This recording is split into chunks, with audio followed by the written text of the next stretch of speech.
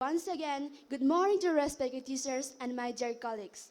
As we all know that the reason of nice gathering here in such a huge crowd, we are here to celebrate Teachers Day today to give them our heartily tribute for them for their hard effort of making ours and nation futures. Students across the country observe Teachers Day to pay respect to their teachers. It is truly said that teachers are like the candle that it consumes itself to light the way for others.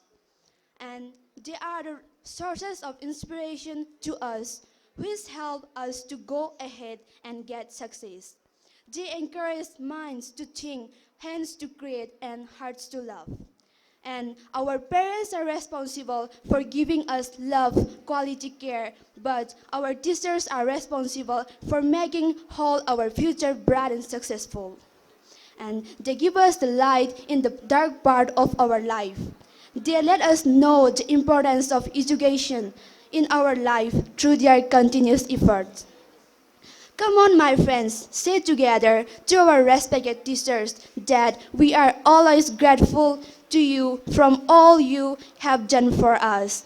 And today, I would like to request you all to celebrate this day with open heart, quelling difference if any. At this moment, words are few, but our feelings are limitless for you. Thank you, our beloved teachers, for your sacrifice and guidance for each and everything you have done for us. Once again, thank you for challenging us to be our best and instilling us a passion of learning. Wishing you a very cheerful, happy Teachers Day and a warm welcome to everyone. Thank you all.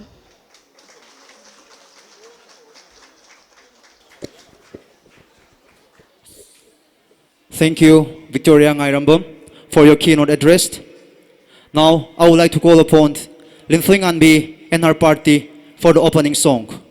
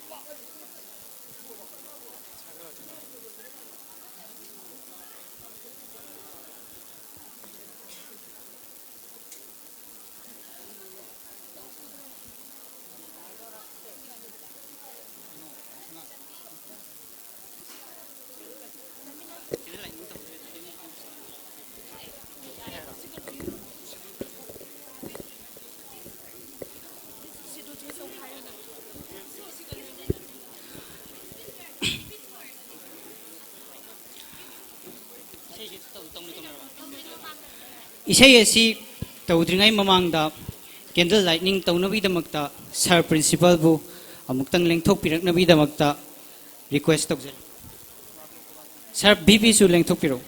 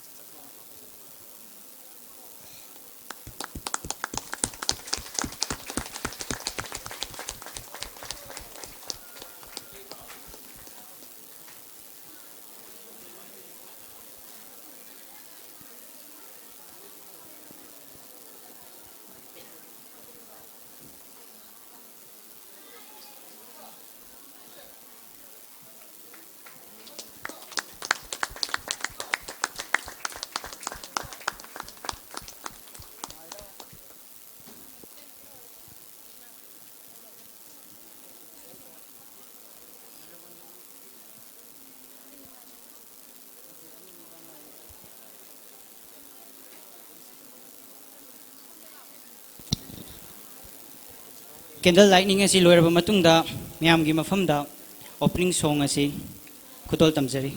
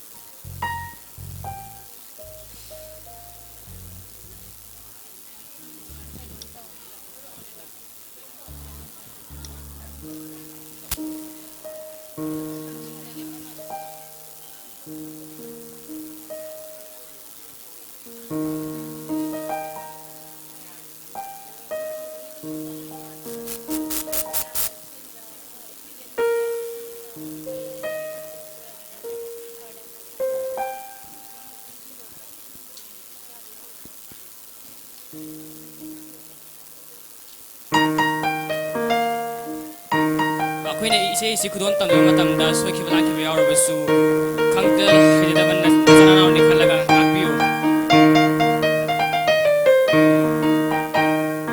ꯑꯅꯧꯕ ꯆꯨꯛꯀꯤ ꯑꯅꯧꯕ ꯑꯁꯥ ꯄꯨꯗꯨꯅ ꯂꯥꯛꯂꯣ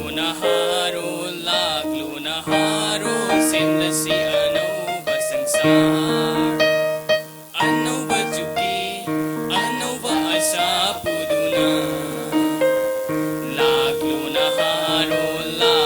ꯅꯍꯥꯔꯣ ꯁꯦꯝꯂꯁꯤ ꯑꯅꯧꯕ ꯁꯪꯁꯥꯔ ꯁꯦꯝꯂꯁꯤ ꯑꯅꯧꯕ ꯁꯪꯁꯥꯔ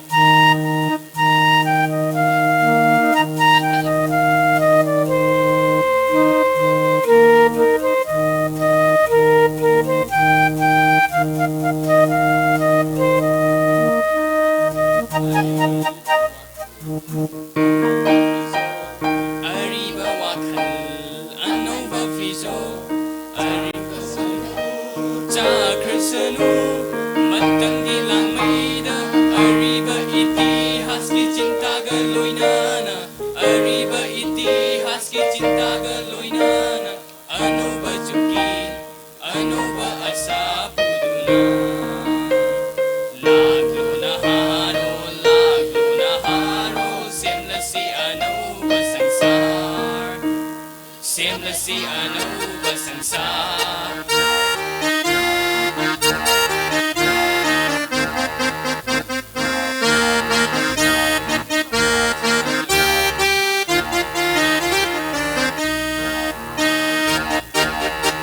Arriba marudagi anuba mayol jonglakpa Arriba marudagi anuba mayol jonglakpa Basanta khuding da malem nong nagbalong na ba Basanta khuding da malem nong nagmalong na ba Mapugi athang ni taibangi pathapni Mapugi athang ni taibangi pathapni Anuba juki anuba asa puduna Laglo na haro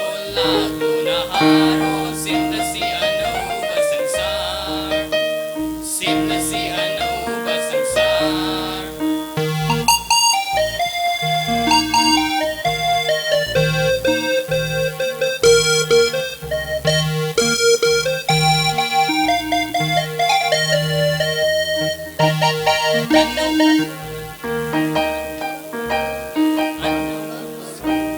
Aming mamasig na kanhalalitag na tatna Ano ba koraugi aming mamasig na kanhalalitag na tatna Pirang na chotla ba ima-imay tong Pirang na chotla ba ima-imay tong Ano ba juki ano ba asa puduna Laglo na haro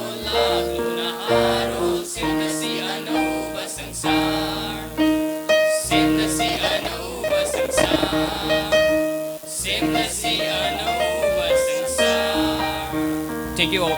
Thank you. Thank you, Linthoyan Party. Mathang asidi akhoi chhatra chhatri singna leijaba khara punsinjaduna sinjariba thauram asigi khwaidigi maruoiba saruk adu yaurakle hojik gift presentation pangthok chanabagi damakta khoi sem saba loijare ahanba maktada akhoi bu kari de soi khidage haiduna question senabiriba ming oina panjarabada oinam Binod Kumar Singh Principal Inspire Science Academy Sarbu Satra Singhi Maikai Chem Saduna Tamjariba Samlab Kudon Port Asi Lobina Vidamakta Kokatsari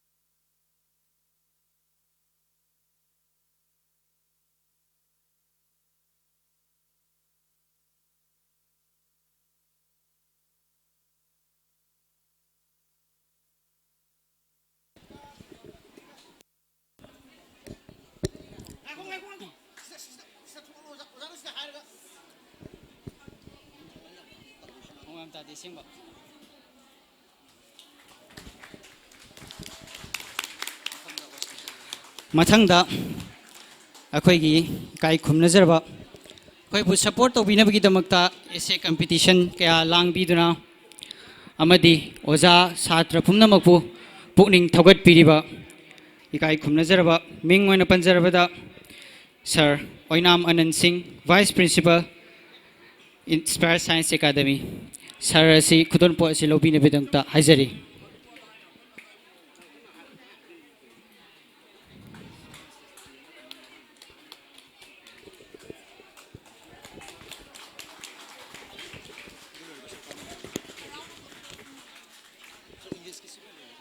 ओजागे हन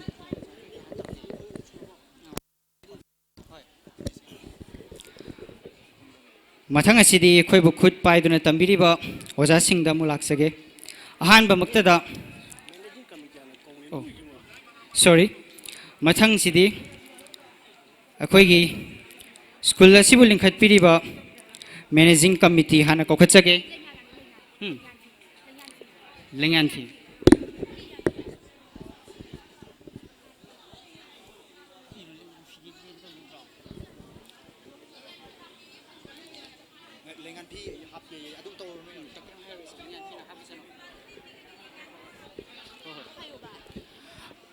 ꯏꯟꯁꯄꯥꯌꯔꯒꯤ principal ꯑꯃꯁꯨꯡ ꯁꯥꯔ ꯚꯤꯄꯤꯕꯨ ꯂꯦꯡꯌꯥꯟ ꯐꯤ ꯑꯃꯃꯝꯇꯪ ꯈꯨꯗꯣꯜ ꯇꯝꯖꯔꯤ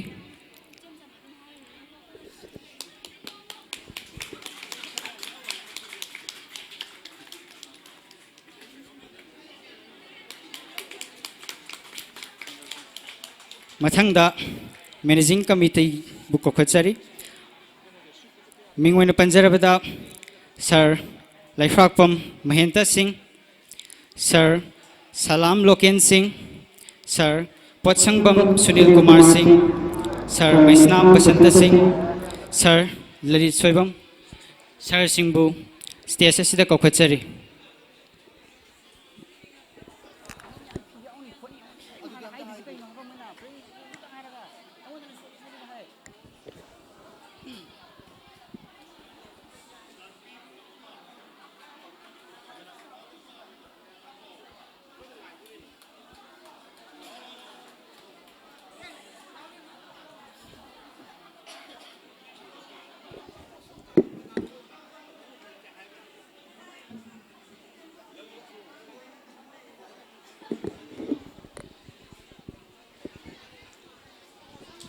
ꯃꯌꯥꯝ ꯄꯨꯝꯅꯃꯛ ꯈꯨꯕꯥꯛ ꯑꯍꯧꯕ ꯑꯃꯇ ꯈꯨꯕꯤꯁꯤ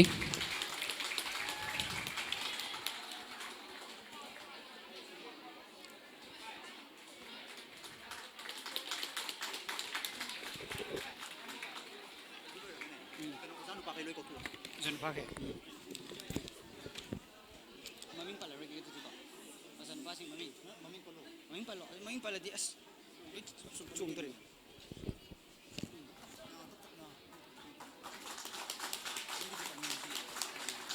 department ꯄꯜꯂꯒꯗꯤ ꯁꯨꯃꯥꯏꯅ ꯆꯕꯨꯟ ꯆꯕꯨꯟ ꯇꯧꯕ ꯌꯥꯔꯣꯏ ꯍꯥꯏꯕ ꯁꯨꯃꯥꯏꯅ ꯇꯧꯁꯤꯔꯥ ꯍꯥꯏꯅꯤꯡꯉꯦ ꯍꯥꯏꯖꯔꯁꯅꯨꯀꯣ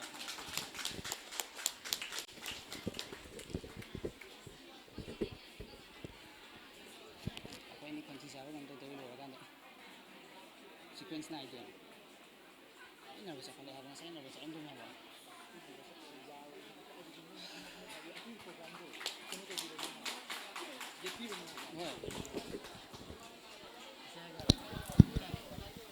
While presenting a gift to them, let's give them a big round of applause.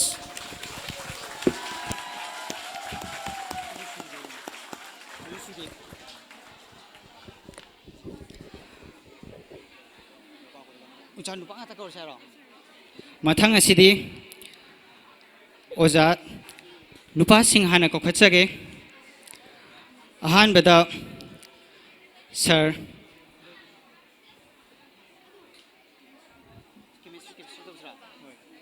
ꯑꯍꯥꯟꯕꯗ ꯑꯣꯖꯥ ꯅꯨꯄꯥꯁꯤꯡ ꯄꯨꯂꯞ ꯁ꯭ꯇꯦꯖꯇ ꯂꯦꯡꯈꯠꯄꯤꯔꯛꯅꯕ ꯅꯤꯡꯁꯤꯡꯖꯔꯤ ꯃꯃꯤꯡ ꯍꯥꯏꯗꯔꯗꯤ ꯌꯥꯔꯔꯣꯏ ꯍꯥꯏꯕ ꯃꯃꯤꯡ ꯑꯃꯃꯝ ꯍꯥꯏꯗꯔꯗꯤ ꯌꯥꯔꯔꯣꯏ ꯍꯥꯏꯕ sini yang kaya lah, jangan pakai pelap lah asal nuba. Aku ini semua ini kok sih, kaya macam semua kok di fadunya apa?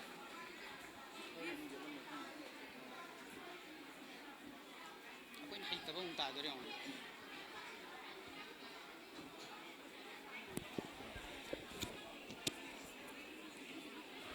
Asyik ibu kan tu ini high lagi, mau department single, itu kan juga. Tadi loh sih. Mana program sih sindur apa sih ni apa? Cakap sindur apa sih ni apa? Terus kau dari apa?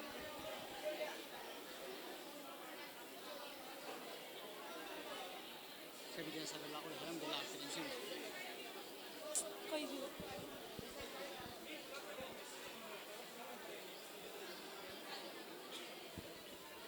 Sini kan ada foto biro.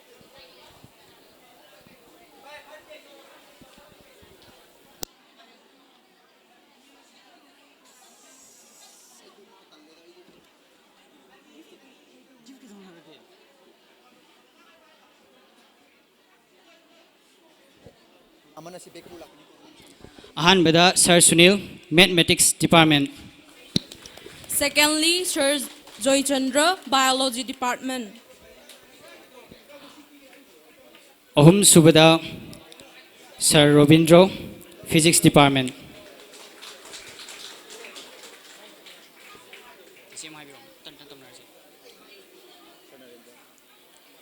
And fourth, Sir Raskumar, Physics Department.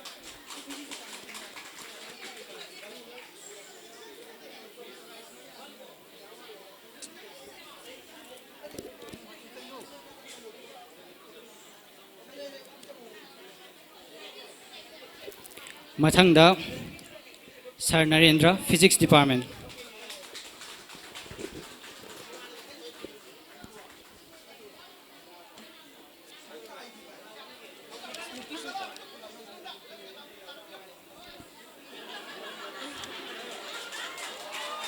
Let's give them a big applause.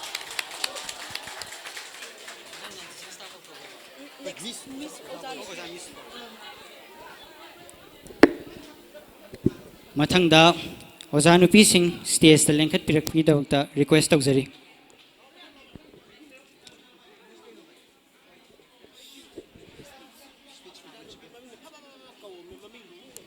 Sir, kakhala ka maming hindo haragi tawni piba kanda. Nang khangde haba. Ado akhang khang bi de haise ba. Che. Kasi gosna. Sumaina kormadi papazabani ba. Ado moi nupa nupi de pedawin. As khangde da iko ama. Imo ina program se.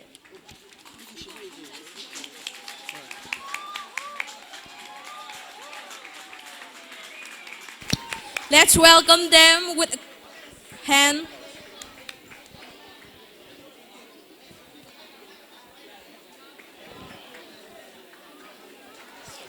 They are the shining star of Inspire Science Academy as they dress beautiful and they look very, very beautiful.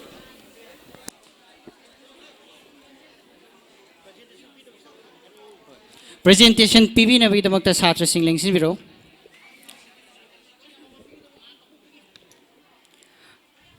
Ahanbada, Let's give them a round of applause.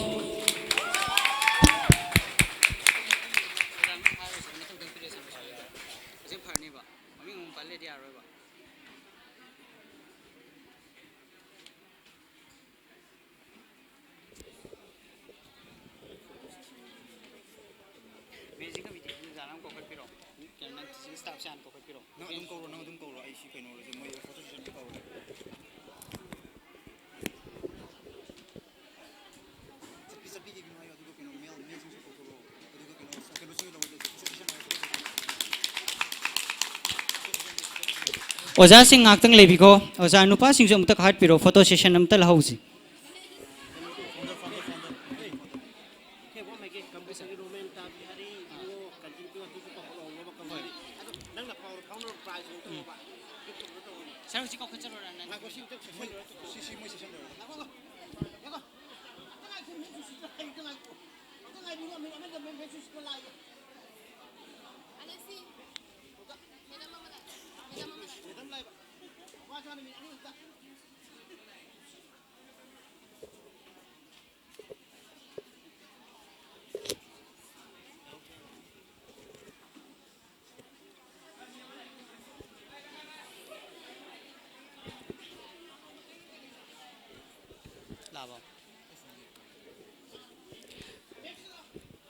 Lengsi biro, madam.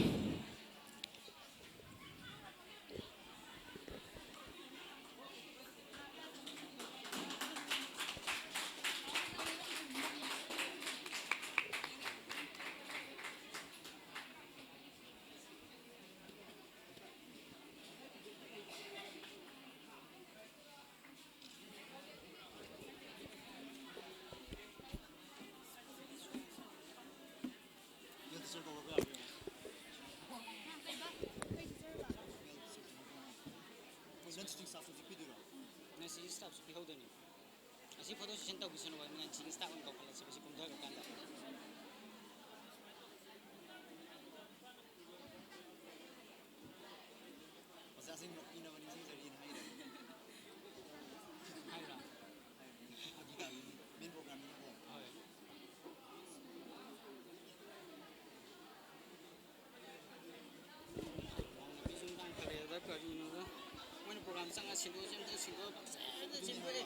ꯑꯩꯈꯣꯏ ꯇꯧꯖꯔꯒꯦ ꯍꯥꯏꯕ ꯌꯦꯠꯄꯤꯔꯅꯨ ꯂꯥꯏꯟꯒ ꯁꯨꯝ ꯂꯦꯞꯄꯤꯔꯅꯨ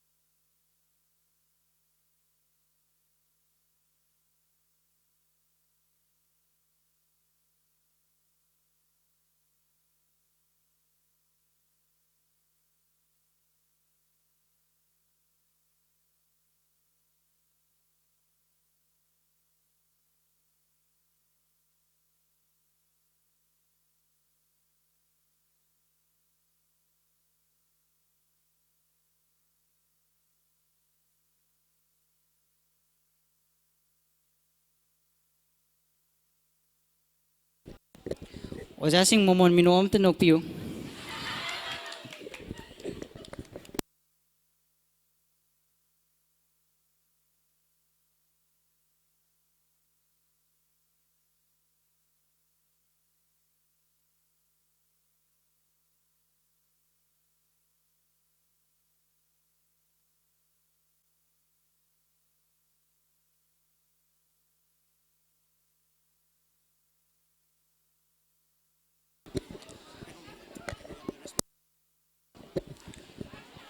ꯃꯊꯪ ꯑꯁꯤꯗꯤ ꯑꯩꯈꯣꯏꯒꯤ school ꯑꯁꯤꯕꯨ ꯆꯂꯥꯏꯕꯗ ꯃꯇꯦꯡ ꯄꯥꯡꯕꯤꯔꯤꯕ ꯐꯨꯜ support ꯄꯤꯕꯤꯔꯤꯕ ꯅꯟ teaching staff ꯁꯤꯡꯕꯨ ꯁ꯭ꯇꯦꯖꯇ ꯂꯦꯡꯈꯠꯄꯤꯔꯛꯅꯕ ꯅꯤꯡꯁꯤꯡꯖꯔꯤ ꯃꯤꯡ ꯑꯣꯏꯅ ꯄꯟꯖꯔꯕꯗ ꯑꯍꯥꯟꯕꯗ ꯁꯔ ꯊꯧꯅꯥꯎꯖꯝ ꯔꯣꯃꯦꯟ ꯀꯨꯃꯥꯔ ꯁꯤꯡ ꯃꯤꯁ ꯄ꯭ꯔꯦꯃꯥꯕꯇꯤ ꯁꯔ ꯈꯥꯡꯉꯦꯝꯕꯝ ꯁꯨꯔꯦꯁ ꯁꯤꯡ sir ꯇꯦꯛꯁꯝ ꯄꯥꯔꯊꯥ Sir Texam,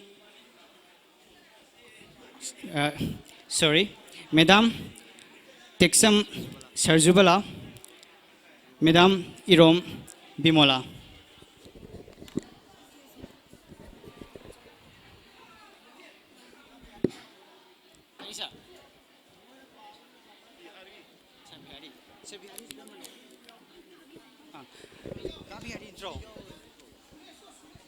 수리에서 가봐야 아니니. 헐.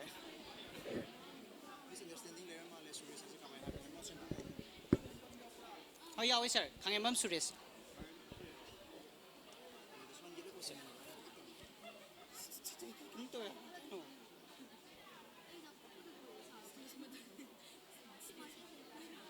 Kaino jik ko bol kanam kakala jik daro.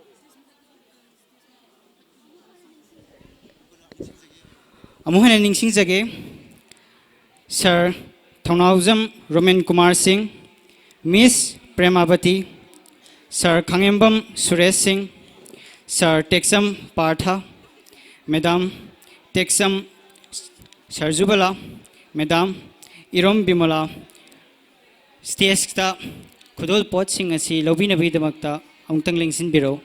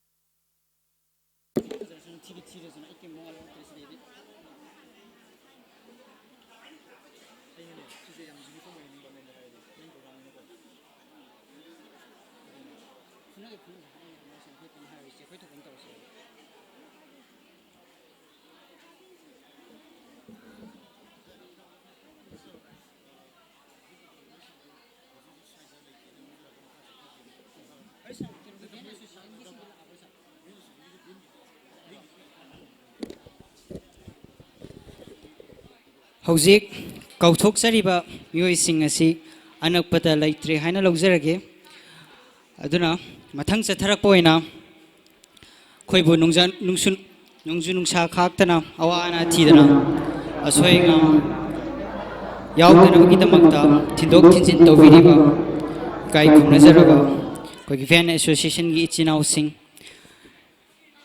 Stage ꯑꯁꯤꯗ ꯂꯦꯡꯈꯠꯄꯤꯔꯛꯅꯕꯒꯤꯗꯃꯛꯇ ꯅꯣꯂꯨꯛꯅ ꯀꯧꯈꯠꯆꯔꯤ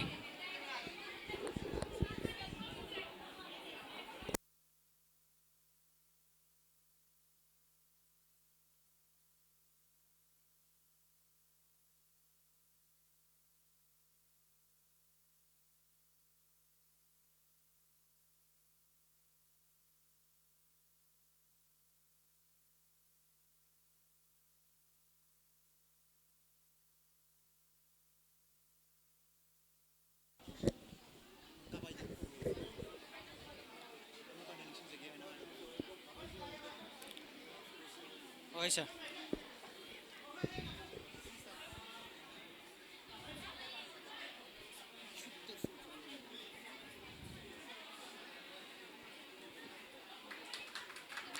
ꯃꯌꯥꯝ ꯈꯨꯕꯥꯛ ꯑꯆꯧꯕ ꯑꯝꯇ ꯈꯨꯕꯤꯌꯨ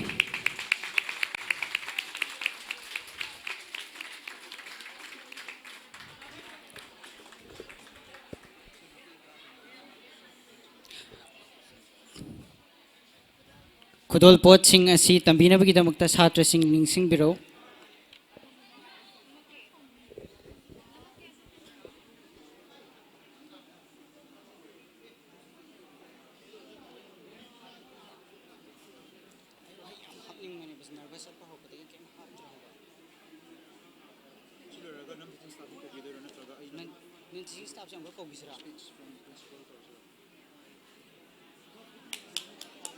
ꯈꯨꯕꯥꯛ ꯍꯧꯕ ꯑꯃꯇ ꯃꯌꯥꯝ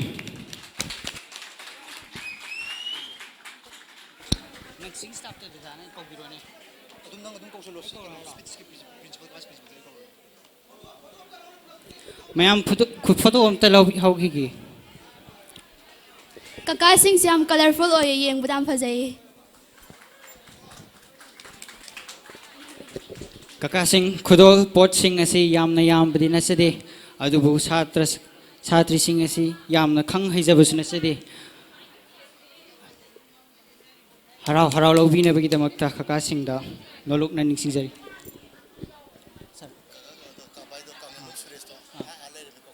ꯁꯥꯔ ꯃꯊꯟꯇ ꯀꯧꯈꯠꯄ ꯌꯥꯒꯗ꯭ꯔꯣ ꯅꯟ ꯇꯤꯆꯤꯡ ꯁ꯭ꯇꯥꯐꯇ ꯑꯩꯈꯣꯏꯒꯤ ꯁꯥꯔ ꯈꯥꯡꯉꯦꯝꯕꯝ ꯁꯨꯔꯦꯁ ꯁꯤꯡ ꯁ꯭ꯇꯦꯖꯇ ꯂꯦꯡꯈꯠꯄꯤꯔꯛꯎ ꯁꯥꯔ ꯃꯌꯥꯝ ꯈꯨꯕꯥꯛ ꯑꯆꯧꯕ ꯑꯃꯇ A round of applause for Kaka Bihari.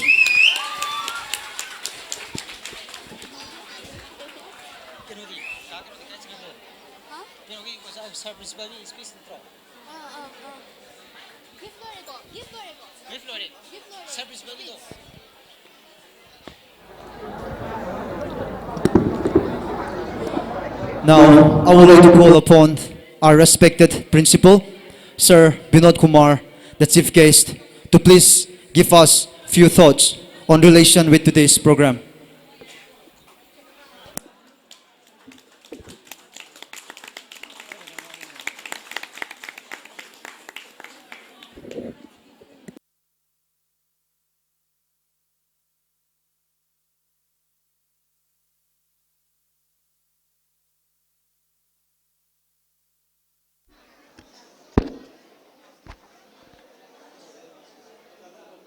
Respected President, our beloved Vice Principal, Sri O. Anand Singh, my dear teachers, both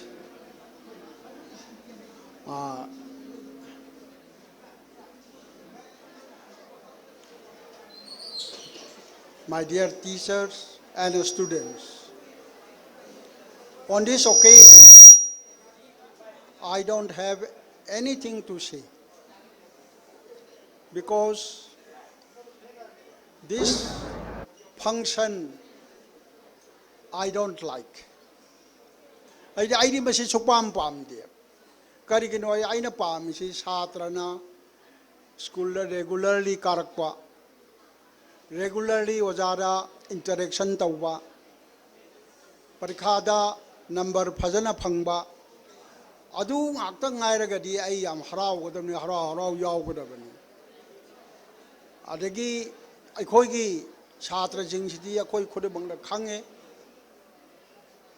Parikha khodingi number amata phangdi. Phangdabasina moina teachers day na tawbada karino khoina haraw gadoriba.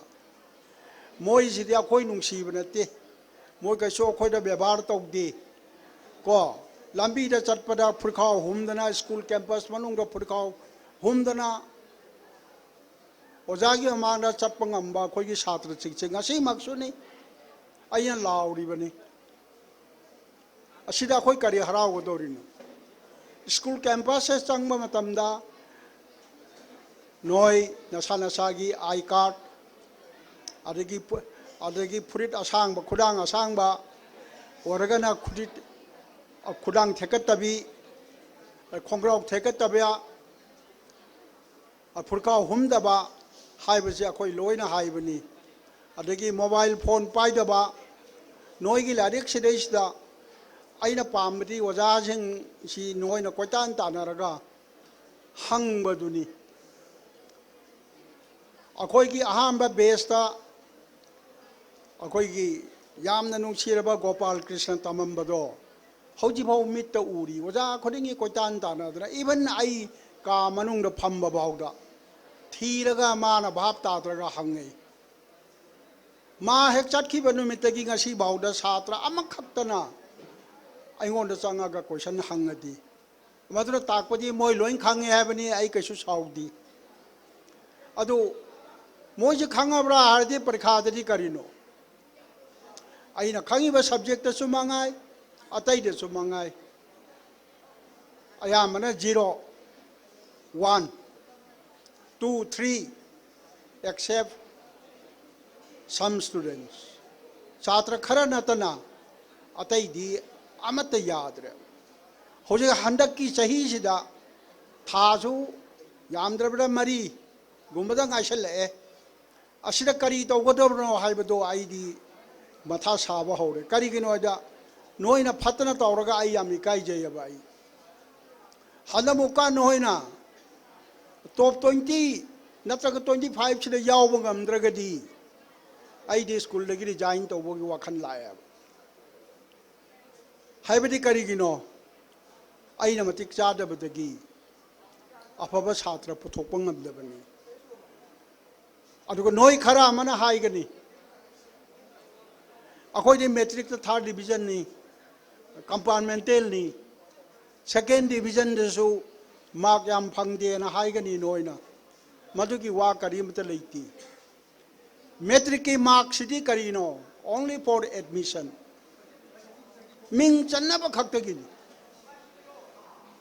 aduga noi career same na ba chahidi siratami ba 11th and 12th asineba hari ba career making 2 years hai Asida noi karim tog di langjan naragalaya ba. Yango hojik pauda 11 ki chatra suru mangaire, 12 ki chatra suru mangaire. My subject ki waja sangak tabasi, matam masik sure, adri akoi hai rusi, hai basi amatta yaug diya ba. Phanda pakta raga, tum dana ui dana wari chadna tum laya ba. Aduna masi Aina Quidaki Palm the Beni. A coin of palm if the minute Manga Surakpada was Asanga Tragadi. High Toiva subject to Giozadu Canano. Stop the laga was asking the higher Gadabani. Adegi, knowing a Kang Dedan Kalagasu. Stop the laga, not going on the laga was our Koigi chair, was our Sang Bidre, higher Gadabani. Nasi Bauda Koigi. Akoigi school academies the Tamiba Satra Satri Jingsi, Amat the higher dear. adum wari sha leineba minute tara hawgursu wari shani minute tranga hawgursu wari shani a wari da yam pamagadi छात्र ओइबदा मतिक चाद्रबनी Matangi value खंगदी ख्वाइदगी ममन यामसे करिनो सना नती लुपा नती मतमनी को मतम मैसदि अमु हलरोजबा हाइबा चही अनि सिदैसदा अखोइना हलागुला तौबगी अर्थ थोक्तेबा अखोइना तमगदोरिबा नोइना निंगजरिबा line दु अदु पंथुंगबम लौनबो होनगदमनी हुजिकी competitive की मतमनी हाइदी कंपटीशन की मतमनेबा अदुगी मतमसिदा थाइना अखोइना तमोको मतमददी पास बु तौरदी थबक हेक्ट फमी युमदा लागा थीरनी अदो नोय हुजिकी मतमददी करिनो स्टार्टिंग फ्रॉम ग्रेड 4 ग्रेड 4 दगी हौरगा टॉप फाउ सिदैदा हुजिकी एग्जामिनेशन तौरिसिनेबा कंपटीशन नेबा से अदु नोय खंगद्रगरी करी तौदोइनो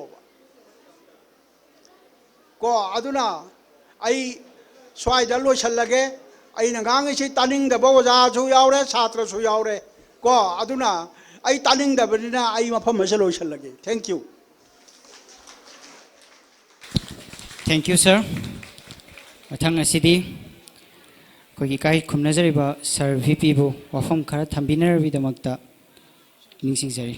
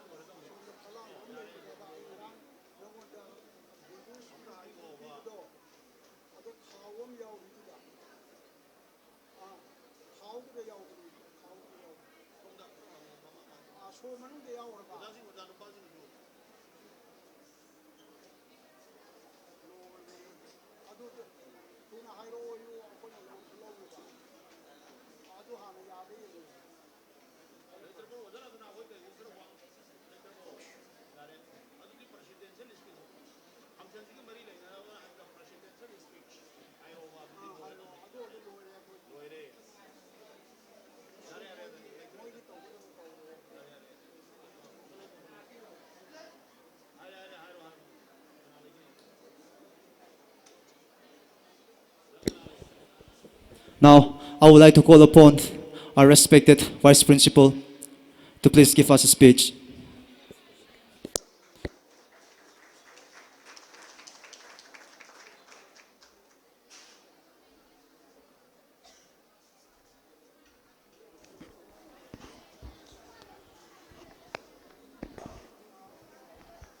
Respected chief guest of today's function, our beloved principal, Sri Sir Wainam Binod Kumar Singh, respected members of the school managing committee, respected teachers, both male and female, ladies and gentlemen, and my dear students.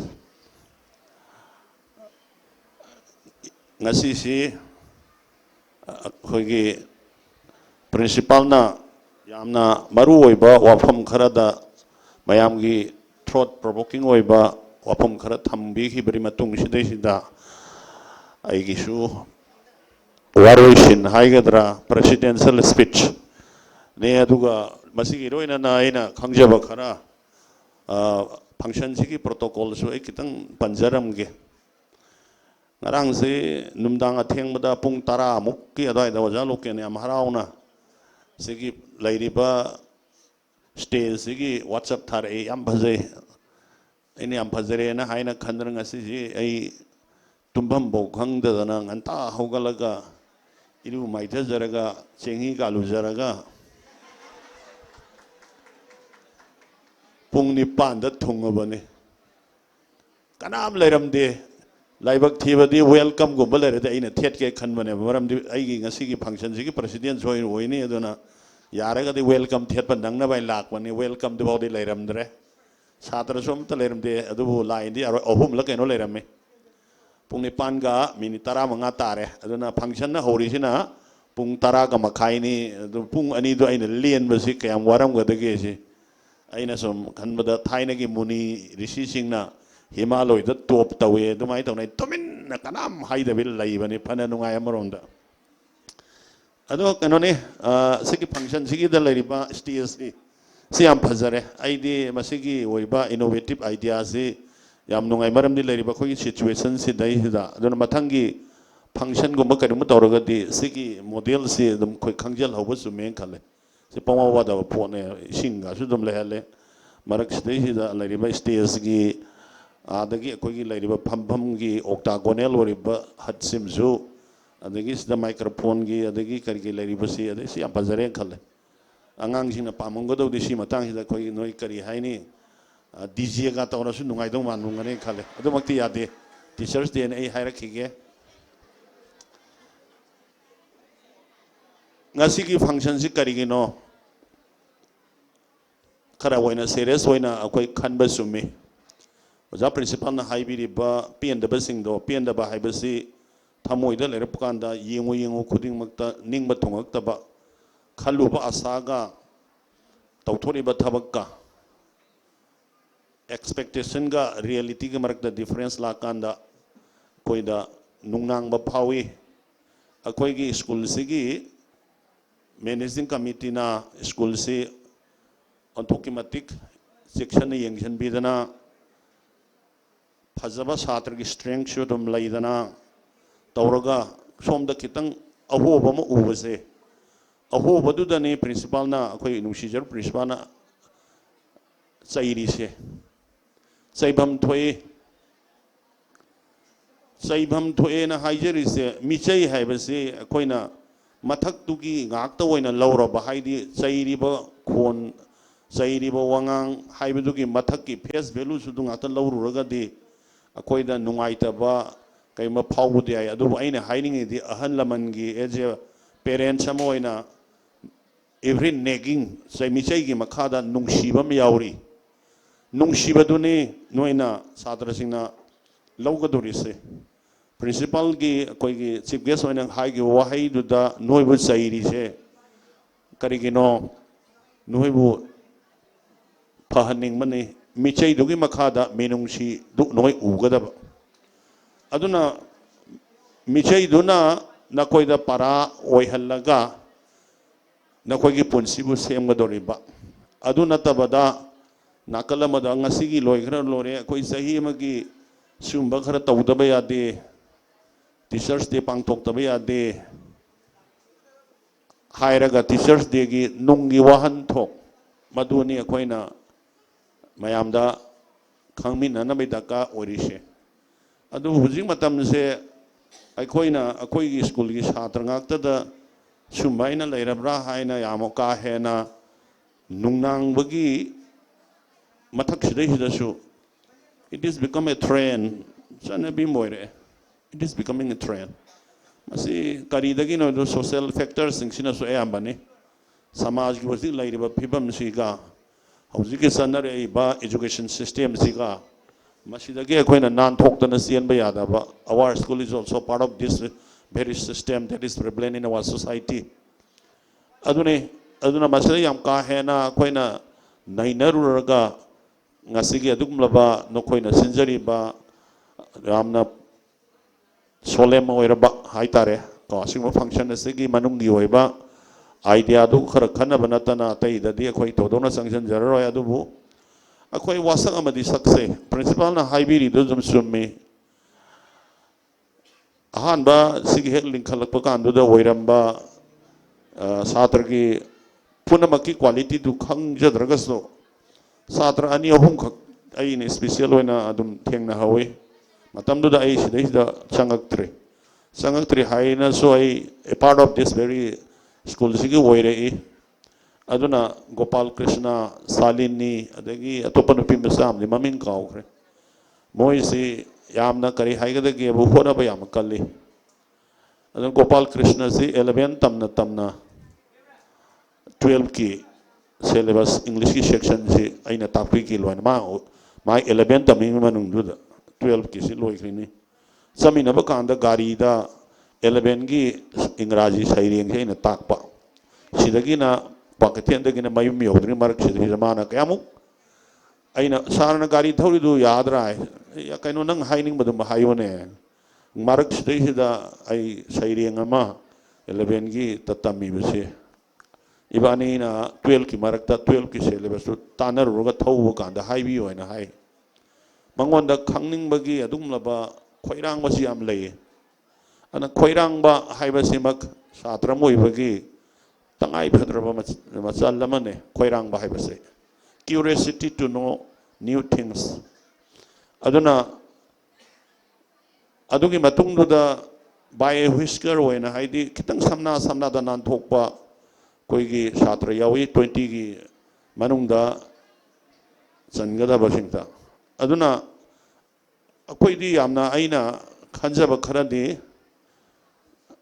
haujik lairiba koigi 12 ki base sidagi so koi asa mangba yade hojik su matam lairi noigi hana lairiba potential singdu da kharaga hen hapkalo aduga ishona su thogjan bisano honaba bukallaga dine ishorgi thaujal soidan laibane koyamna nungai jagani Inspire Science Academy gi adugum laba satra singi maming loinana school gi maming sisu akoina lairiba position holder gi list york pa hebesi akoigi kwaili nungai jabane waja sing su kwaili nungai jabane noida koina haining is ai observation da koigi waja sing si awat panati makoigi din knowledge ko din magloin experience lairaba naha woijaraga su naha woirugi adum laba thauna ga loina na koi bu takpi tambiri bani kitang aswebe lairi se na koigi pungningi adum laba khawdo makhalao na hangto ga ojagi knowledge sing du haidar pa kanda na koina loption bang ngamhauda ba haibedu gi degree du da na koigi noigi lairiba chang du lep ka dorini nungaiba mikusi awi kaim tanjada noina koigi out of 30 da 30 phangba especially manipuri gi oja sing gi credit yam lai gre aini sum khan bada koigi satra sing si manipuri wajana tambiri sumaina marks si chauna physics da chemistry da phangan mangamadi koigi satra sing sina loina mai pakane khali ado mase lairiba subject singsida na koina kharaga hena digest tobagi tangai phadaba layena I thamjage aduna sigumba ngasigi waja amasung satrage marakta asigumba nungsina bagi maria makaki pangthokpa numitse asidai dai kokta jangi si happy teachers day happy teachers day haibasi karino haibasi ai Engraji gi waja ora su khangdri bo happy teachers day and haibasi sigi numisida waja khoisi nungai ba phongdo hairi ra natragana waja sing sibu yetna khoigi nungai ai phaba punsi men lelo hairi bra masidi aina waja sing dagi satra singna blessing ni gadaba numini anu happy teachers day haibe mahutta blessing day hairaga wajabu khurmagadi arte hena sanaragani ane happy hebu wahi sum haigi bagi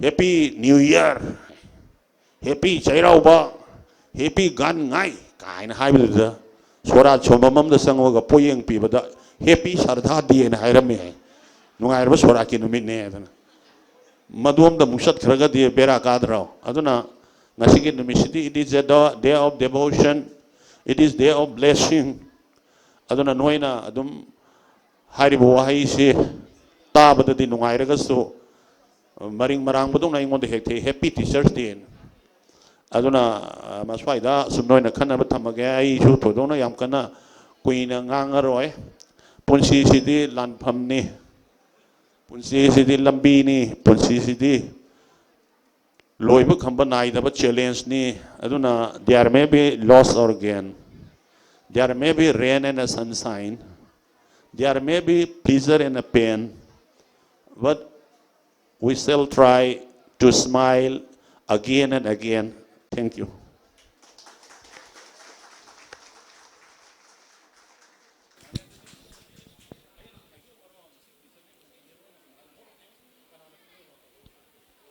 Sir, entertainment program kayo sa wali sir. Entertainment program wali ba sir? Oy sir.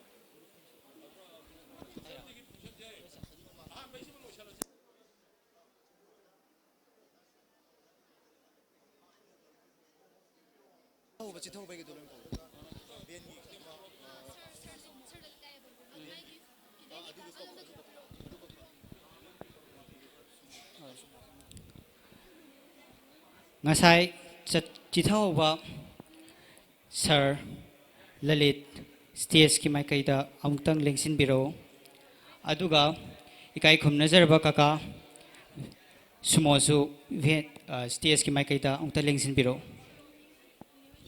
nini kana kana no maming am tiyaw tre maming dulu puchak ba kana na puwi no nang ye program dina zakino na puchak ba kai do bai ma di ma thok ba atiyaw tre list ko ko dina ba bai silor ko professor ayro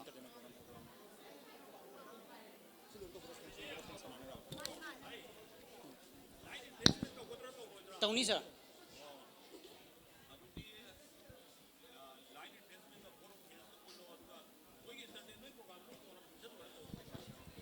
Madam Kuba ahobo amta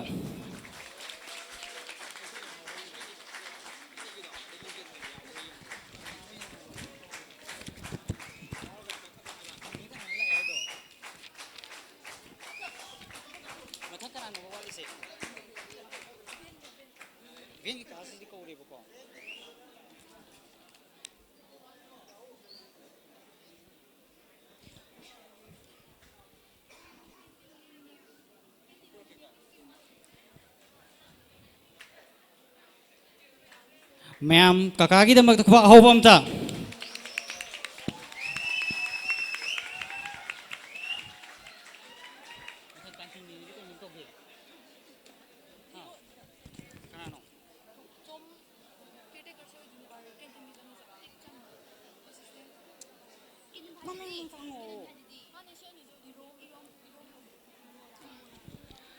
Mamang da chithajagiba non teaching staff ta nine irom bimala su stage mai kaida mukteleng sinbiro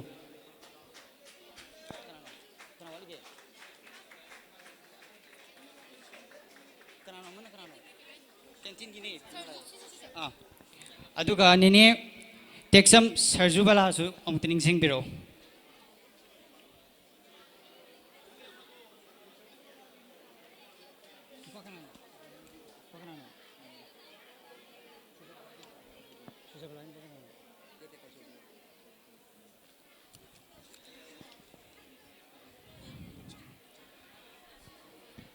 Kaka texam parthasu stage ki mai kaida mukteleng sinbiro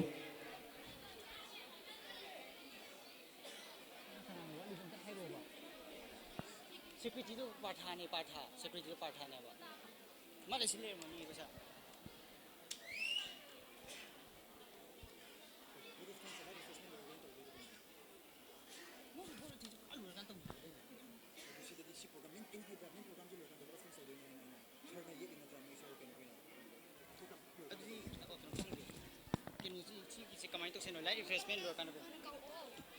Amokana ningsing jage nine irom bimola nine texam sarjubala amasung kaka texam partha stage ki mai kaida mukteleng sinbiro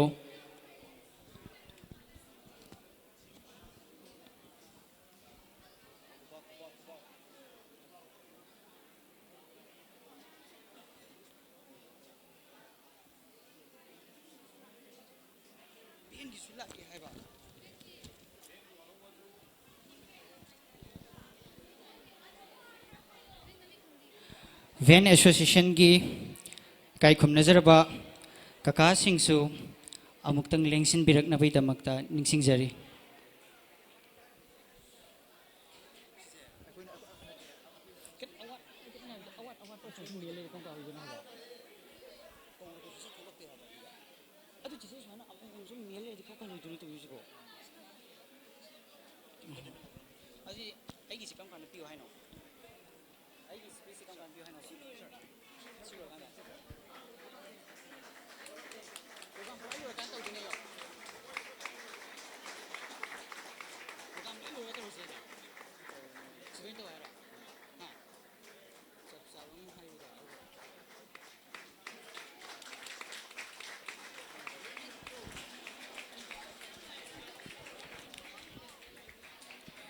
Thank you. Mathangda ikai khumnazarba phengi kakasing lengsinbiro.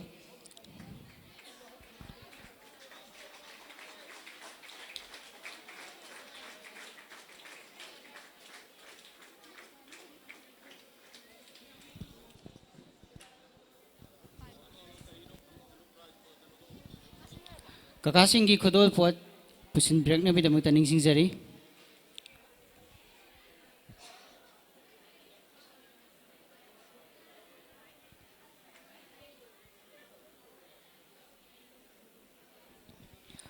Mayam kakasinggidamakta khubak ahoba amta.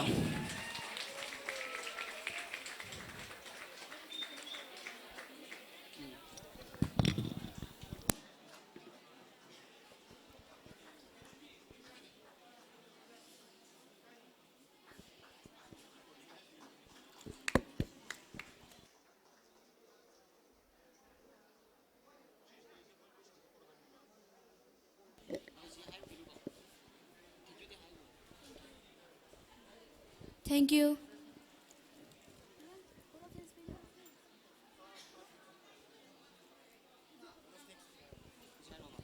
After the gift presentation, now we'd like to call a vote of thanks.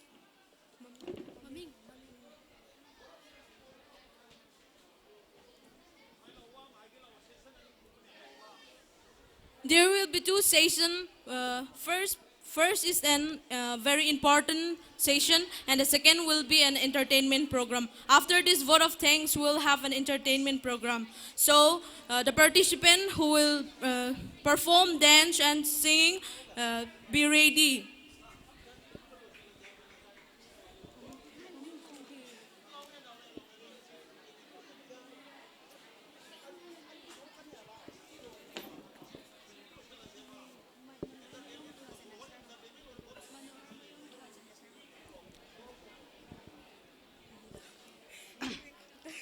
Ahanba maktada tinbiriba mayam pumnamakpu school gi maikaidagi aihak Manohar Mayum Khelchandra Sharma class 11 Uningthau section dagi ikoknona khoramjari.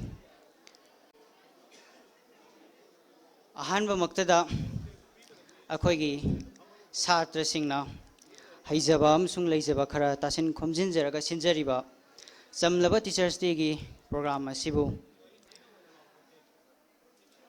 Teachers Day program asida yaw nabagidamagta akoigi sir principal sir VP oja sing pumnamakpo chatra singna haijarubada harau harau chillaba matam kya kaithokpiduna lengbirakpagidamakta aihakna thagatpa phongjuksari ani subada akoigi Teachers Day program asi sinnabagidamakta stage ki sinbi langbi khiba ahalaman kyabu thagatpa phongdoksari sound light amadi atai atai pumba mating pangbirakpa sing busu thagatpa phongdoksari andaki Teachers Day program asida class kya mangduna question sinbiduna awaba kya mayokna duna program asibu sinbi khiba koigi kai khumnajaraba koigi ithak thongba singbusu thagatpa phongdoksari amadi akhoi satra sing yam haijaba nachade yam leijaba sunachade ꯑꯗꯨꯕꯨ ꯑꯩꯈꯣꯏꯅ ꯁꯤꯟꯖꯔꯤꯕ ꯊꯧꯔꯝꯁꯤꯡ ꯑꯁꯤꯗ support ꯇꯧꯕꯤꯔꯛꯈꯤꯕ ꯁꯥꯇ꯭ꯔꯁꯤꯡ ꯄꯨꯝꯅꯃꯛꯄꯨꯁꯨ ꯑꯩꯍꯥꯛꯅ ꯀꯣꯛꯅꯣꯟꯅ ꯊꯥꯒꯠꯄ ꯐꯣꯡꯗꯣꯛꯆꯔꯤ ꯉꯁꯤꯒꯤ ꯊꯧꯔꯝ ꯑꯁꯤꯗ ꯂꯦꯡꯕꯤꯔꯛꯂꯤꯕ ꯚꯦꯟ ꯑꯦꯁꯣꯁꯤꯌꯦꯁꯟꯒꯤ ꯑꯃꯗꯤ ꯃꯤꯌꯥꯝ ꯄꯨꯝꯅꯃꯛꯄꯨ ꯊꯥꯒꯠꯄ ꯐꯣꯡꯗꯣꯛꯆꯔꯤ ꯉꯁꯤꯒꯤ ꯊꯧꯔꯝ ꯑꯁꯤ ꯑꯍꯥꯟꯕꯒꯤ ꯁꯦꯁꯟꯒꯤ ꯑꯣꯏꯅꯗꯤ ꯑꯩꯒꯤ ꯁ꯭ꯄꯤꯆ ꯑꯁꯤ ꯂꯣꯏꯔꯀꯥꯟꯗ ꯂꯣꯏꯁꯤꯟꯖꯔꯒꯅꯤ ꯃꯊꯪꯒꯤ ꯆꯠꯊꯖꯔꯛꯀꯗꯧꯔꯤꯕ ꯊꯧꯔꯝꯁꯤꯡ ꯑꯁꯤꯅ ꯑꯦꯟꯇꯔꯇꯦꯟꯃꯦꯟ ꯂꯥꯛꯀꯅꯤ ꯃꯌꯥꯝ ꯄꯨꯝꯅꯃꯛ ꯆꯠꯄꯤꯈꯤꯅꯨ ꯂꯩꯕꯤꯈꯣ ꯄ꯭ꯔꯣꯒ꯭ꯔꯥꯝ ꯑꯁꯤꯅ ꯄꯨꯔꯥ ꯂꯣꯏꯕ ꯐꯥꯎꯕꯗ ꯂꯩꯕꯤꯅꯕꯒꯤꯗꯃꯛꯇ ꯅꯤꯡꯁꯤꯡꯖꯔꯤ ꯃꯌꯥꯝ ꯄꯨꯝꯅꯃꯛꯄꯨ ꯊꯥꯒꯠꯆꯔꯤ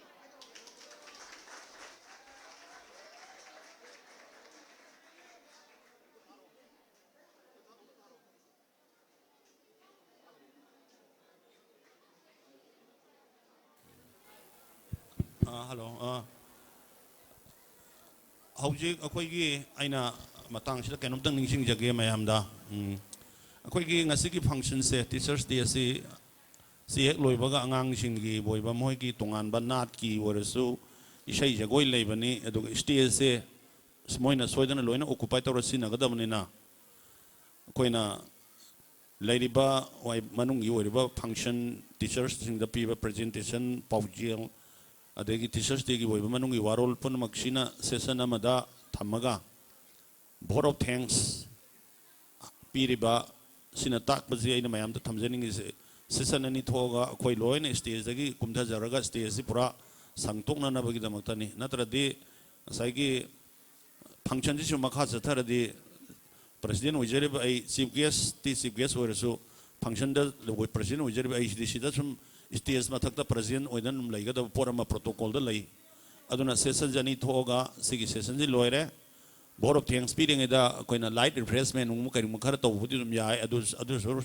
adum tauna na ba chatharaga angang singda koina stage si nazaramage ana ngasigi ahan ba session se matang sida lotion jare haidana aina mayam da thamjari thank you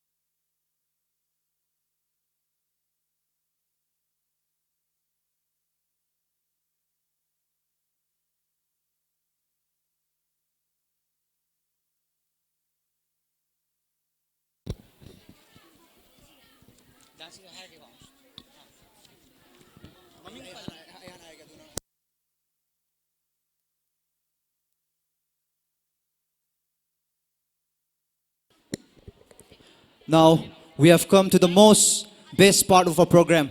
That is the entertainment program.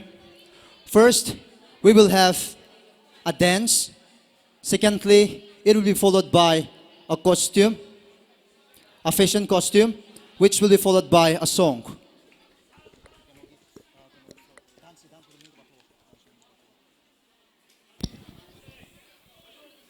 ꯑꯍꯥꯟꯕ ꯃꯛꯇꯗ ꯗꯥꯟꯁꯀꯤ perform ꯇꯧꯕꯤꯒꯗꯕ ꯁꯥꯇ꯭ꯔꯁꯤꯡꯒꯤ ꯂꯤꯁ ꯑꯃꯨꯛꯇꯪ ꯂꯥꯎꯊꯣꯛꯆꯒꯦ ꯑꯍꯥꯟꯕꯗ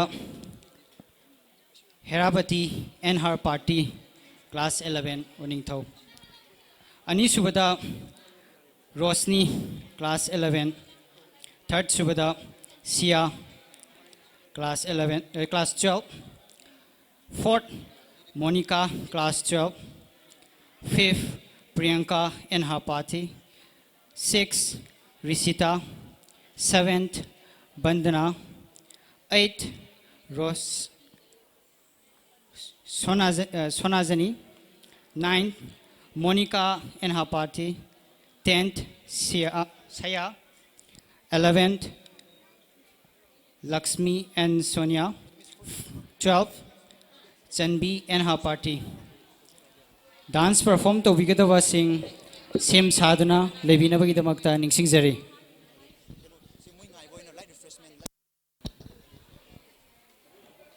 dance perform tawgadaba sing asina prepare tawa ngahak ngai boina light refreshment amom thorang tawjere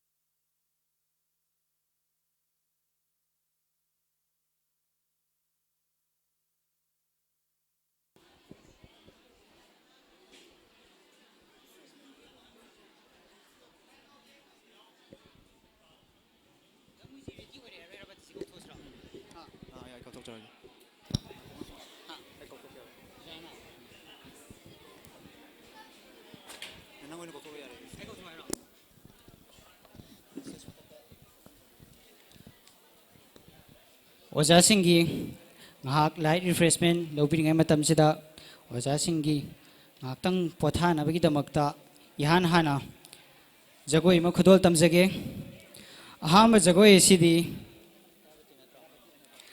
Herabati and her party class 11 uning thau section engine biro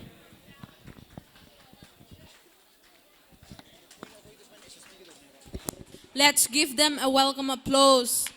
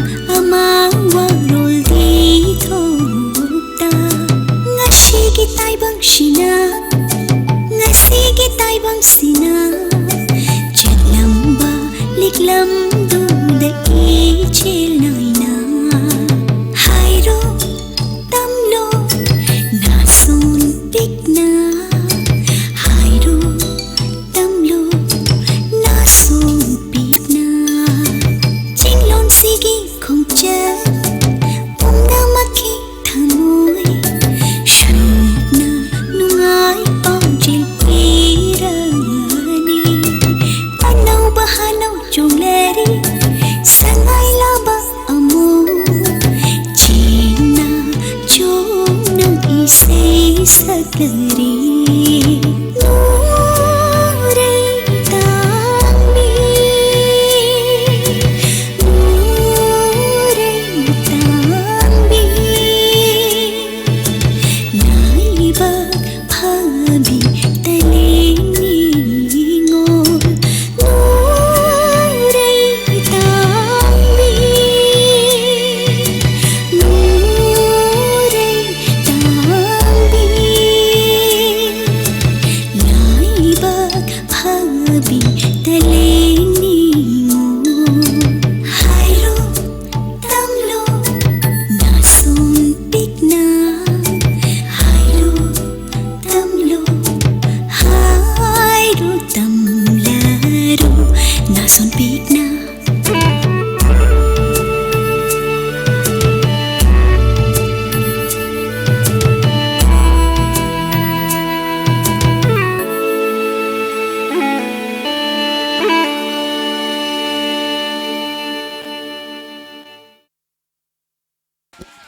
Thank you. I did Jagoi Sabir of Sarah Singh Seo, Ibel Colorado, Inspire Gis now sing at Orame. Thank you. Next, mathang asidi Rosni class 12 Kakwachari.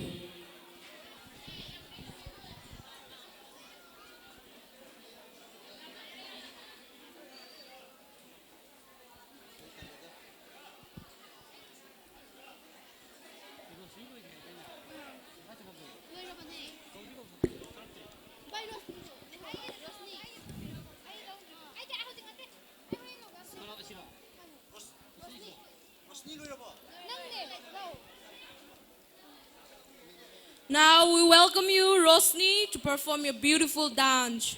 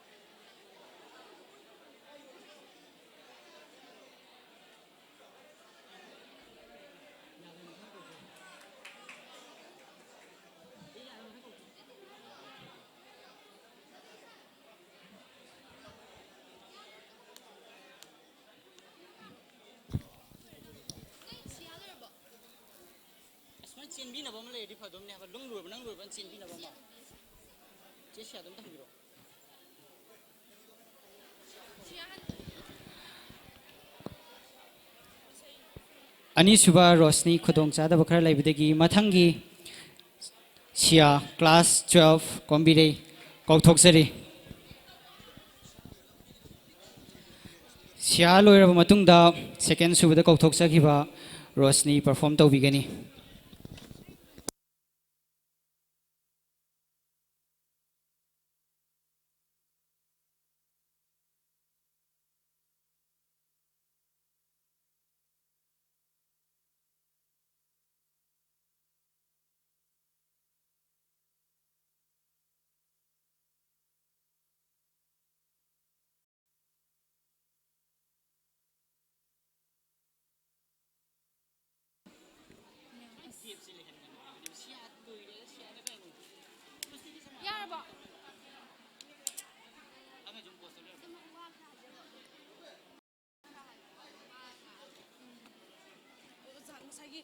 오자신도 로이 비 키노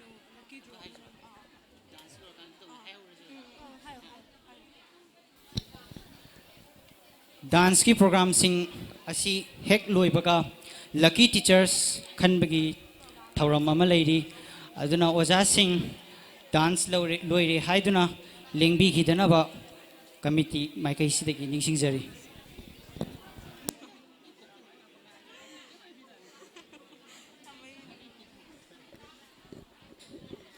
mayam siangai dana leire am thokpiro o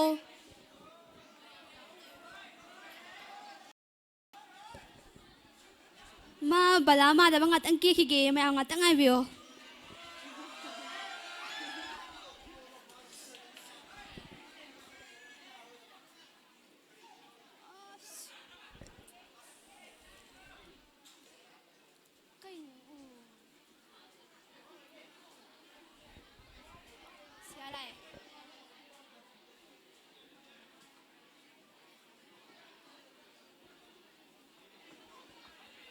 A round of applause for Sia.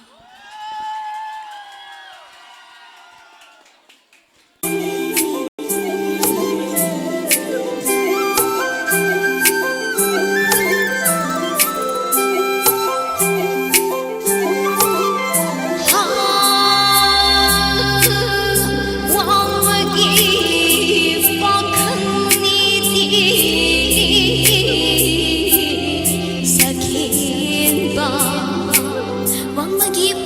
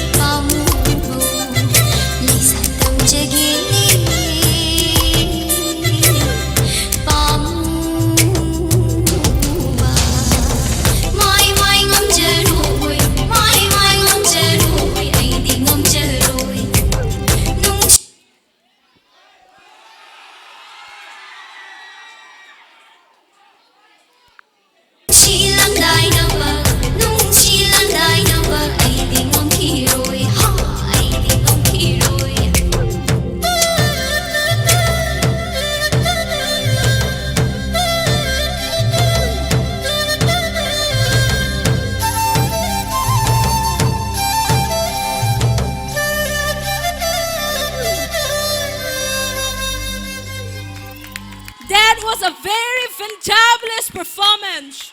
Now, after this, we'd like to call Rosni to come up on the stage and perform.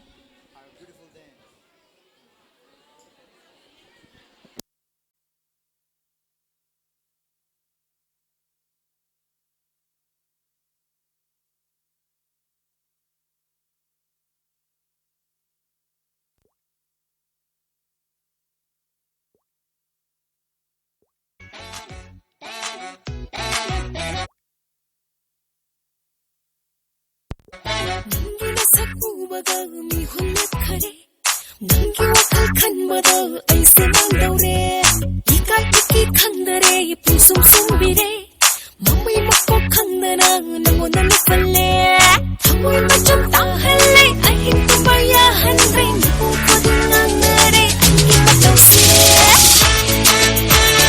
ay sinagi ay hello nangso ay ki oirage nipo kodingan hello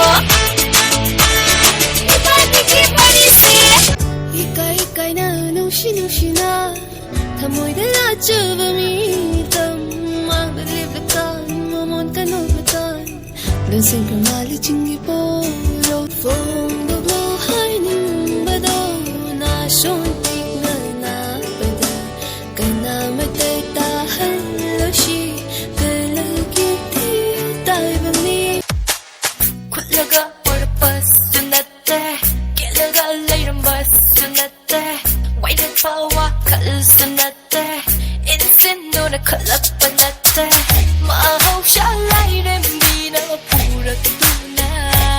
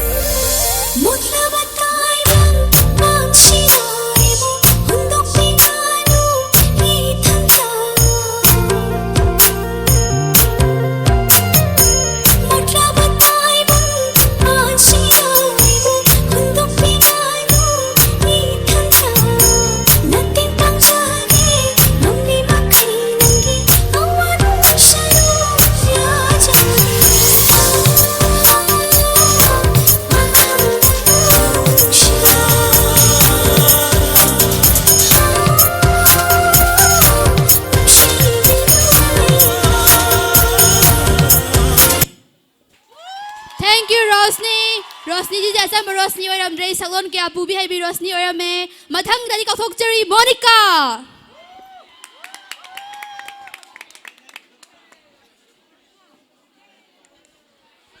round of applause for Monica.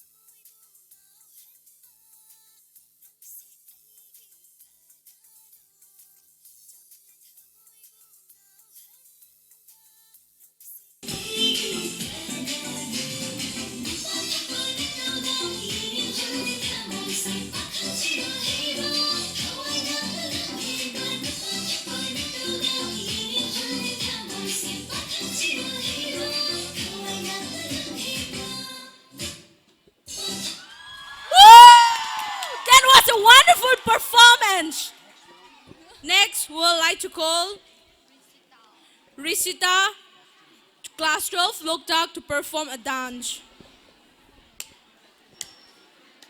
Risita, the stage is yours. We call...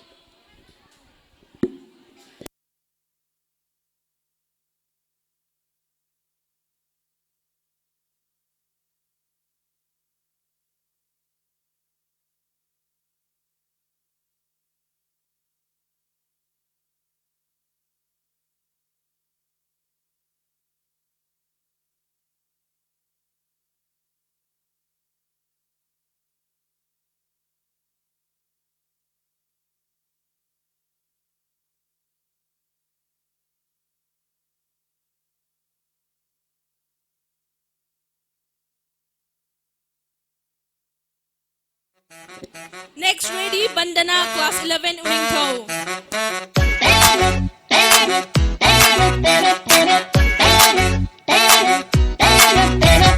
Nangi nasak ubaga gumi hulak kare, nangi wakal kan madang ay senang dore. Nangi nasak ubaga gumi hulak kare, nangi wakal kan madang ay senang dore. Ika iki kandare ipung sum sum bire, mamay mako kandana nango nanakal. Kulaga purpose dunate, kelaga layram bus dunate, wide power colors dunate, instant no na kalap panate, mahaw shalay rembina pura tuna, tangkare igita moy tam tamoy se temba yadi, haini yadi ni ngay jali, kalano yadi, uro no yadi.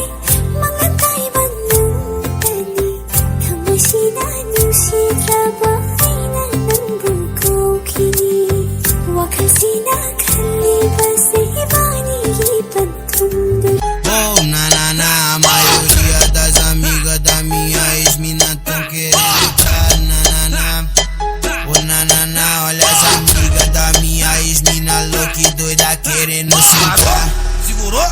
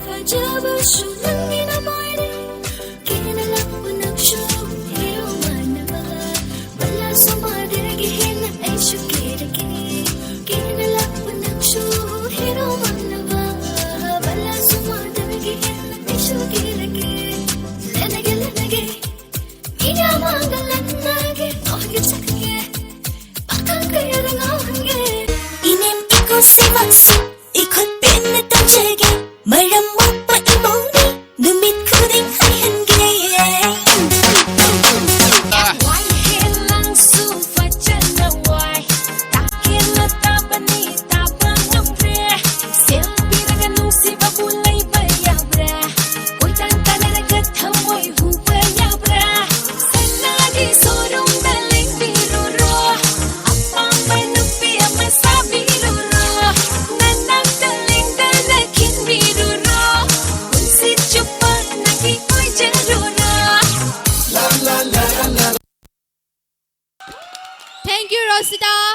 ꯑꯩꯈꯣꯏꯗꯤ ꯃꯔꯨꯞ ꯔꯣꯁꯇꯥꯒꯤ ꯖꯒꯣꯏꯁꯤꯗ ꯉꯥꯎꯈꯤꯗ ꯂꯣꯏꯕ ꯈꯪꯍꯧꯗ꯭ꯔꯦ ꯕꯂꯥ ꯃꯥꯟꯅꯕ ꯀꯦꯔꯦ ꯁꯨꯁꯥꯟꯁꯨ ꯉꯥꯏꯗꯨꯅ ꯂꯩꯍꯧꯔꯕꯅꯤ ꯃꯊꯪꯗ ꯀꯧꯍꯧꯖꯔꯤ ꯕꯟꯗꯅ ꯀ꯭ꯂꯥꯁ 11 ꯎꯅꯤꯡꯊꯧ section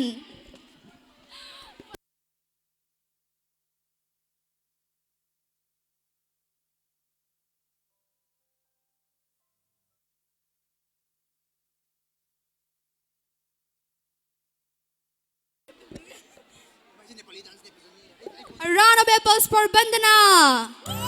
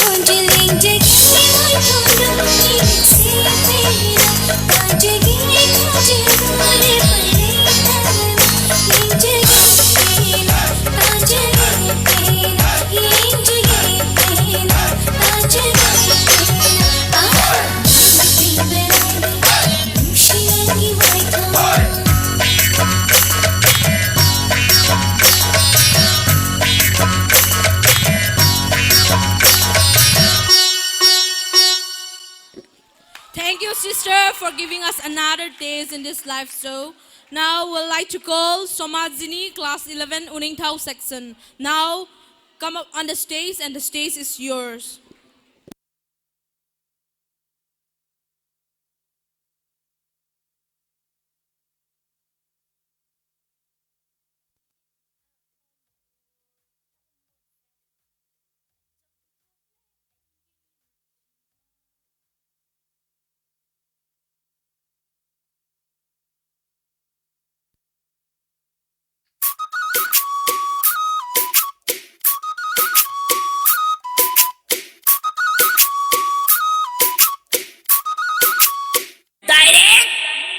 굴러가 버려 버스 났대 길러가 레이런 버스 났대 와이드 파워 칼스 났대 인생 노래 클럽 났대 마호샤 라이렌 비나 부르두나 땅가래 이게 다 모이세 전부 톡래 이게 눕시바 땅가래 노잡은 시푼시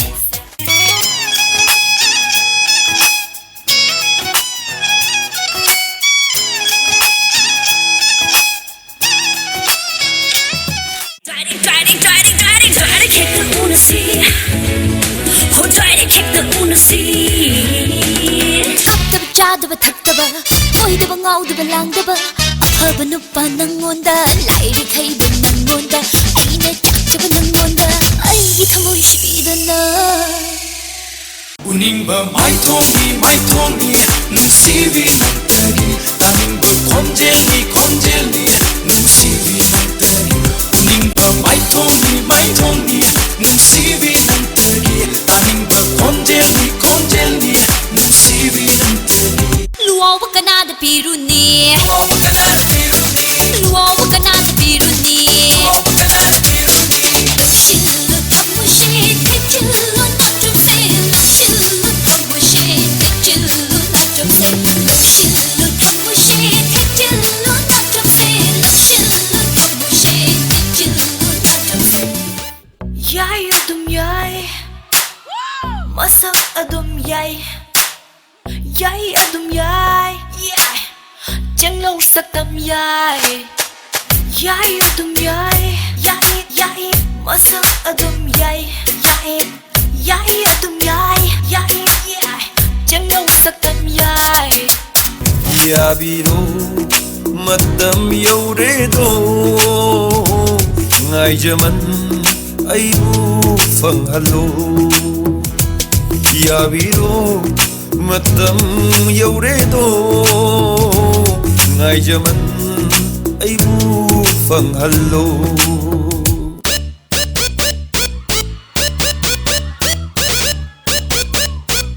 Mobile la oinaba message ta ngonaba video call la kinaba Mobile la oinaba message ta ngonaba video call la kinaba Oh ai de sum pam pam zade sum pam pam zade ai apak bahayade wakalirang ninaba kamoy may jatok na ba wakalirang ninaba kamoy may jatok na ba achipa mafamda komiray safamda achipa mafamda komiray safamda nasa isa nasa ay mathaway anina direct kick the Uno-C. Oh, try to kick the Uno-C. Direct. Thank you, baby Soma. Matang dadi digital film no yang jarage. Matang dadi. Matang ka ano? Next, I call upon Monica and her party.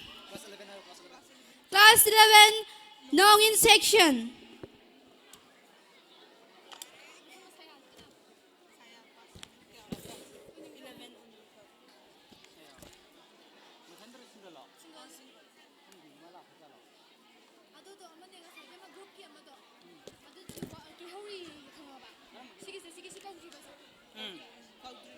Mayam, aho bagubam to kubiyo. Thank you.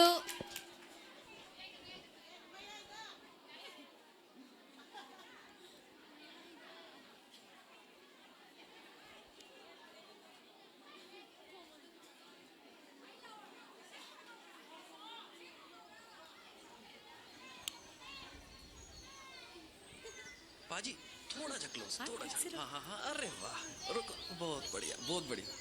अरे वाह भाई वाह, की जोड़ी है यार, good. ध्वनि तू का जगोई जी पूरा लोय भावदा एपियर ट्रॉक तक सिंगा भी परफॉर्म तो हला अदुन फाय नत्रगना होरे लोयरा कान तो होमा जगोई की ने अमा क्लास 12 की तो आलना लेशन होगी होगी मैम जगोई पूरा लोयर को भावदा को मैं थोरक तरगनी को मथन की कल्चर सोगी थोको हो गदनी को मैं जगोई मार की जान मुझे फट लाने मैं तो हाई की हाईदी कगुंबा अदुन नंगरदी नुंगायरो कल्चरल शो तो दी क्या लिबो वाद के जगोई जा Mari. Mga tangay dia ba? Saya. Yang kan har party wali ko. Red pen.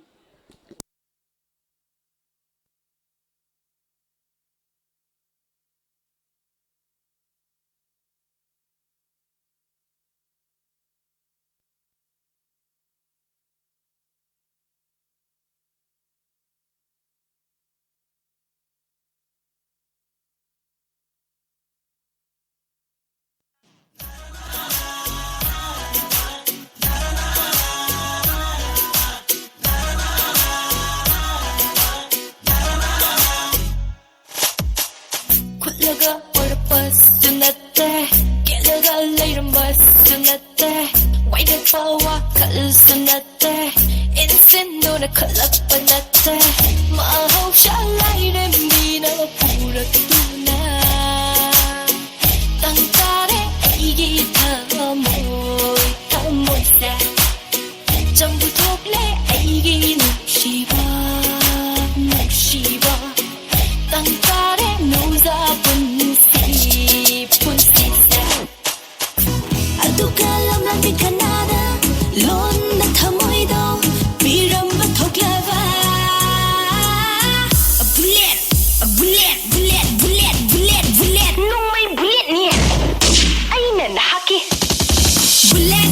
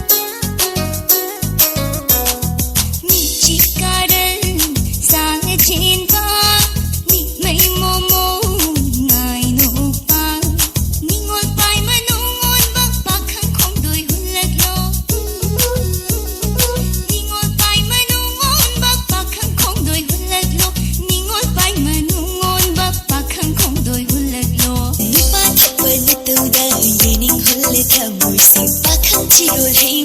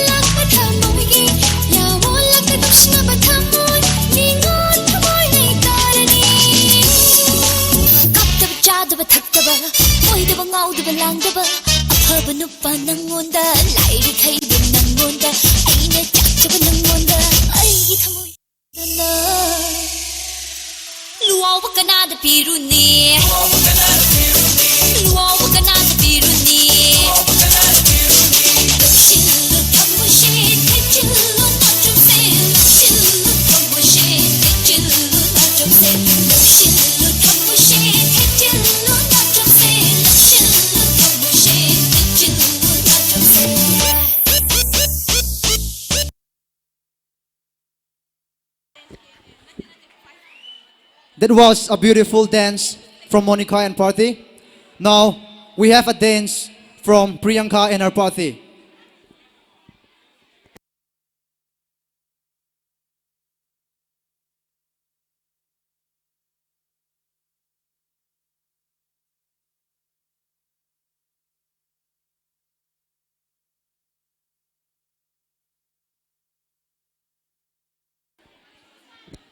Ladies and gentlemen, please give a round of applause for Priyanka and her Parthy.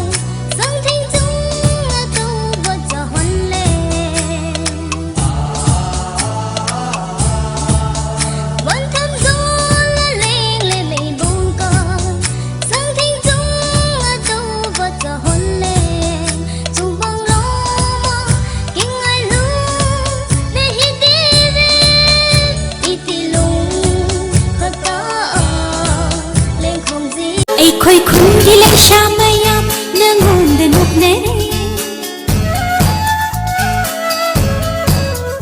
Lay kai nak na lay na raga ikai bakang mande Ay khoi khun gile shamayam nangonde lakne Lay kai nak na lay na raga ikai bakang mande Yes kulgi pa kan ba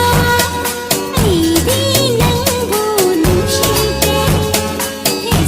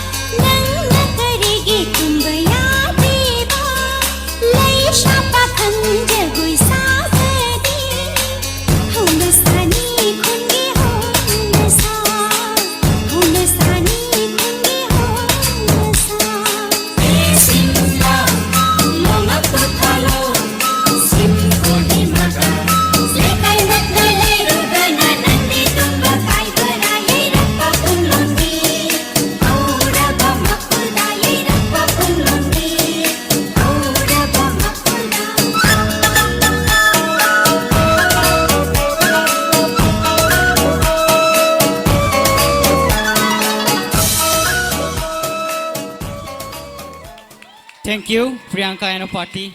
Hojik Manipurda amaga nungsinadaba amaga saunaba pumnamak asigi marak asida jati kayagi lon jagoi kaya abu remix tawduna utpiriba jagoi asigi arthra yamna lei mathang asidi saya class 12 uning thau thopirak nabidamakta ningsingjari.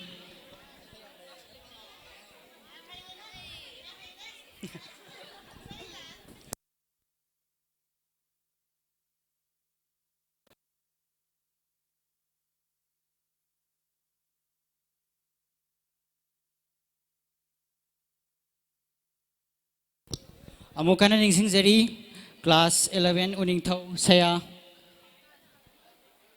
lengthok pirakna bidamakta ningsingjari. Mayam saya gidamakta khuba ahobam ta khubiyo.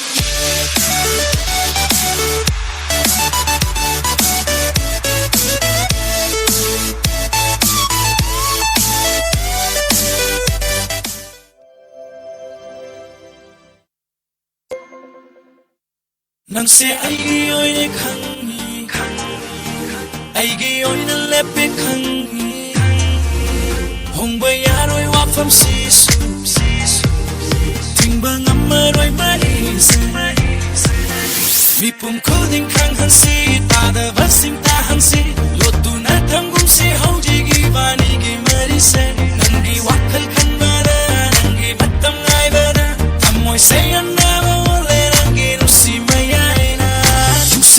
Nare ay hidapi unusibu Oh nusilena nare ay hidapi unusibu Hayro hayro hayro hayro haynin ba hayro Yare yare yare yare ishana yare Oire oire oire aise nangtagi oire Loire loire loire aige sonang na loire Nupa thopan natang na pumpin hale aibu Pansigi harang ay basa karino kang hale Ay na ninja bakuding na tunghan di base Tamoy se anaba olay dangi nung shimayaya Tamoy lay na nari ay hidapi unong shiba Tamoy lay na nari ay hidapi unong shiba Unimba mai tomi Nushibe nantagi Unimba konjeli Nushibe nantagi Unimba mai tomi Nushibe nantagi Unimba konjeli Nushibe nantagi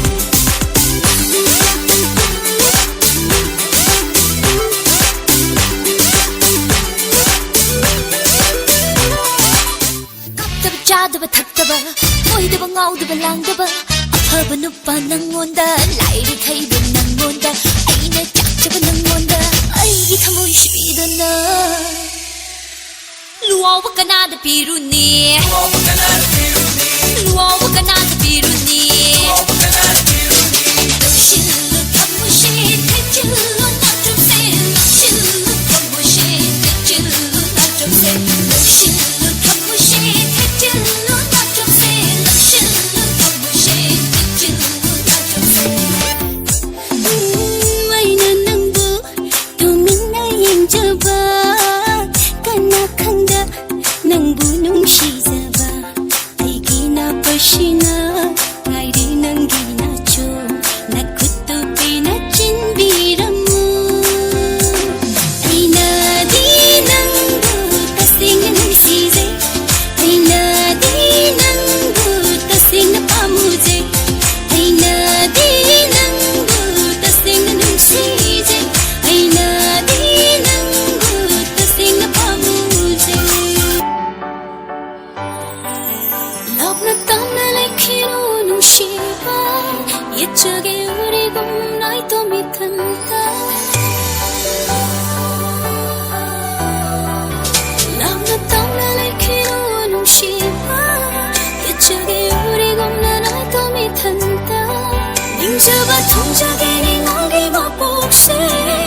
habiyo nangaige tungsege kholo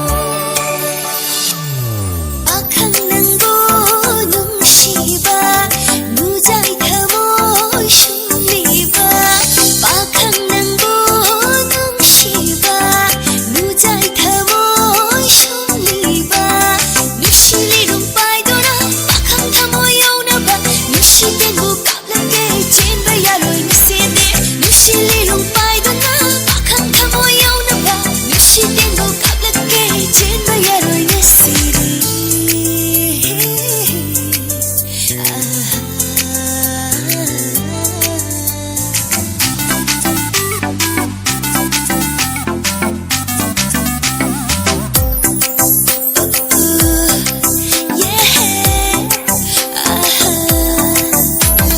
nupa thoppa natauda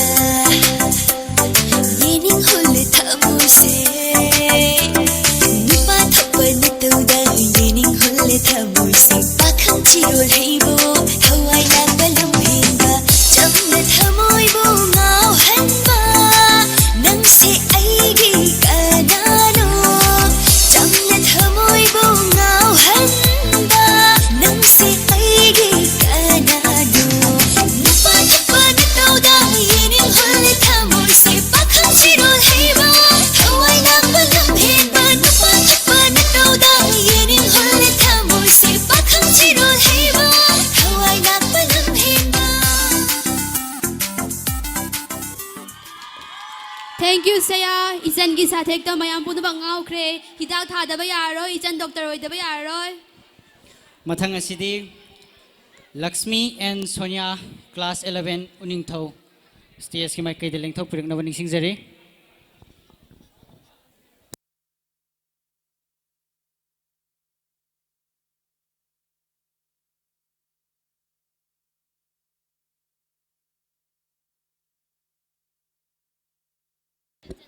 Next, get ready, Chanchanbi and her party, class 12, Loktak section.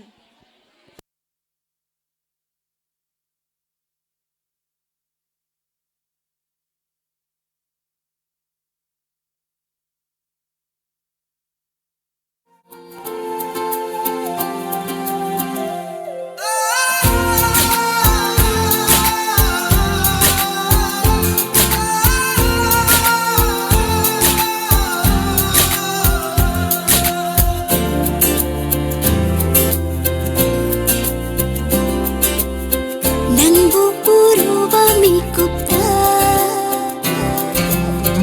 aigi thamoi na langliba oiramba tai nungsiba haibado imitsina oishinbada mitmangda nangna leiramliba se lakjaramba tai thamoi nungda Nujagi thamoi nungdai kapkiba tenjaina pankhare nungsi magi thamoi yauna thamoi dagi khoidana kapkiba tenjaini jaina faurashu asaba thambina tarakliang amai kena nungsi machu sambuna tarakliang amai kena nungsi machu sambuna pinjare pinjare ai hopeless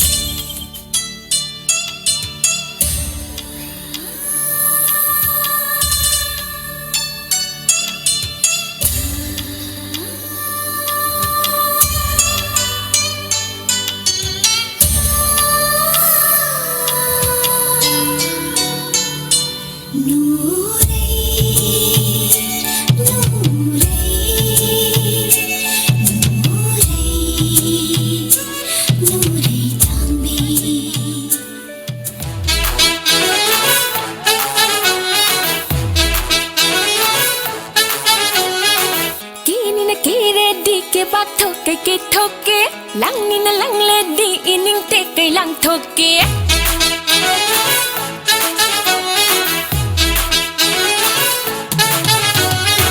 kini na kira badi ke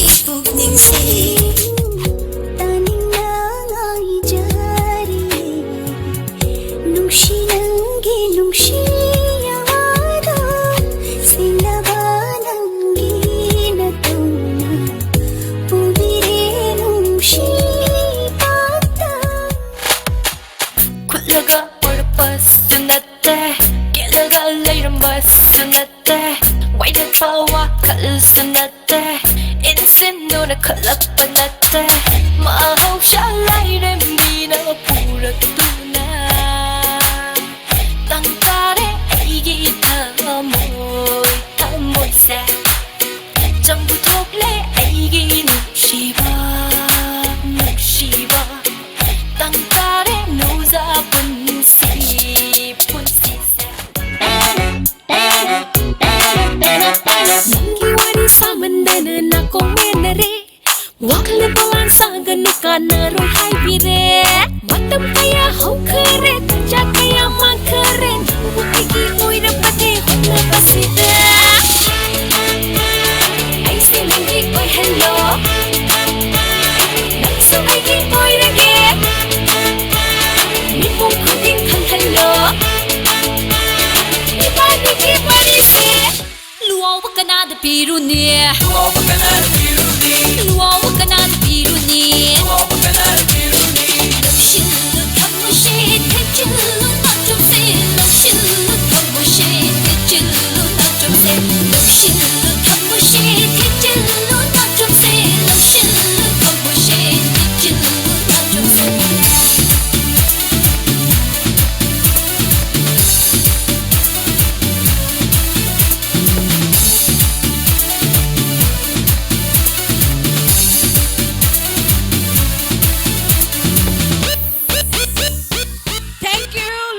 Sonia for your wonderful performance. Now I would like to call Chanchanbi and her party. After this, we'll have a thrilling moment that is the selection of lucky teachers of 2019 Inspire Science Academy.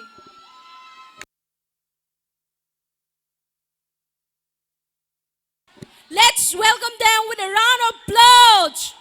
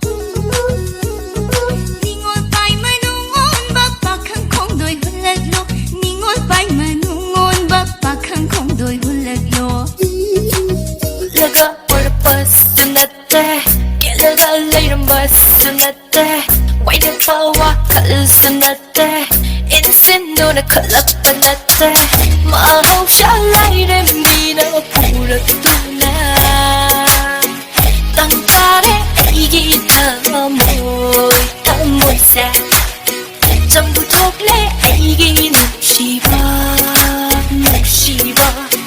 땅가래 노자분 시분시세 시세호 공탕다 아와 마이샤 낭자루이 시세호 공탕다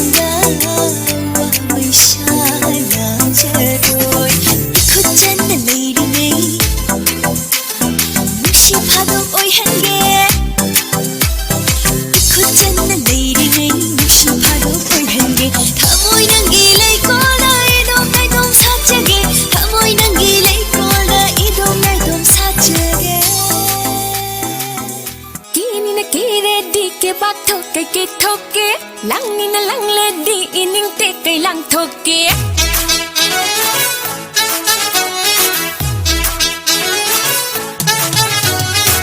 ini na kira badi ke ba thoke ke thoke langni na lang la badi ining te kay lang thoke chak jab kaya gi thamoi gi thak hau han ge momoi ma ko khangda na ma thum ma rang hau han ge matam su on ba lady na on ba tu su patay no leirang ku kai na sale pa yi na thamoi se sumata o kiri do lang li do ai ke dang jage na nang segi oirage na ai sunangi oiro dana nang segi oirage na ai sunangi oiro dana nang segi oirage na ai sunangi oiro dana nang segi oirage na ai sunangi oiro dana Taba chadaba takaba Oidaba ngaudaba langdaba Apaba nupa nangonda Lairi khaiba nangonda Aina chakchaba nangonda Aini thamoy shibidana Luawa kanada piruni Luawa kanada piruni Luawa kanada piruni Luawa kanada piruni Lamshilu kamushi Techilu natumse Lamshilu kamushi Techilu natumse Lamshilu kamushi Techilu natumse Lamshilu kamushi Techilu natumse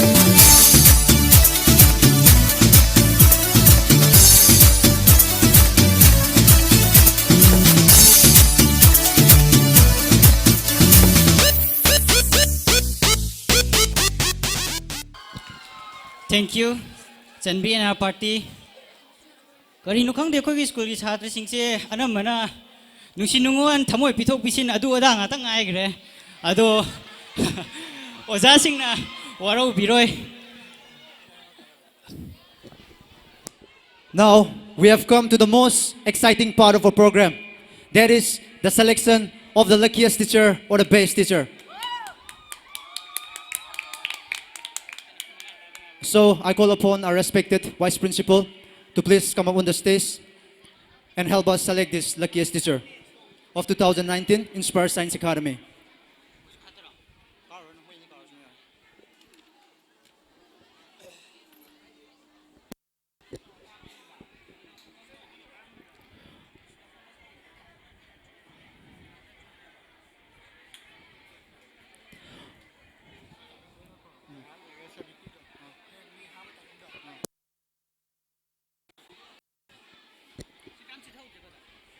All the teachers' heart are like dug dug, dug dug, dug dug. It reminds me of a song. I can feel your heartbeat.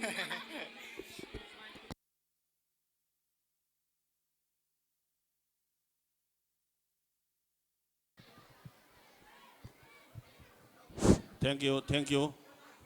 Lottery tawdrsu aina khara lucky oiba mi amda ko pitho ya sibu. No is category karile kayano amakaktar only one. Only one, just one. I think the hearts of our beloved teachers must be throbbing. Must be throbbing. How about your last night's dream? Mang nungai bi bro. Tonga ni torok pada ising pun ga ubirak pa. Adagi kari-kari yang lain phajaba manam nungsiba tabi rakpo jaya bro. Aina kari umalak thukpa sida lucky teacher si ayon the power di kamay to ba. Aroi bada hangama haiba film duda last sinda Akshay Kumar ga nangi hero amdu maming gar sang mani adugi dogi kan bada maming do loina ileram do oja kaya gi maming no sin iri sa ha he noina pa ma oja am ki maming do loi isa lo dum lo khaki yarbo iram natro yare lok thol hak to sida tawri si oja lucky teacher khan do si oja maming am khak ta gi chijai kun mu yawi hari Hai wajam waktu maming ya orang nik terus ya ni itu tar.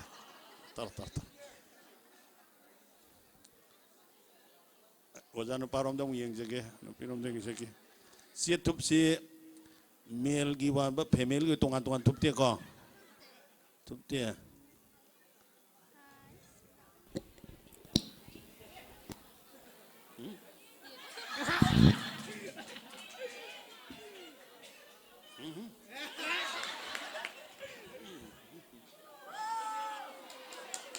ꯑꯩꯅ ꯍꯥꯡꯇꯣꯛꯑꯗ꯭ꯔꯥ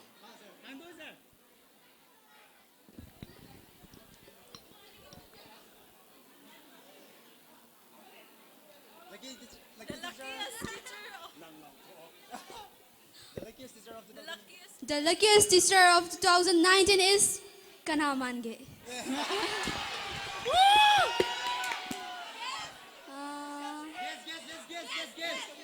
Guess of Biromta, Hizerke. Female teacher, not fear. Hizeraga. Female. Madam Sandala.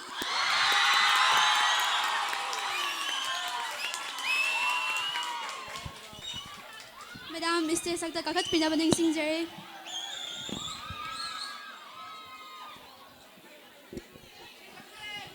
Once again, a round of applause for Miss Sandela.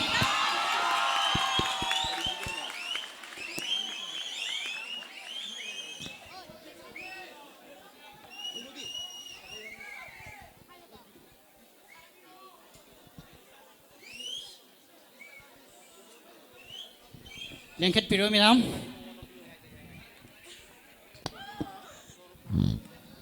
Ma, sige na nung ayaw am talay tray kumain tog na kang tray. Sumtata sa taon ni. Ado ay sumatong may dalay. Nahangay day matom lak to right na kan bede. Do sir, give some saw sir. O dam lang kalani kumain tog ni. Pu ba chung am day mandre. O sa no pising jilitin ng yolam day male. Ma'am, satbi kinu. Kano, ma'am na haizaba isay or dance. Ama perform to biramo. Si satragi kano ne.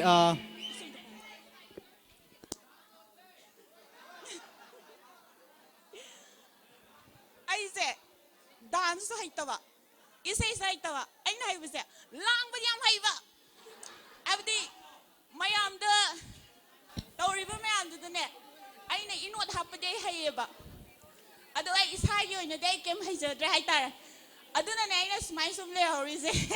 Ikay kang da bato husi katang hairak pa thai na di ikay kang da bato kem hairak tiba. Ado na ikay sum kang alak pa nina husi katang ikay kang pa nina ise kem haidre. Ado na mayang warong pa yade haitara. Ado Ma'am, Perform mo tadi tau biramo minam. perform ayo bu. Nasagi tari bisay miyam do. Aday do dahil niyang pamsuang kayauri. Nupa tukpan na tau dahil tau bu do. Yay minam pamtok piro minam. Tasengki nupa tok trade ko si kalay ning da bahay tare. Ano na? Ano? Si hara gaya dum loy senjara gaya ay napam ni nupa tok panesim di kang biro maya. Ma'am, mayami kan bira kayong tang tau bira mo, ma'am. Yam no ngai tre. Dialogue na track na isay na track na jagoy or isay, ma'am. Yam ka na di song bigan no ko, ma'am. Dialogue or isay, ma'am. Isay na track jagoy. As ay no kay pam di jagoy ne do ay sase ya da bay ne. Ha. Ma'am, may tay jagoy di am ka na song da ba ne? May tay jagoy. Ay se mayangi umangda laki teacher khalaga ay se khongoi narira natraga ikai kum na ulira dum dei khangre ko stage me after le pagai se tele nam te hayog da gi nungai tab do ngasi ka ta phore ko ai na khwai digi pamjo sin mam te harege du de ko ai na pamjo sin ma di Titanic ko aduga ay na khwai pamjaba dialogue na Rose na haibito Jack come back Jack tawraga ꯖꯣꯛꯁꯦ ꯉꯁꯤꯐꯥꯎꯗ ꯑꯗꯨꯝ ꯊꯃꯣꯏꯁꯤꯗ ꯌꯩꯔꯒ ꯂꯩꯕ ꯍꯥꯏꯇꯥꯔꯦ still ꯀꯣ I'm calling you Jack Jack come back Jack come back ꯀꯣ ꯑꯗꯨꯅꯦ ꯑꯩ ꯍꯥꯏꯖꯔꯦ ꯌꯥꯔꯦ ꯀꯣ ꯑꯩ ꯌꯥꯝ ꯍꯔꯥꯎꯋꯦ ꯍꯥꯏꯇꯥꯔꯦ ꯑꯗꯨꯒ ꯑꯩꯈꯣꯏꯒꯤ ꯁꯥꯇ꯭ꯔꯁꯤꯡꯅ ꯁꯨꯃꯥꯏꯅ ꯁꯤꯜꯂꯀꯥꯟꯗ ꯑꯩꯒꯁꯦ ꯁ꯭ꯇꯦꯖꯇꯒ ꯊꯣꯛꯄ ꯐꯪꯕꯁꯦ ꯁꯤꯗꯒꯤ ꯍꯦꯟꯅ ꯅꯨꯡꯉꯥꯏꯕ ꯑꯃꯃꯨꯛ ꯂꯩꯇ꯭ꯔꯦ ꯃꯊꯪ ꯆꯍꯤꯁꯨ ꯁꯤꯒ ꯆꯞ ꯃꯥꯟꯅꯅ ꯁꯤꯜꯂꯨ ꯑꯩ ꯂꯛꯀꯤ ꯇꯤꯆꯔ ꯑꯗꯨꯝ ꯇꯥꯖꯒꯦ ꯀꯣ ꯑꯩ ꯁꯤ ꯍꯥꯏꯔꯒ ꯃꯌꯥꯝꯗꯒꯤ ꯀꯣ ꯀꯥꯏꯅꯕꯩꯗꯣ ꯅꯤꯖꯒꯦ ꯀꯣ Thank you, ma'am.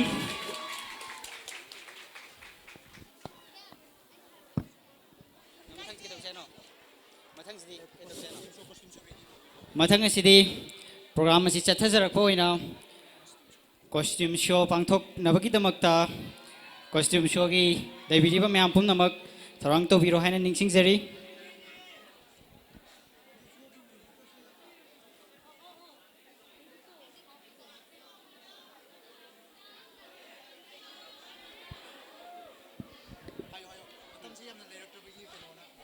matam asi yaribakai kuina sangdana honasi mayam costume gi thokpi gadaba pumnamak ready tobiro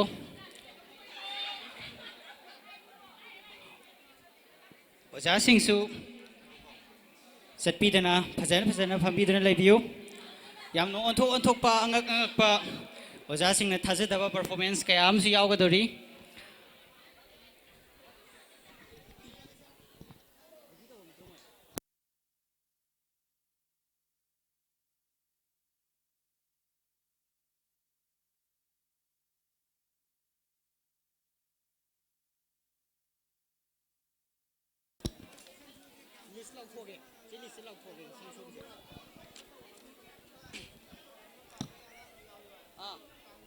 Mami sila submit to biram moda pahanjilo yaiba entertainment list lauthroge Huzik costume show thokadaba chhatra singi maming lauthokjarake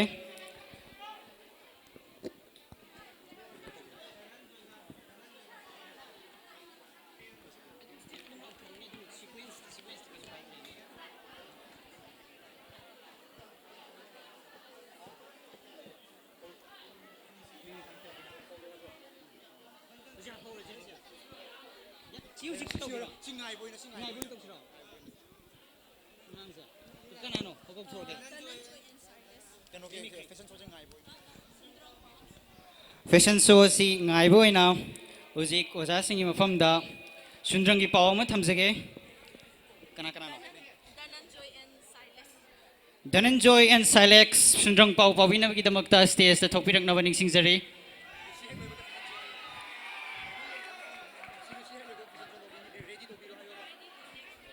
Mathangda fashion show si thokpina bi damakta fashion show thokpikadaba mayam pumnamakna sem saduna leibina bi damakta han ningsingjari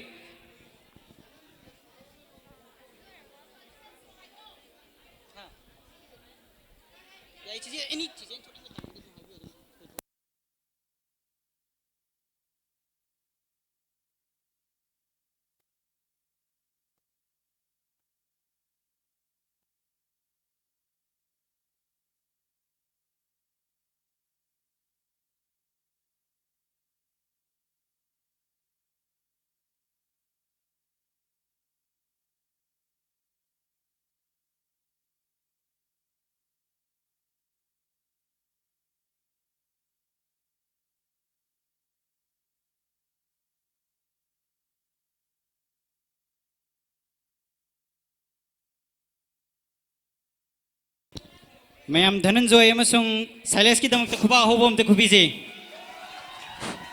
Hello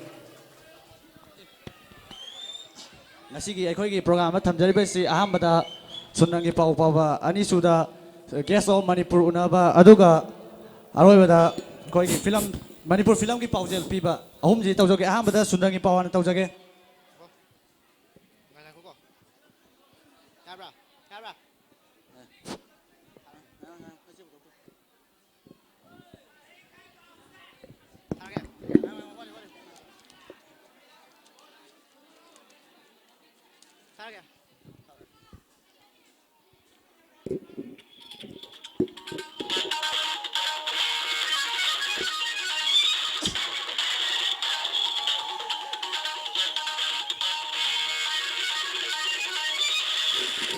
Akasbani Imphal Lukham na pau pazari ahan bada marui ba pau Harau tayam baga loina na Inspire Science Academy ngasi ozagi tauram pangthokli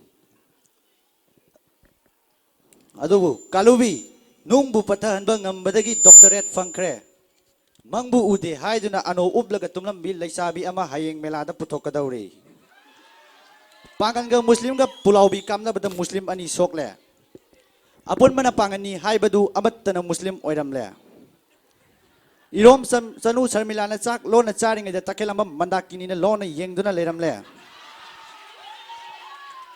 Kanglada nan Manipuri ama lo na man tharambadagi hayeng man ga konana kot puthokadauri Inspire Science Academy ki Teachers Station ge harabadi keyboard khongbana tambigadabani Manipur ki lai haraubagi mari leinaba kumai asida India ki President Ramnath Kovind na babal dagi yaipa paujel pirakle Masana masabu samakani haizaba ama nupa ama Inspire ki Teachers Day yauduna leire haiduna akhoi ki koina chatpa paumi ama na paudam lakle You thakpabu fajaba londa hidak thakpa haiduna miyam da sandoklamba ahal lama Manipur Sarkar na award pigadaure Prithvi ki mafam ayam da santi leitabadagi UN ki President Monkey unna India dagi santi kowa miyoi manga tharak naba haikre Hayeng Kumalampak Men Stadium da pangthok kadriba competition asida khong tek pamina lamjal tanagadauri lon thok tabamina isai sangnagadauri Masida mit udaba mina kumai asibu mayek chana yengadauri aduga na tatiba miyoi singna pukning changna tagadauri Lamfel da ngarang hek pokpada ngairiba angang ama ahaibam samgi isai sakla ke hairi Maru kokpa ahal amasu thangjing mrakta langsin kra Yu thakpana haksang phabadagi ngakthok pangami haiba hiram machida hayeng awang bathaki mifam ama chirim round pangthok lagani Akasbani sundangi PTI na hojik phanga ki mamang da phangwa pauda Kwa kaichel thoksom laikai da leiba hector haiba hui asi mafam khangdana mangkre hairi mahak fut amaga inchi mari wangi kulai kusuni mahak mayum dagi mamaga saunaraga thokkibini kanagumana hui asi bu thengnabi bataragadi manak nakpa bender sinabiu natraga aikogi makagi telephone number sida paudam biraku tilau chanam hing maru marang jira asida singbada call tawirau Hawita phangba pauda mayam na kabai haraga khangnariba Inspire Science Academy achowa thaudang loriba tabihari gi ngarang kapa photo da sagal nama taramdre hairi amasung foreign expert laktuna yangsilagani hairi Ningsing bayai Osman Bilandian sikiba che changsu hawjik kabai na subiribani Council of Higher Secondary Education Manipur loba class 12 ki parikha 2020 gi February thada pangtholagani haina lakthorakpadagi Satra Satri ayamba mama mapa singi mamang da mobile phone chik tuna wasak hairi Teachers Day yawa lakpa satra ama yamna charak padagi mirak thinba phangdana leire hairi ama sung handa ki tarphon thada moirang da usop chaba chaluba ahlama uti chukpada khudop yaukre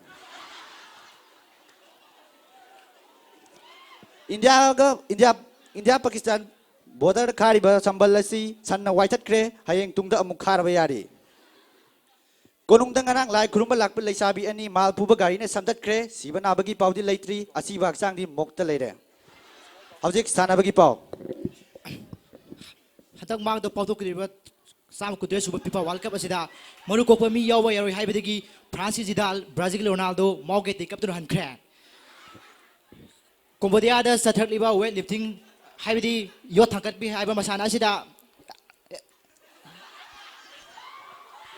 Ajoy Deagi Hanuman Amadi Manipuri Konjarani final me round thingdor thingni Noneda sathakliba basketball haibadi Polang Kangdrum masana asida New Zealand ga Brazil ga semi final da thingnagani Ideagi star MS Dhoni na wicket manga da racing manga lauduna harawmon khiduna ngaudo chen kare hairi Guru Khetra da sathakliba archery haibadi 10 ka pai masana asida Hosinapur gi Arjun ga Manipur gi Bombela ga thingnagani Kekolot bi haiba masana asi maitai gi liba masana asi international thak yaunaba ngarang machin patpa mi manga sar hen ba hokre Hojik maroi ba pau amung hana Hau tayam magaloina na Inspire Science Academy ding asi azagi numit palan taukre pau loi jare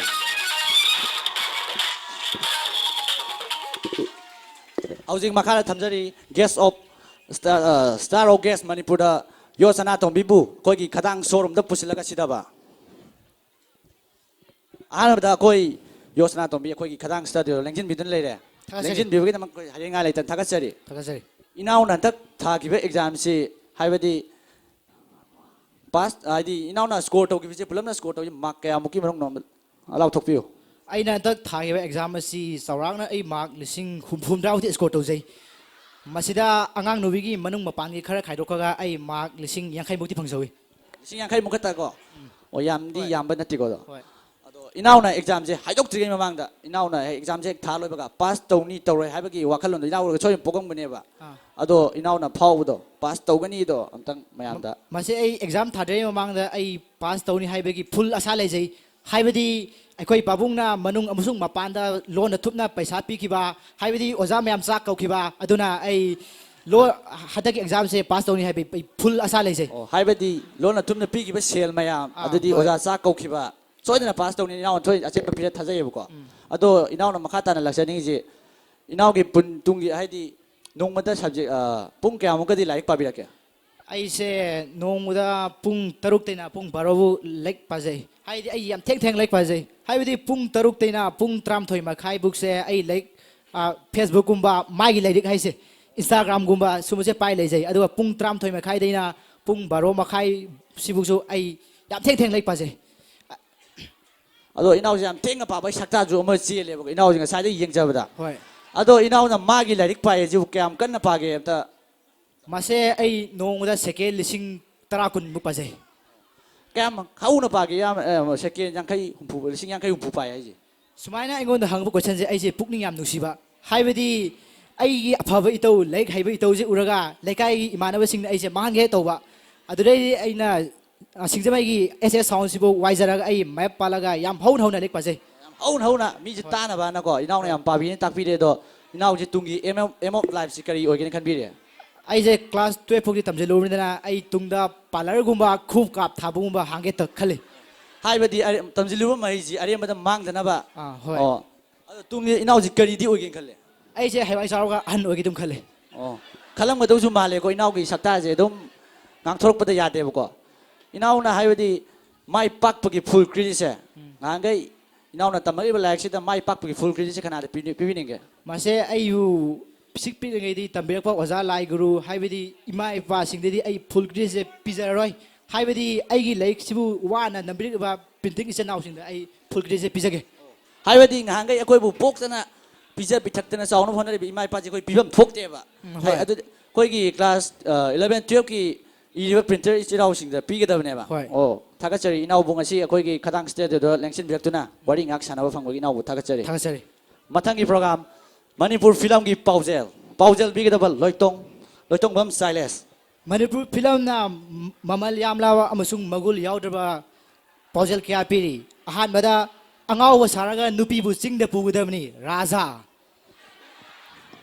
ꯃꯕꯨꯛ ꯀꯪꯕ ꯅꯨꯄꯥ ꯃꯤꯔꯥꯏꯒꯅꯨ ꯅꯨꯃꯤꯠꯂꯩ ꯌꯥ ꯀꯥꯛꯄ ꯅꯨꯄꯥ ꯃꯤꯔꯥꯏꯒꯅꯨ ꯇꯥꯇꯣꯝꯕ ꯗ great ꯁꯥꯇ꯭ꯔꯅ ꯑꯣꯖꯥꯕꯨ ꯂꯧꯕ ꯌꯥꯏ ꯕꯁꯟꯇꯒꯤ ꯅꯣꯡꯉꯥꯜꯂꯝꯗꯥꯏ ꯀꯨꯆꯨ ꯃꯨꯕꯤ ꯅꯨꯄꯤ ꯂꯥꯏꯔꯅꯨ ꯑꯐ꯭ꯔꯤꯀꯥꯒꯤ ꯂꯩꯁꯥꯕꯤ ꯀꯥ ꯕꯔꯥꯗ ꯂꯩꯕ ꯅꯨꯄꯥꯕꯨ ꯂꯨꯅ ꯇꯧꯕꯤꯌꯨ ꯂꯝꯖꯥ ꯁꯔꯥ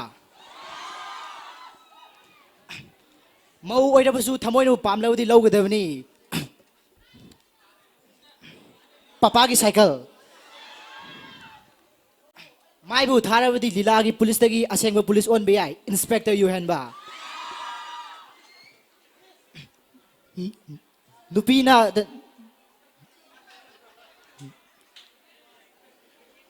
ꯅꯨꯄꯥꯅ ꯀꯩꯗꯧꯅꯁꯨ ꯅꯨꯄꯤ ꯑꯣꯟꯕ ꯌꯥꯔꯣꯏ ꯑꯪ ꯇꯥꯃꯣ ꯏꯆꯤꯟ ꯏꯅꯥꯎ ꯁꯤꯔ ꯐꯥꯎꯕ ꯅꯨꯄꯤꯕꯨꯗꯤ ꯀꯂꯝꯁꯤ ꯊꯕꯥꯇꯣꯟ ꯅꯨꯄꯤ ꯑꯅꯤ ꯂꯣꯟꯕ ꯅꯨꯄꯥ ꯂꯥꯏꯅ ꯂꯧꯔꯨꯅꯨ ꯉꯛꯏꯀꯣ ꯅꯪ ꯁꯦꯇꯥ ꯆꯥꯎꯕ ꯅꯨꯄꯤꯅ ꯑꯍꯦꯟꯕ ꯄꯥꯝꯂꯕꯗꯤ ꯏꯖꯠ ꯃꯥꯡꯅꯤꯡꯉꯥꯏꯅꯤ ꯄꯤꯖꯥ ꯃꯌꯥꯝ ꯃꯇꯥꯡꯁꯦ ꯂꯣꯏꯖꯔꯦ ꯃꯇꯥꯡ ꯑꯁꯤꯗ ꯂꯣꯏꯖꯔꯦ ꯑꯩꯈꯣꯏꯅ ꯇꯧꯈꯤꯕꯗ ꯁꯣꯏꯕ ꯀꯌా ꯂꯥꯟꯈꯤꯕ ꯂꯩꯔꯕꯁꯨ ꯃꯌꯥꯝꯅ ꯉꯥꯛꯄꯤꯌꯨ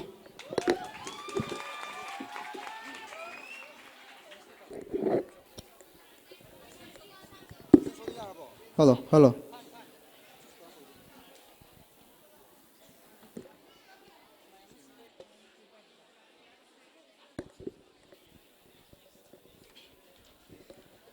asidi cultural show perform to binabi damakta lengsin duna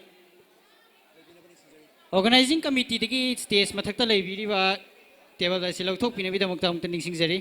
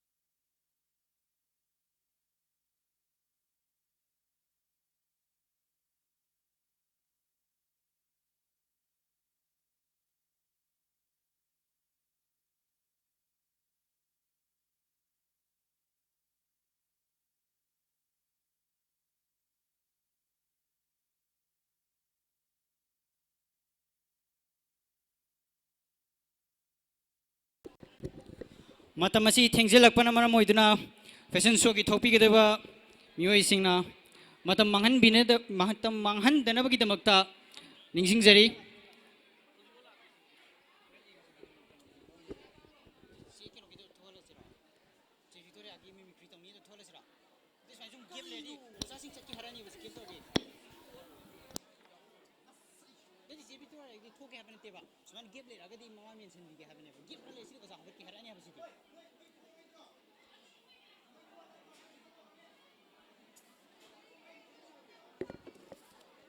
ada lese kana kana no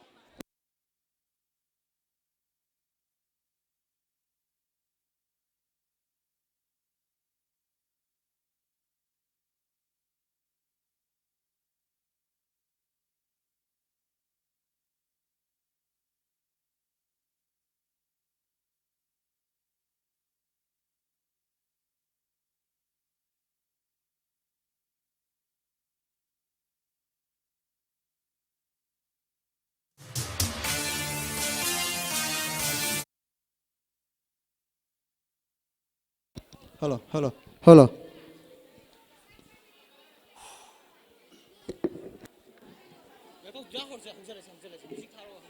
Music.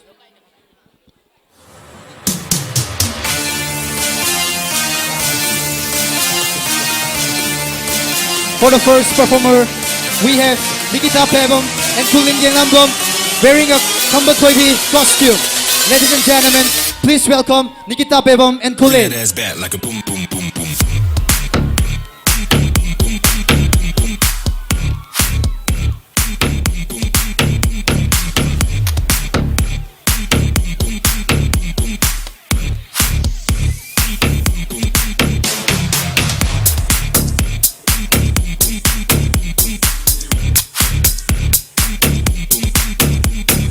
Never gave up.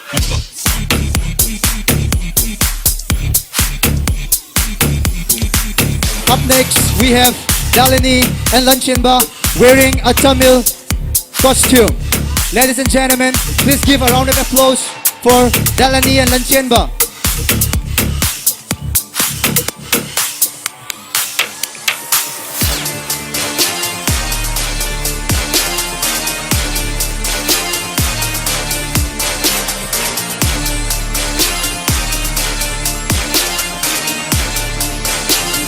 Bring that ass back like a boom boom boom boom boom.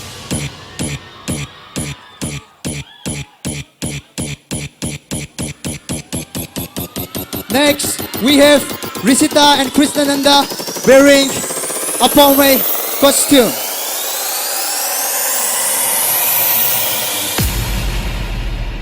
Bring that ass back like a boom boom boom boom.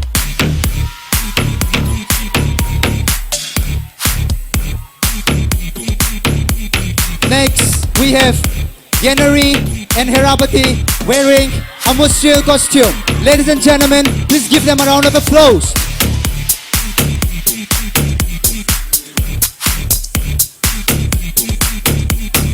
Never gave up.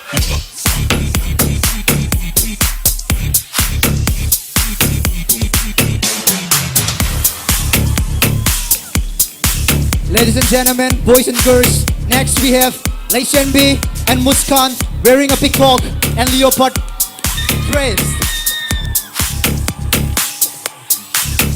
Ladies and gentlemen, please give them a round of applause.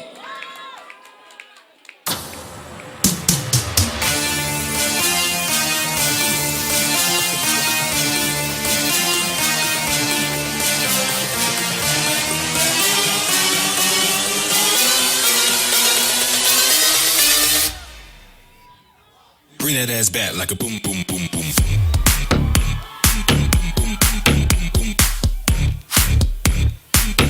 Next, we have Anderson. Next, we have Sia and Rosni wearing a comb and Meitei traditional costume.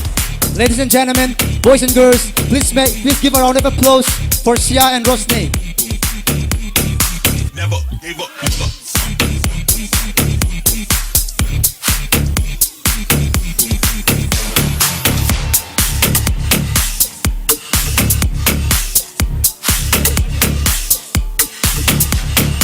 Next, we have Monica and Stefan wearing a gown and coat.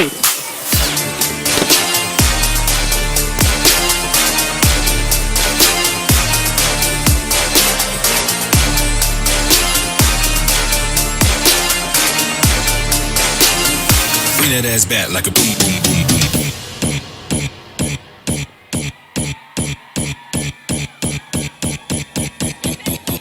Next, we have Stefan and Rabina wearing a gown and coat formal costume. Ladies and gentlemen, please give a round of applause for Stefan and Rabina. Bring that ass back like a boom, boom, boom, boom.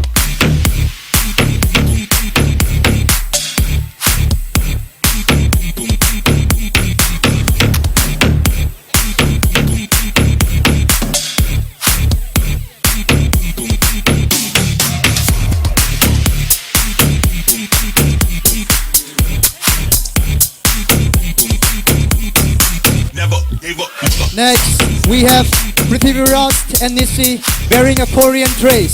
Ladies and gentlemen, please give them a round of applause.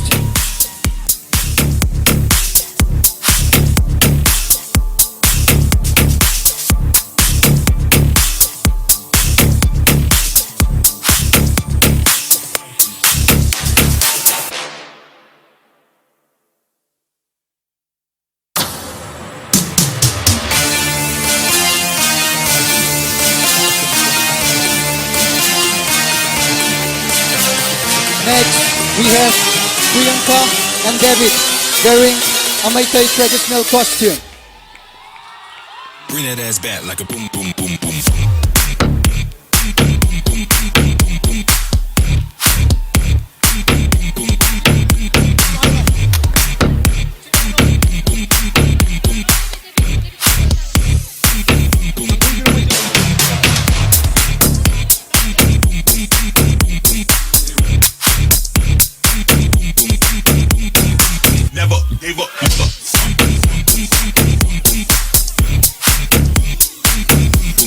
Next, we have Shruzala Bala and David of class 11.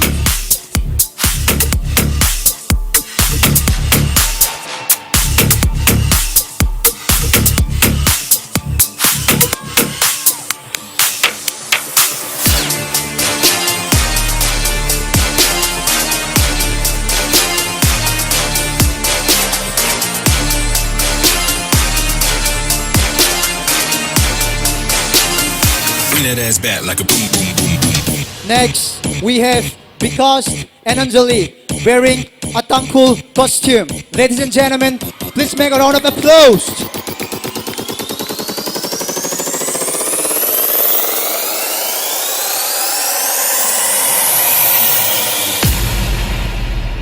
Bring that ass back like a boom, boom, boom, boom.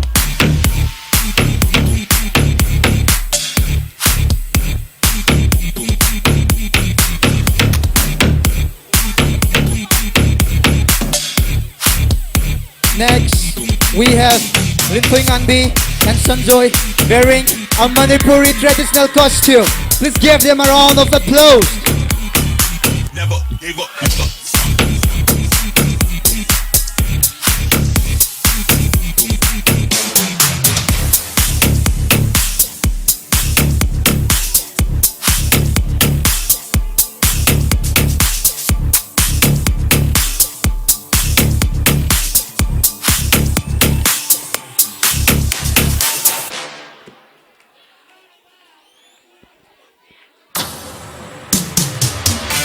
Next, we have Karan and Jemza.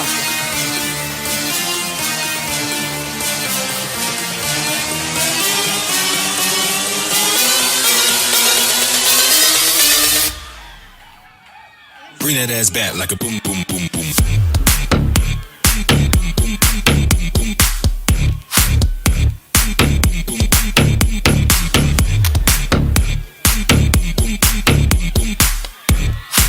Ladies and gentlemen, at last but not the least, we have a guest all the way from Korea. Ladies and gentlemen, please make some noise for Alexei Bala.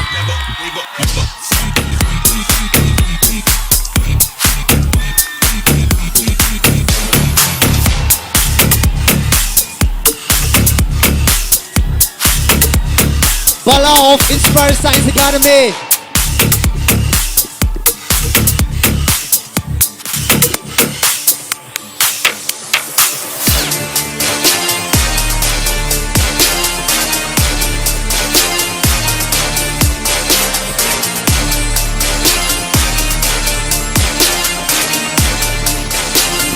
Bring that ass back like a boom, boom, boom, boom, boom.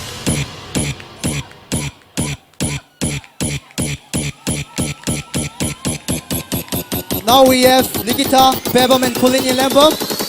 Next we have Dalini and Lanchenba, Risita and Chris Nananda, Genari and Herabati, Bring that ass back like a boom, boom, boom. Laishembi and Muskan, Indrasan and Monica, Shia and Rosni, Stephen and Rebina, Prithivarast and Nishi, Priyanka and David, Surzalata and David of class 11, Vikas and Anjali, Limping Anbi and Sanjoy, Kiran and Zemza,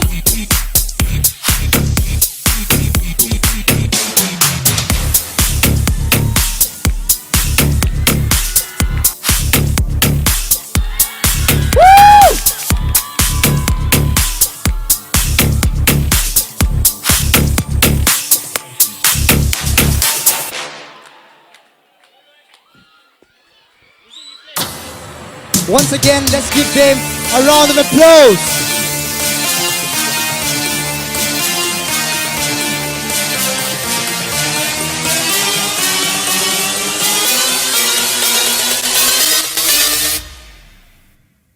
Bring that ass back like a boom, boom, boom, boom.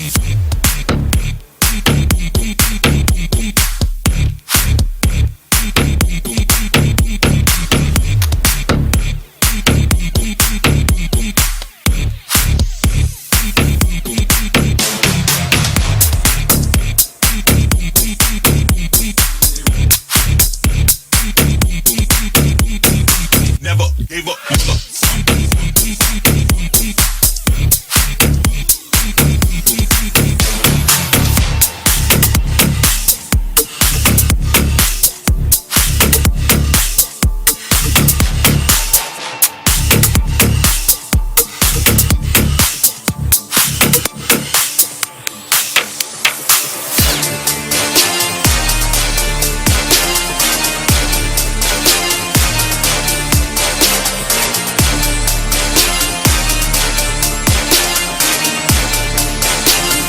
Bring that ass back like a boom, boom, boom, boom, boom.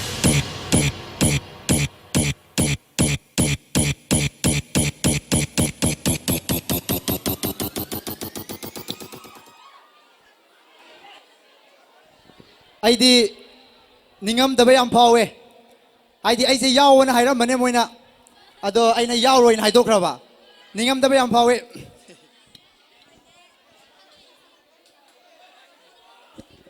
Mathangi thoram asidi hojik mayamna khorang ngai biriba song ge amuk laksage isai sakpina bi damakta lebiriba chhatra sing thorang to biro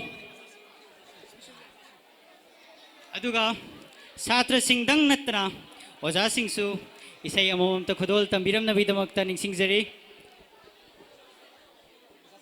oja sing chatpi gino oja sing lebigo अखोइने सिंजरीब थौरमसी ओजासिंग गिदमक्तनी ओजागा याउद्रबदी छात्रादा फन फन चोंग लेहौरदी लोइसन मनेनु फरगनी अदुना ओजासिंग लेंबिगिनो ओजासिंग फंबिगो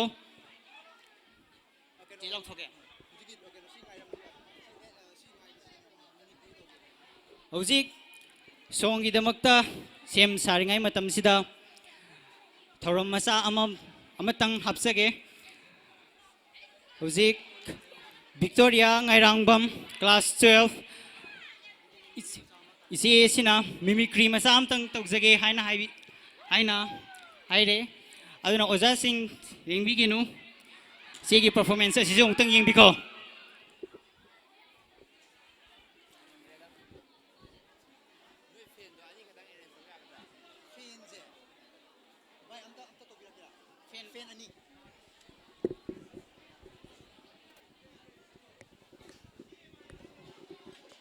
Hojik mayam si Victoria ida magta kuba hobom ta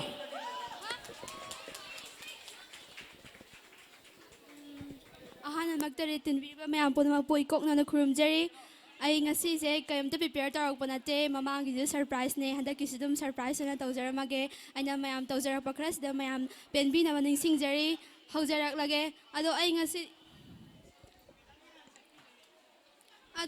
ai ngasi di abok pisakna anchor oi sa lage aduga atopa haidi actor khara sum kauthorga num khudol tamjarake ngasi gi ne inspire gi academy gi teacher di asida aibu moi gi anchor ado oyo na kaurak pagi ahambada yamna thagat pa phongdok chari aduga ne nazima ga ne salima ga ju ne noi gi teacher de se yeng bala ka ne na sem sa de le ho bani o salma loi dri mo nangbu kari ta phrak tu ai nga ba yam warang khra ne nangbu kari nangbu loi dri bo emai loi dri nas ma ngak ta ngai ra mo nangsu ngai ba ngaman khidre lime krum lime do ya nangsu o salma kari ya ki pharuk tu nang nang ne mana ne mi asi badu lai ngai ne phone do pa re chang sil le ye tu ka photo ka pe ne lai mi ba mayam da chang sil da phui na ne ma mai do ikai kai le ho re I na hing ta le ho re mi oh yam thaga sari nazimaga salimaga mathang sidi mayam boy dagi atien ba warol ma tasigo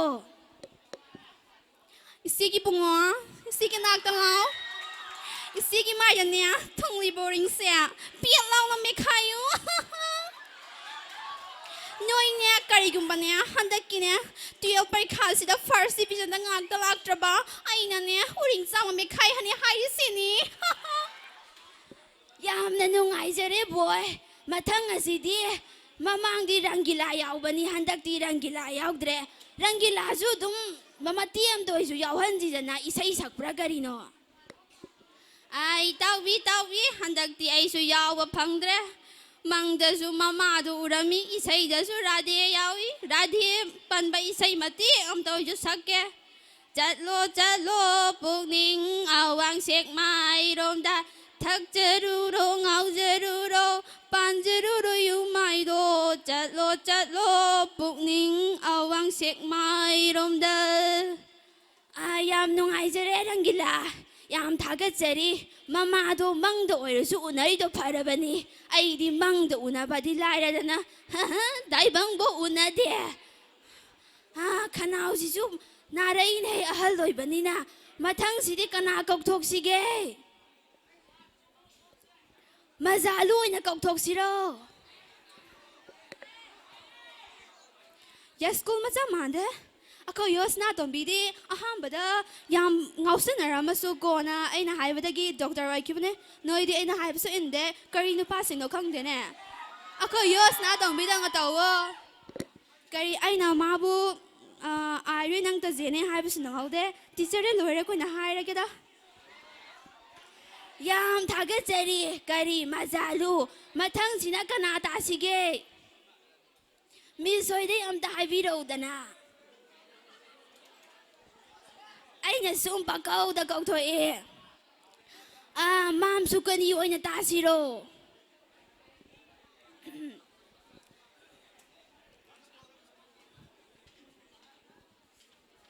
mam sukani oina sajarake mama gi bungo nang nabu gurupati oininga ba nangi mukhai ba nangi takhat pa nawong na taw ado thadok kadamani gurupati ꯃꯗꯨꯗꯒꯤꯗꯤ ꯃꯥꯃꯅ ꯃꯊꯪꯁꯤꯅ ꯒꯣꯀꯨꯜꯅ cup point ꯇꯧꯖꯤꯔꯣ ꯁꯤꯜꯀꯤ ꯀꯥꯏꯅ ꯇꯧꯕꯗꯣ ꯃꯇꯦꯡ ꯑꯝꯇꯪ ꯇꯧꯖꯔꯒꯦ ꯑꯗꯨ ꯂꯣꯏꯔꯒ ꯑꯩ ꯑꯗꯨꯝ ꯂꯣꯏꯁꯤꯟꯖꯔꯒꯦꯀꯣ Silky Silky ꯅꯪꯕꯨ ꯀꯔꯥꯏꯗ ꯂꯩꯕꯒꯦ ꯅꯪꯕꯨ ꯀꯔꯥꯏꯗ ꯂꯩꯕꯒꯦ Silky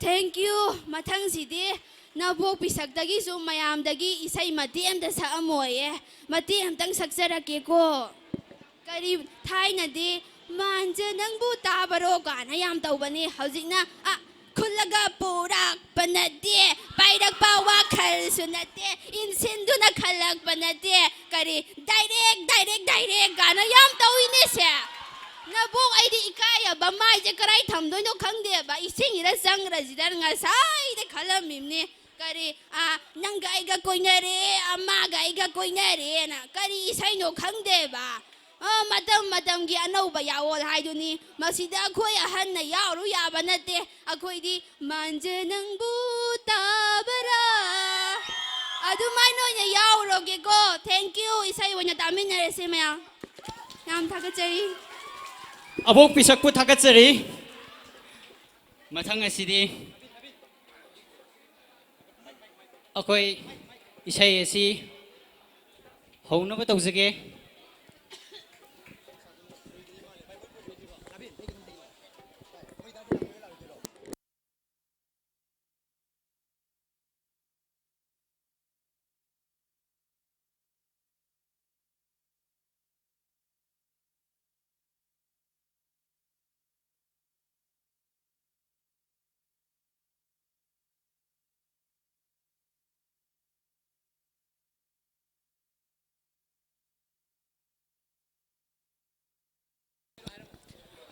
ꯍꯧꯖꯤꯛ ꯏꯟꯁꯄꯥꯌꯔ ꯁꯥꯏꯟꯁ ꯑꯦꯀꯥꯗꯃꯤ ꯁꯥꯇ꯭ꯔꯁꯤꯡ ꯑꯁꯤ ꯇꯦꯂꯦꯟꯠ ꯌꯥꯝ ꯂꯩ ꯃꯁꯥ ꯃꯁꯥꯒꯤ ꯄꯤꯊꯣꯔꯛꯆꯔꯛꯄ ꯃꯒꯨꯟ ꯀꯌꯥꯒ ꯂꯣꯏꯅꯅ ꯁ꯭ꯀꯨꯜ ꯑꯁꯤꯗ ꯂꯥꯛꯏ ꯍꯧꯖꯤꯛ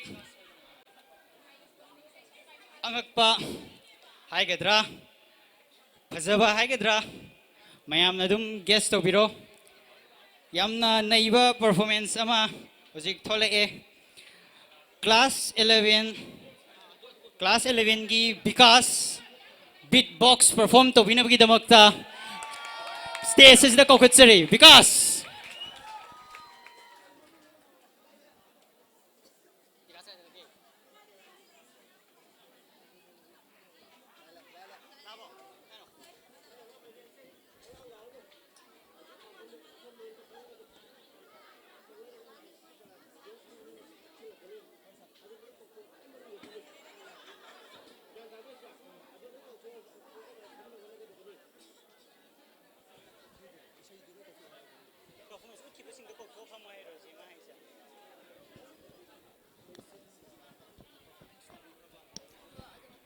ꯍꯥꯟꯅ ꯄꯔꯐꯣꯔꯃꯦꯟꯁ ꯎꯠꯄꯤꯈꯤꯕ ꯁꯥꯇ꯭ꯔ ꯁꯥꯇ꯭ꯔꯤꯁꯤꯡꯁꯨ ꯀ꯭ꯂꯥꯁꯔꯨꯝꯗ ꯂꯩꯕꯤꯕꯒꯤ ꯃꯍꯨꯠꯇ ꯄꯥꯡꯊꯣꯛꯆꯔꯤꯕ ꯊꯧꯔꯝ ꯑꯁꯤ ꯍꯦꯟꯅ ꯃꯥꯏ ꯄꯥꯛꯅꯕꯒꯤꯗꯃꯛꯇ ꯃꯄꯥꯟꯗ ꯂꯦꯡꯊꯣꯛꯄꯤꯔꯛꯇꯨꯅ ꯊꯧꯔꯝ ꯑꯁꯤ ꯌꯥꯎꯕꯤꯌꯨ ꯍꯥꯏꯅ ꯅꯤꯡꯁꯤꯡꯖꯔꯤ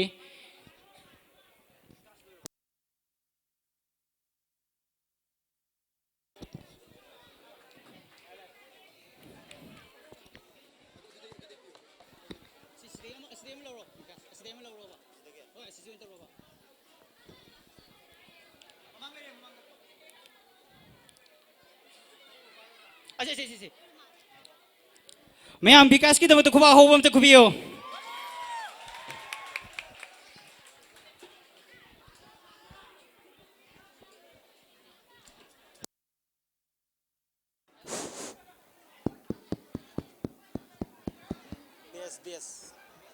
Bass. Hello. Good afternoon to one and all. Today is the best day to show our heart's happiness towards the teachers. So I wish all the teachers wish you all the best in your precious life. taseng na harga de ai beatbox worldwide oina fawl ba Neil tom tham the mine has a venate. I desperate amaga loina among the Utpalak Nate. I has a Karang was asking it Tamoy pen B Navagita Makta Kitang Tozage.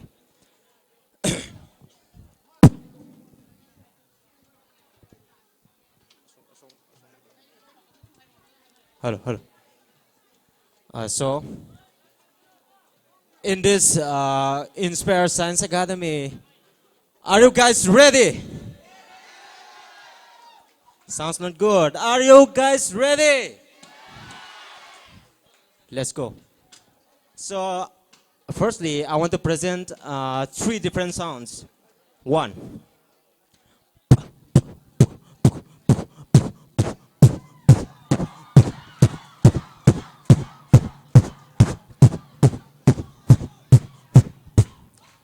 Excuse me.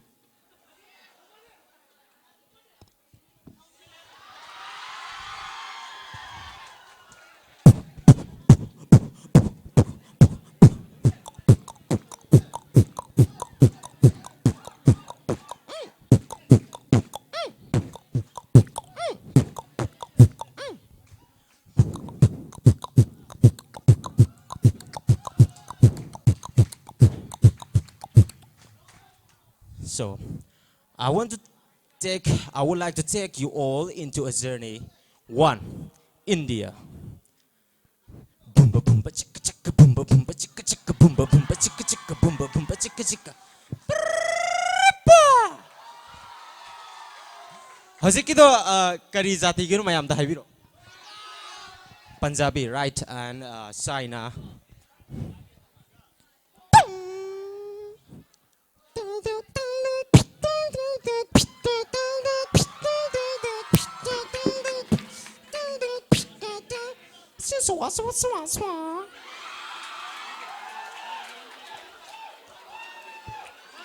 Thank you very much. Please give a round of applause for our brother Dinaras. And I culture gi matiyam tang hapse ge culture gi hai taraga di thabal chong ba hai rego bayam ni khai na ba tayar libre tempo high bass wangan bio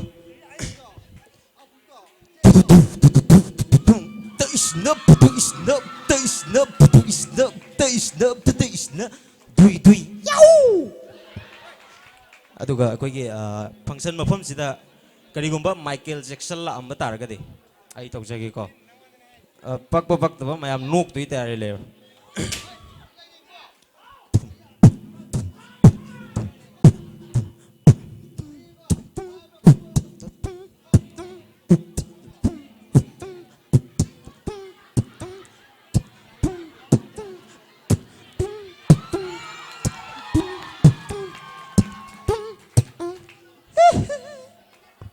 and now DJ akoi handak tu tau DJ Soda akoi ge Manipur da laga akoi na DJ Soda gi miss tuna u thaba matam da kai wahai pareng ma hairam oi pungdon pambi ma tharam me mana adu mana hairam wahai pareng do chap cha nam ta tau gi ko thank you lupa kun sure and DJ Soda na samai hairam kurum jari kang lai pa sanari to kosa sanari bo pungdon pambi isin jo ising kragur sai bi sanari to and thank you aduga akoi audience tegi ai kanom loge ko akoi girl side ta sa maming ama hange law nam ta hairo ne sa maming ama hek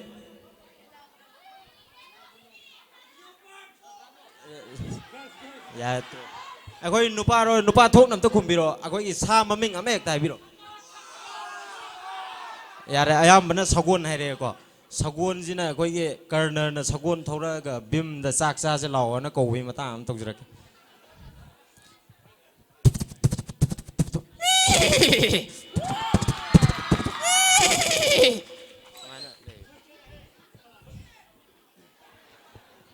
hello and I beatbox I facility kitang wat ban marum moy ga practice to boda kitang wai adona I khak lep je maru en lep ta diam ne ado drum mari aroi boy na drum mari khaktang thinjara mage ado sigilo shalage ado ga यार drum मरी को सी अहांग बने सिदा कोई की drum मरी जे पुसलके अहां बदा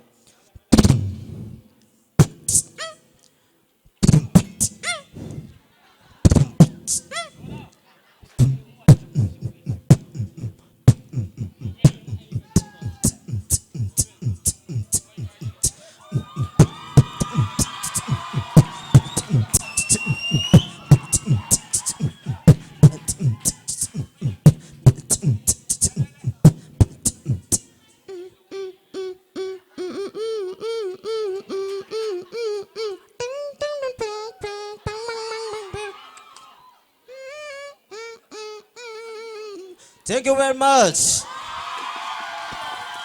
Thank you. Because I know some kanjabada mathang de koi Inspire Science Academy gi ben nik trasu yara dra na kanjare mathang de because mathang sahi de because the music se loina pai bi dare ko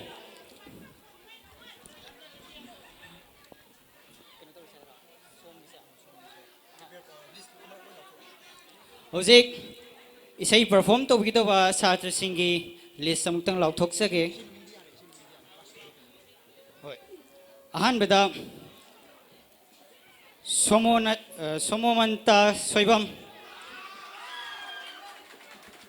ani subeda priyanka arambam and lanthoibi ahum subeda oinam bandana mari subeda neha nongthobam manga subeda Manglam Thoi Manga si hana lauthok sage ar manga si perform to wa hek loi baga mathang lemhori ba sing amu lauthok sage ahan meda kok thok seri somomanta soibam class 11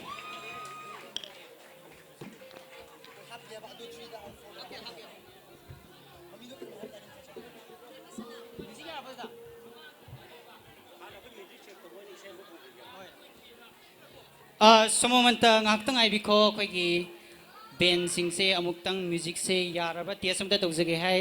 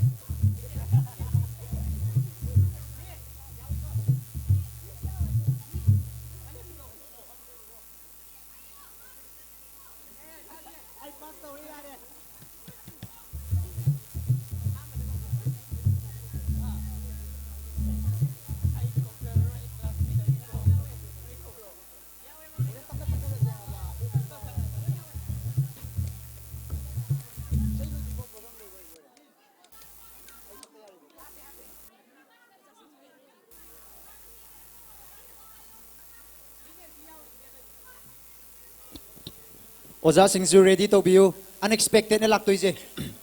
Aduna ready oy be you.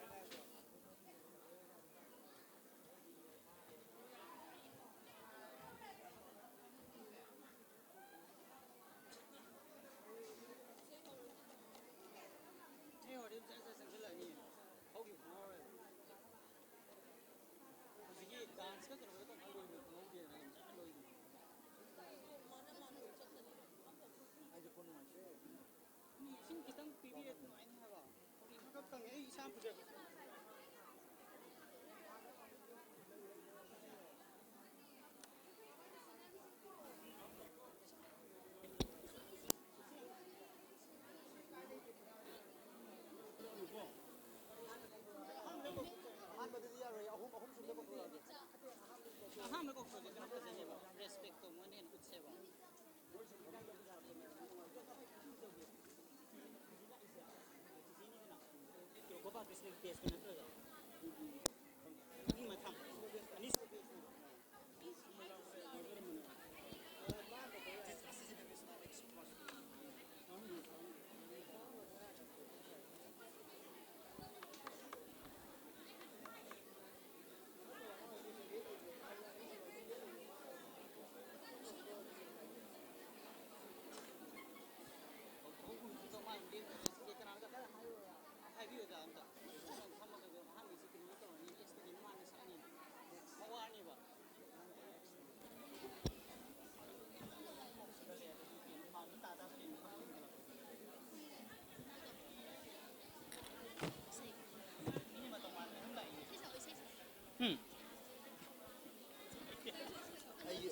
ꯑꯩꯒꯤ track ꯑꯣꯏꯅ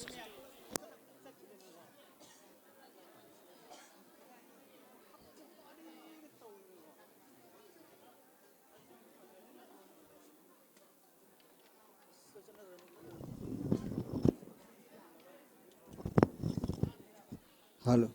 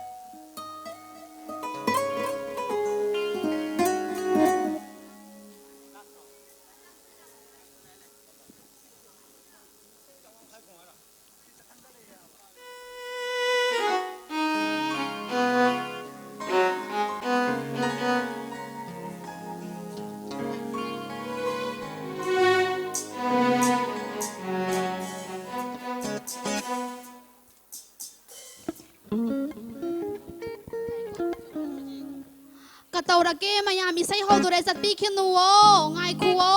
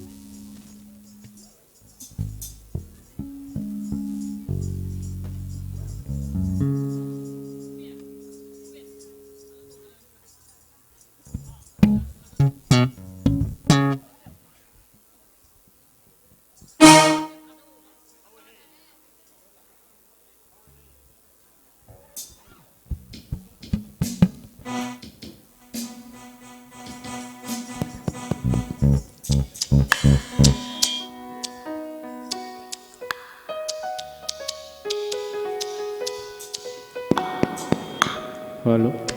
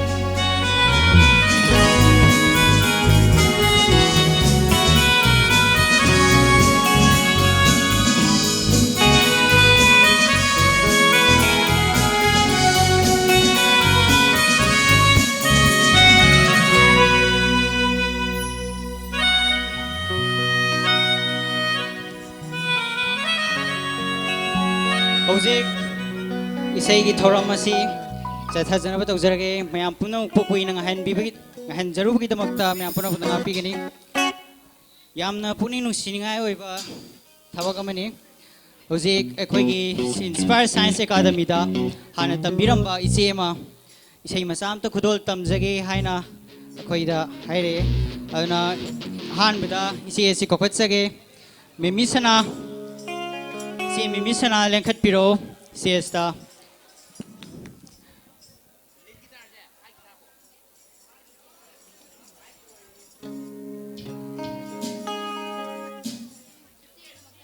mayam isi ki damat khuba ahob am ta khubiyo asiro sim memisana isa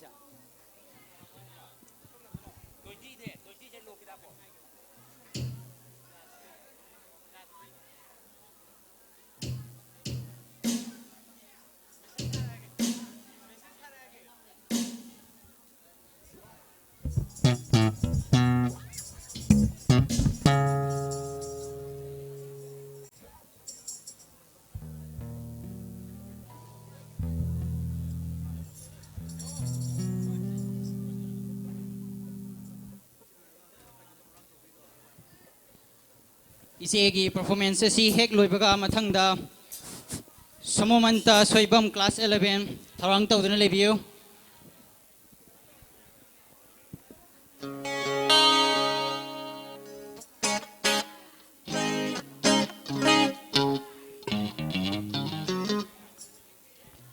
ahanba magtada aigi nungsirabo ojajing bui koknona khurumjari isai se aigi nungsirabo oja sir logena dedicate tawjari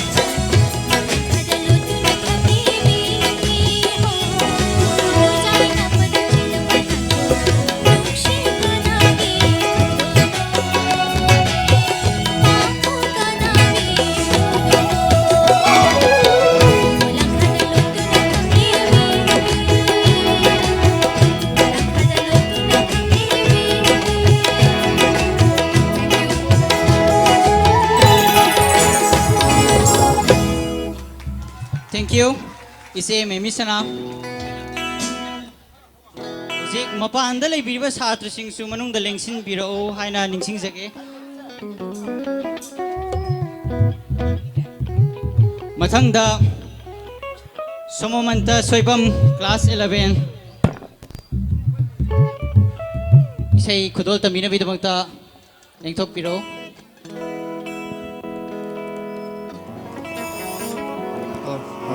Hello. Ahanbada tinbiba mayam boi kok non khurumjari amadi oja sing busui kok non khurumjari aina ise ase sakcham matamda soi khilan ki yarba so oja singna nachana nawni khan ngakpiyo.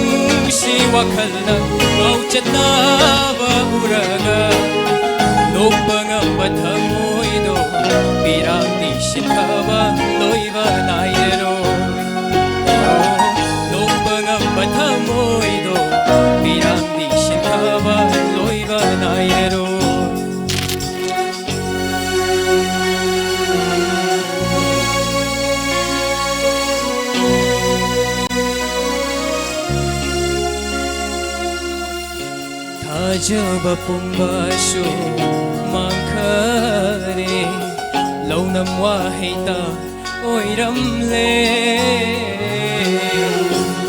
Jaba pumbasho mangkhare shuramle thamoida mai mangkrasanu loikrasanu nangi nungsiwa Mangkrasanu achikwa ahinga marup oirage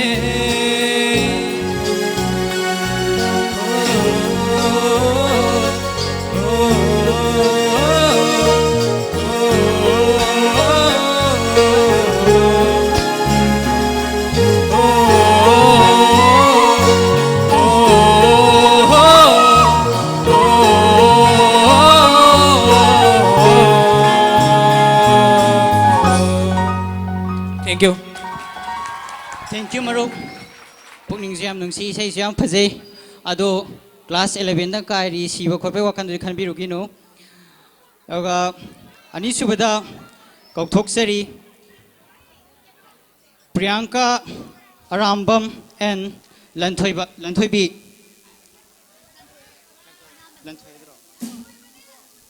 Lanthoiba, sorry. Isay maming na Fongdoklo Haining Bado. Matangda Oinam Bandana Sem Saduna ready to leave you.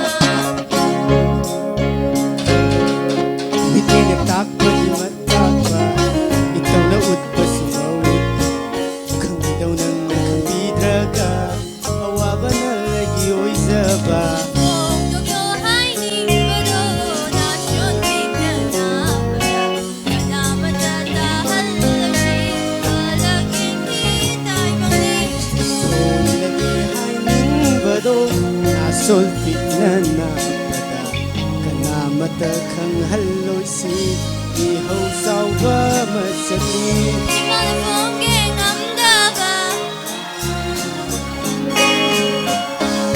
Itaw nuot pa sumawot pa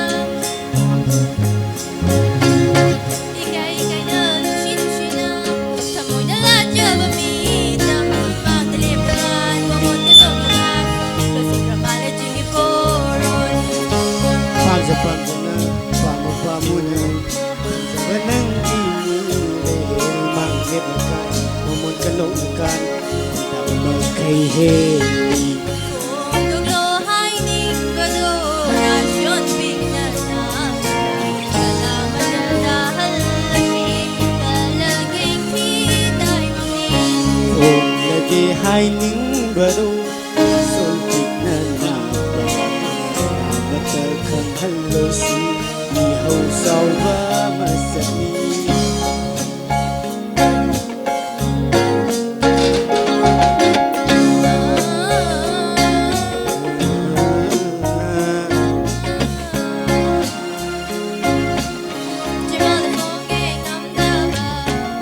Tapa di matapa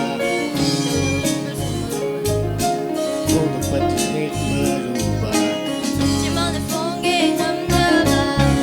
Itaw nuot pa sumawot pa Thank you.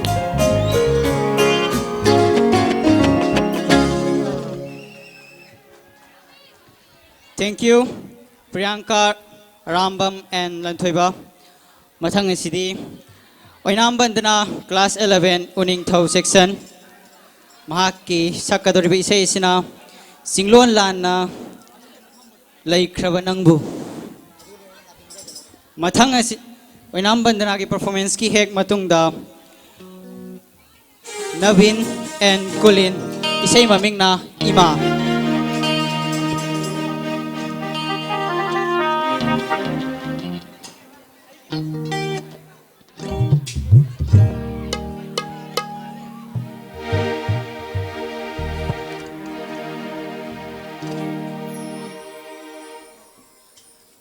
Chinh lồn mà lên lấy khờ bà nâng đô Chinh lại sắc lồn lâu khờ bà nâng đô Chinh lồn là lên lấy khờ bà nâng đô Chinh lại sắc lồn lâu khờ bà nâng đô Hoàng ngân xón đi đu dài nâng Đại đông đã bố cao ra xì ghê Chinh lồn là lên lấy khờ bà nâng đô Chinh lại sắc lồn lâu khờ bà nâng đô Chinh lồn là lên lấy khờ bà nâng đô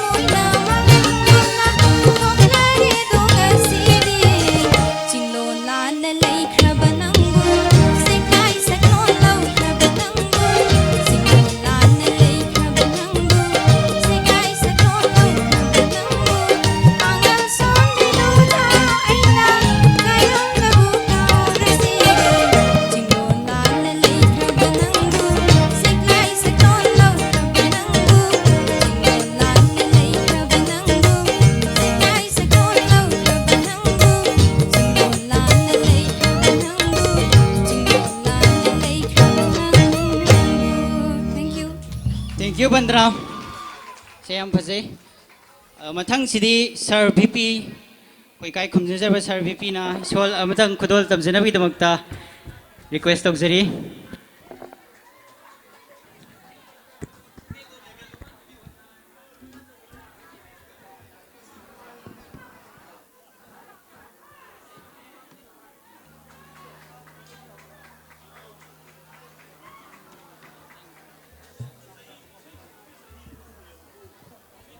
Mayam, sir, kita magta kumahaw mo amta.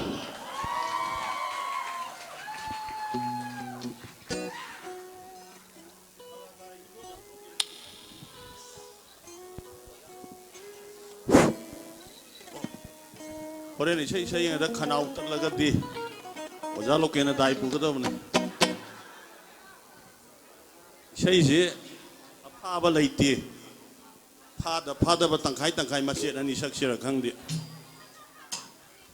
ꯅꯍꯥꯒꯤ ꯑꯃꯨꯛꯒ ꯑꯍꯟꯒꯤ ꯑꯃꯨꯛꯒ ꯑꯗꯨ ꯉꯁꯥꯏꯒꯤ ꯆꯤꯡꯂꯨ ꯀꯩꯅꯣ ꯃꯣꯂꯥꯡꯈꯥꯗ ꯂꯣꯠꯇꯨꯅ ꯊꯝꯃꯤꯕ ꯁꯛꯃꯩꯕꯤ ꯑꯃꯗꯣ ꯃꯥꯒꯤꯗꯣ ꯁꯣꯝꯗꯒꯤ ꯀꯔꯤ ꯍꯥꯏꯅꯤ ꯑꯩꯈꯣꯏ ꯓꯟꯀꯥꯔꯕꯤꯗꯨ ꯍꯦꯟꯃꯟꯈꯤꯗꯅꯕ ꯀꯩꯅꯣ ꯇꯧꯋꯦ ꯑꯗꯣ ꯑꯩꯒꯤꯗꯤ ꯇꯕꯤꯂꯥ ꯑꯃ ꯇꯧꯕꯤꯔꯁꯨ ꯌꯥꯔꯦꯗ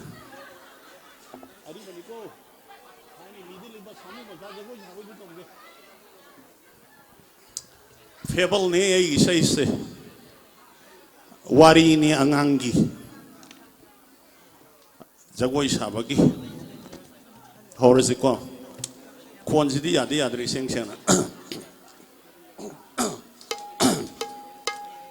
ꯁꯥꯃꯨ ꯃꯆꯥ ꯑꯃ ꯂꯩꯅ ꯖꯒꯣꯏ ꯁꯥ ꯅꯣꯝ ꯅꯣꯝ ꯅꯣꯝ ꯅꯣꯝ ꯖꯒꯣꯏ ꯁꯥ Samu maca ama laina jagoi sha nom nom nom nom jagoi sha mama papa laite mabien bok na yo I mama mapa laite mabien bok na yo I Samu maca ama laina jagoi sha nom nom nom nom jagoi sha nom nom nom nom jagoi sha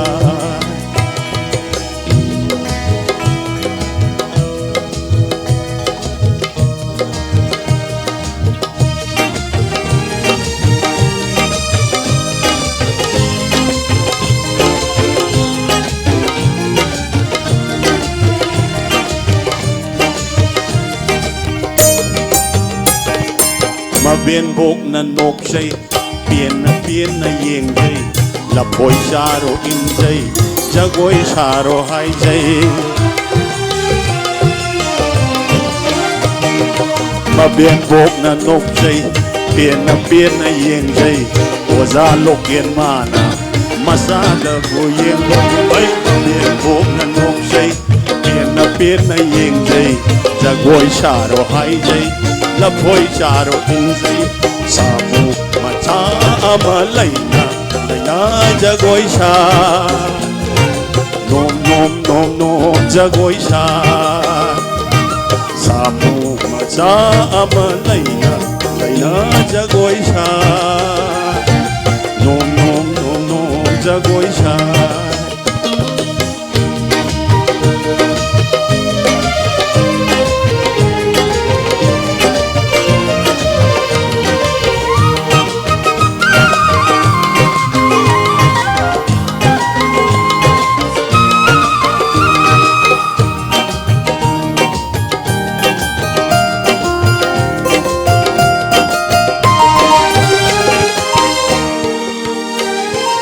Harazo number phangdra di piroi ko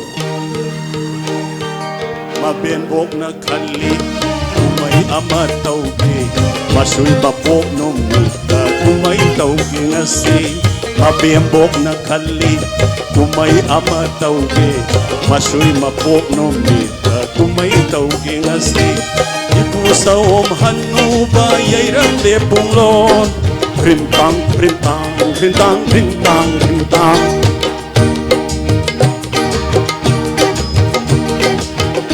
Utum tan thaba yairam le punglon Hintang hintang hintang hintang hintang Tan thare utum na tum Duhar zolom taurak le waza duhar usraina Duhar zolom taurak le waza duhar usraina Samu maca ado laina jagoi sha Nom nom nom nom jagoi sha Samu maca ado laina jagoi sha Nom nom nom nom jagoi sha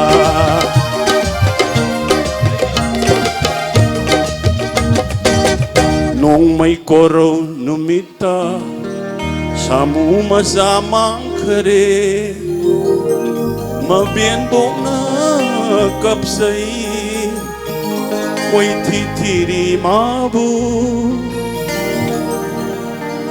Ha ipu saom nasu uhobara uthum tan thaba nasu thenabara ipusaw nasu uhobara uthum tan thaba nasu thenabara khangde khangde tabahai khangde khangde tamahai samu machagi jagoi hanna amu uraro nom nom nom nom salaro nom nom nom nom salaro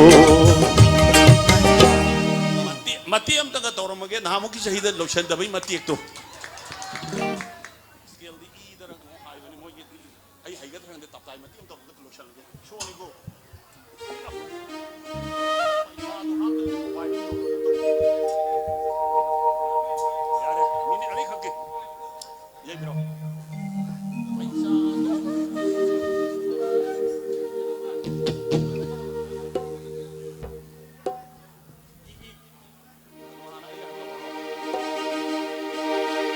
paisa do haptra di mobile yolo miss call khakpi bagi rai ba mobile paisa yaudre nang tawra u hello da hair ga su tham khodna ha miss call pangpi da pirak lido paisa do haptra di mobile yolo miss call khakpi bagi rai ba mobile paisa yaudre nang tawra u hello the higher gasu ha miss call pangpi the pirak lido paisa do haptra di mobile yolo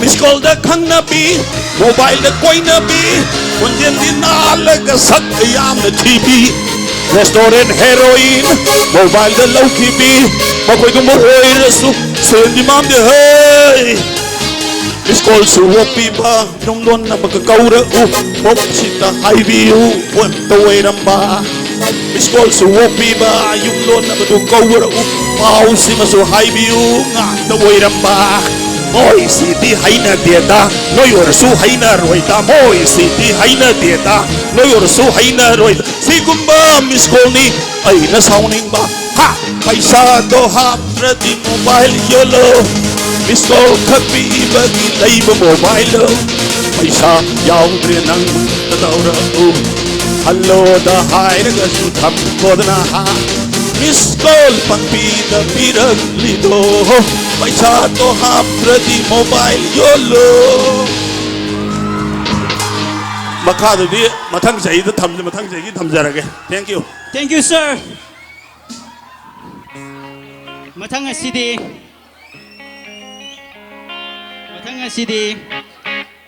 Marina Toksom class 11 sangai dagi sei khudol tambirana widamakta oxenjari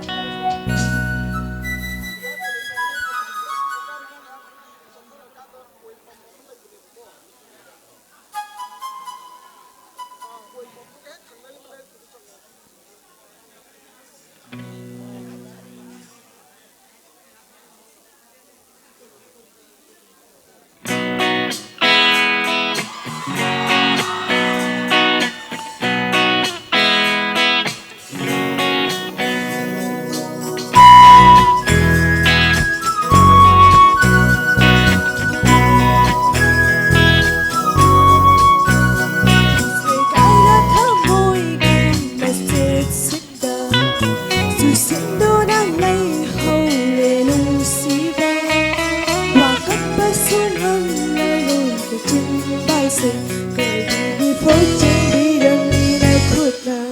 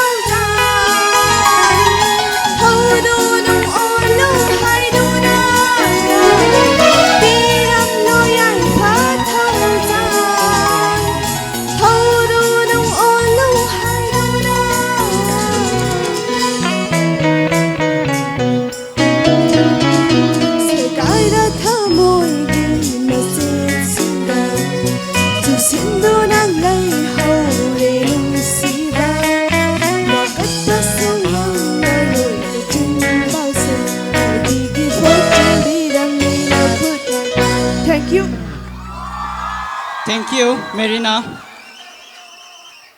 Hojik chathajar leba isai sing asi anam mana nungsi nungoli nga to oi basida oja sing si tala abra karino oja nupi sing si loi thokre amukta sangbiro mathang gi isai asidi imada dedicate tawjaba isai ni isai asi khodol tambina bi damakta Colin and Navin makoi gi isai maming na ima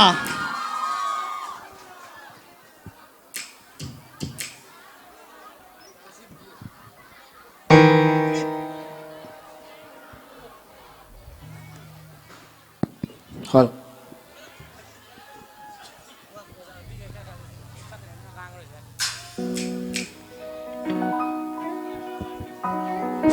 Hello.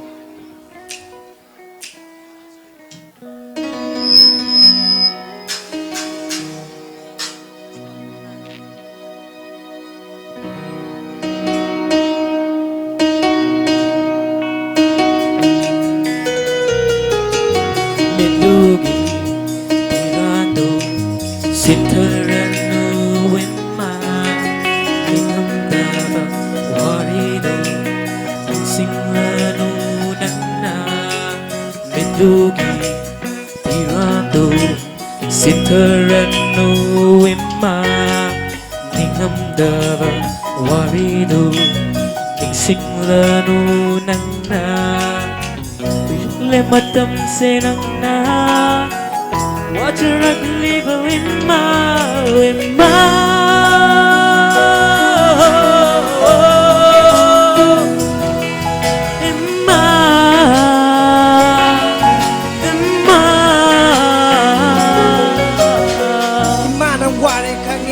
Pag sawi ka sidi Imana wala ka nu Teng la ba hingda kap la ka nu Ahen lo wakal kan la ka nu Rekra ba hok rabu wari ni Imana ngi wakal sonta ranu Nona ba na yami Kala ko na tali Hing ba taluro ba Puchi kita ka ni Soy ba da tidu na lay ba miwe ba ni So ta du na lay ka nu ima Mina wa matang kini ima Rekra ba puchi da laki ba Soy ka ba yaw ra ba su Apang ba na jani kan nu na Imana na waro binu Na jagi khut se jit na pairo Khut samduna purage Awaba wakal Khandana ba amu Imma nangna Apang bana jani khanduna Apiyoy na soy kiba nama Magi awaba khanduna ba Na jagira me khal lage sida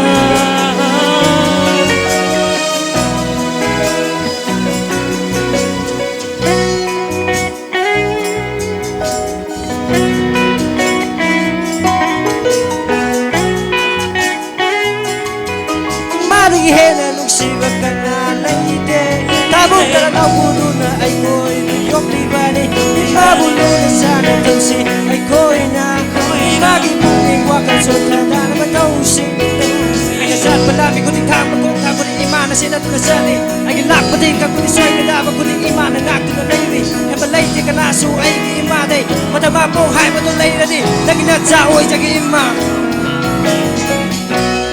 Waram gani ko mama Ay taba matcha sindi Kak nam gani ko makoy Ningam da wari na yom duna Ay jaba ngamda na makanata Chat ki ganu imma nandi Ifam dagi lang na mitugi Tirado sitarano imma Ngamda wari do Ningsing lano nang Minugi Tirando Sitarano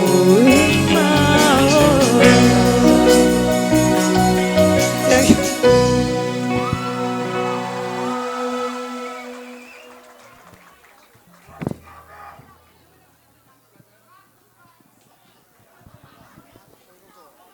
Thank you. Dana bin amasung Colin mathang asidi ozarom dagi amukta asi hogi kai khumnazaraba Sir Robindro isai imta khudol tambina bidamukta haijari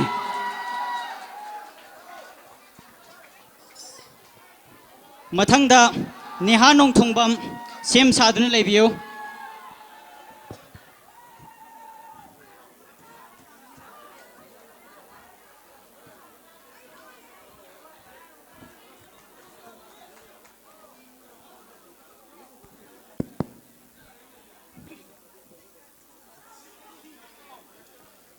Ahan mamaktada function sida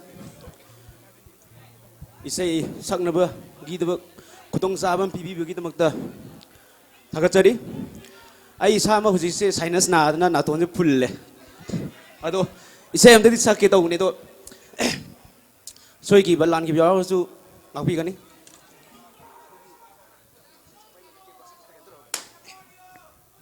isai ji ai ki nuksirba satra satri jingda didike tawjage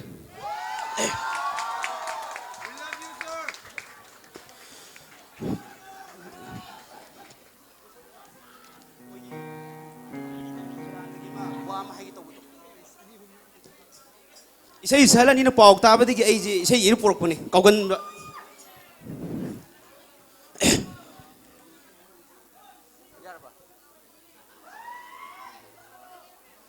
wa am hai ge mun na tau ꯑꯩꯒꯤ ꯂꯝꯍꯦꯟꯕꯤ ꯊꯥꯖ ꯇꯔꯨ ꯇꯔꯨꯕꯤ ꯅꯪꯒꯤ ꯄꯤꯔꯥꯡ ꯑꯩꯗꯤ ꯄꯥꯝꯃꯩꯅꯦ ꯊꯥꯖ ꯋꯥ ꯑꯃ ꯍꯥꯏꯒꯦ ꯃꯨꯟꯅ ꯇꯥꯎ ꯑꯩꯒꯤ ꯂꯝꯍꯦꯟꯕꯤ ꯊꯥꯖ ꯇꯔꯨ ꯇꯔꯨꯕꯤ ꯅꯪꯒꯤ ꯄꯤꯔꯥꯡ ꯑꯩꯗꯤ ꯄꯥꯝꯃꯩꯅꯦ ꯊꯥꯖ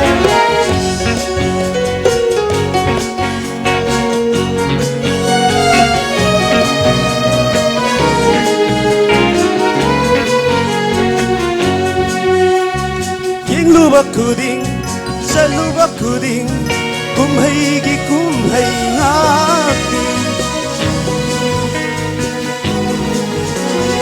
yengluba khuding saluba khuding kumhai gi kumhai ngakti sida bukari gi waruning ai lei nungai bangakni punsi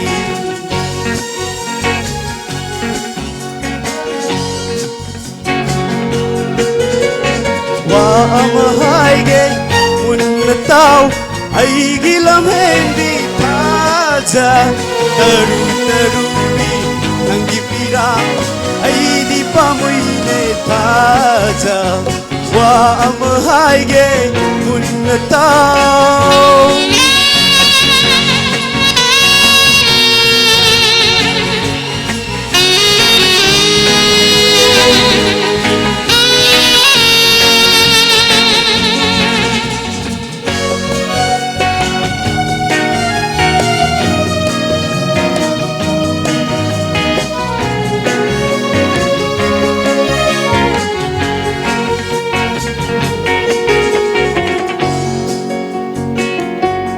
ꯑꯩꯈꯣꯏꯒꯤ ꯑꯩꯒꯤ ꯍꯧꯔꯛꯂꯤꯕ ꯁꯥꯇ꯭ꯔꯁꯤꯡꯗ ꯑꯩꯅ ꯔꯤꯀ꯭ꯋꯦꯁ ꯇꯧꯖꯅꯤꯡꯕ ꯑꯩꯅ ꯍꯥꯏꯖꯅꯤꯡꯕꯗꯤ ꯍꯧꯖꯤꯛꯀꯤ ꯃꯇꯝ ꯑꯉꯥꯡꯁꯤꯡꯁꯦ ꯃꯣꯏꯒꯤ ꯑꯅꯤꯡꯕ ꯑꯄꯥꯝꯕꯁꯦ ꯊꯨꯡꯗ꯭ꯔꯒꯗꯤ ꯄꯦꯔꯦꯟꯁꯤꯡꯗ ꯌꯥꯝꯅ ꯅꯤꯡꯉꯥꯏ ꯀꯧꯕ ꯁꯤ ꯇꯧꯕꯤꯒꯅꯨ ꯄꯨꯟꯁꯤꯗ ꯅꯤꯡꯕ ꯀꯥꯏꯕ ꯅꯤꯡꯕ ꯊꯨꯡꯗꯕ ꯄꯦꯟꯗꯕ ꯃꯌꯥꯝ ꯂꯥꯛꯀꯅꯤ ꯃꯁꯤ ꯈꯤꯇꯪ ꯈꯥꯡꯕ ꯄꯦꯟꯊꯣꯛꯄ ꯇꯝꯕ ꯇꯥꯏ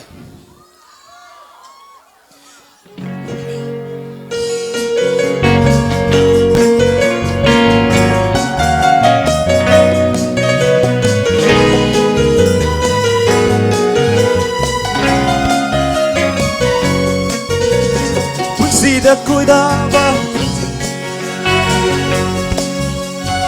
aina pamjava aina tungava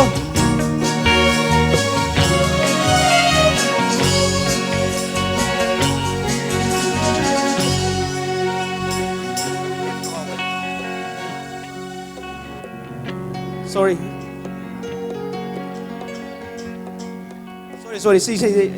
nangbi gani isai sabwa hitawne do isai me prop ko reji sorry ai sai moi toroge ai sim de swen zero kadai do no to sadan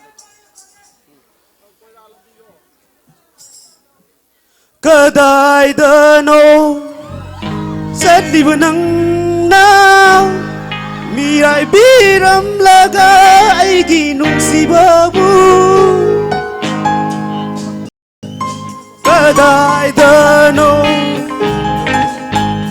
salibanang na mirai biram laga aigi nungsibabu karamba aigi itauda waruri bano nang thamoy sokna karamba aigi itauda waruri bano nang thamoy sokna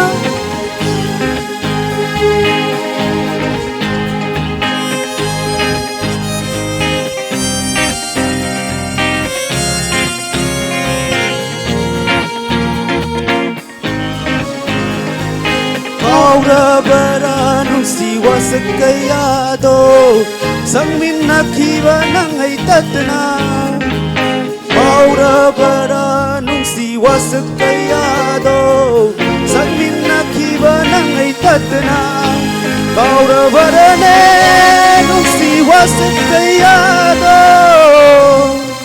Maura bara ne nungsi wasakayado tamjakiba Are pa nungsi nungsiba ni kanna Tangjakiba Asingba nungsiba ni kanna Kadaidano Chatliba nangna Irai biram laga Aigi nungsiba bu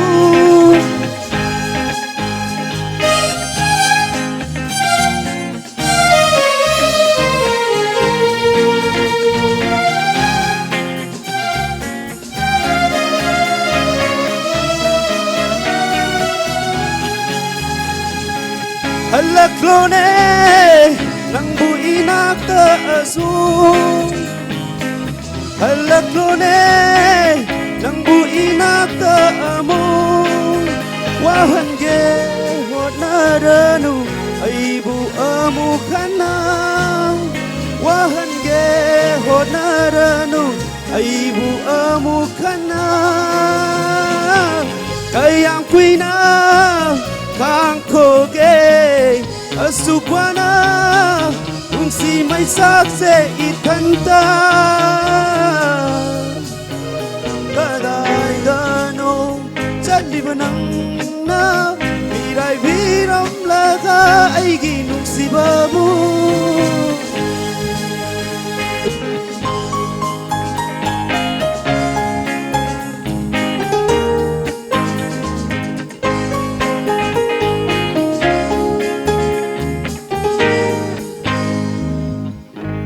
Yola po sahida sa pasan sakpa ngamoy jage sa tang nabagi pasan tawu ngamdre and lastly matiam tang and this song is dedicated to sa Loken sa yang pamdil sa ini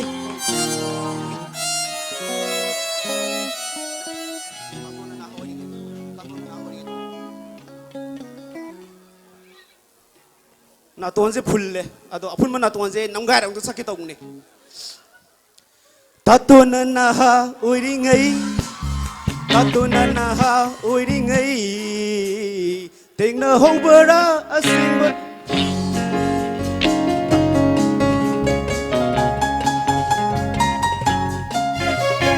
Tatuna na ha uiringai Tatuna pakang uiringai Ting na hobara asimba nung siba Ang hobara asimba nung siba Ting na hobara asing banung siba Kang hawara asing banung siba Ngay ko nang butak ko Hai ge taton hai ge Ngay ko nang butak ko Hai ge taton hai ge Tam ge taton tam ge Sima dihan hai ko Kananan kari ay rage nang bukana na laksarage Tato na naha oy ringay Tato na naha oy ringay Tato na naha oy ringay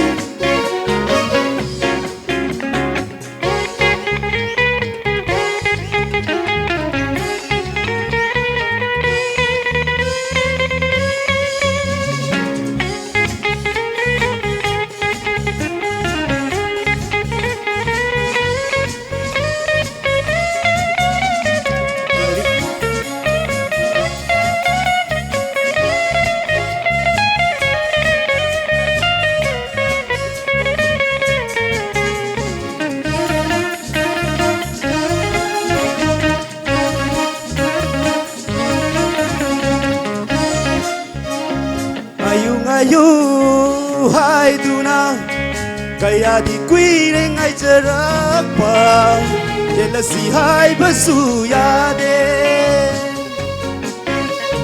Ayu hai tuna kaya di kuire ngai jarak pa jelasi hai basu ya de hai belakan gesu ya de bagi wani Magi nuksiba, asing ba nuksiba natrabara Singa bagi wani, magi nuksiba, asing ba nuksiba natrabara Nupi hai wadzasidi, kahena nuksiba ulunu Kaline moisu, nupase hen malise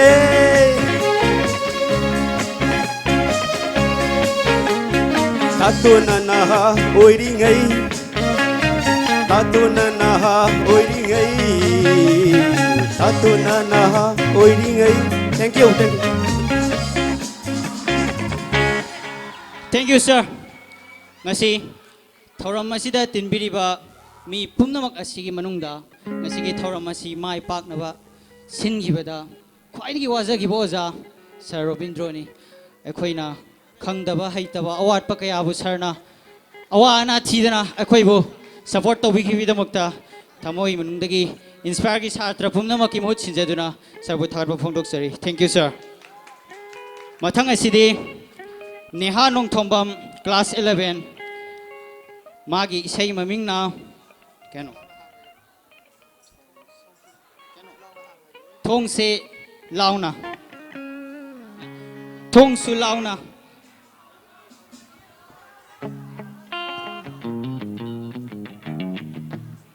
Ahambada lakpiriba ojasing amasung aigi colleagues sing amasung miyam punamakpu aina khurumjari.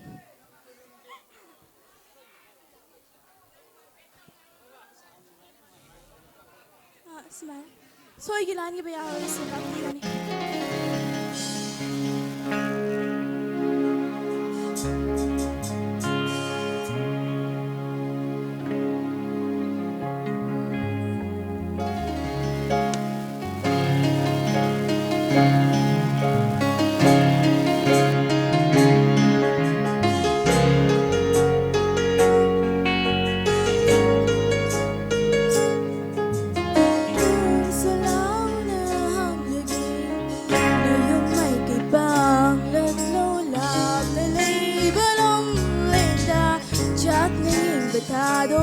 Lokau besu, lady ng bulag na rum, lay na raso, tamoy gimari ama irong lay puwari na, lumang mahal na sumibigin, adumay gin, syakyom yuyom, yen na jamin na baywari su.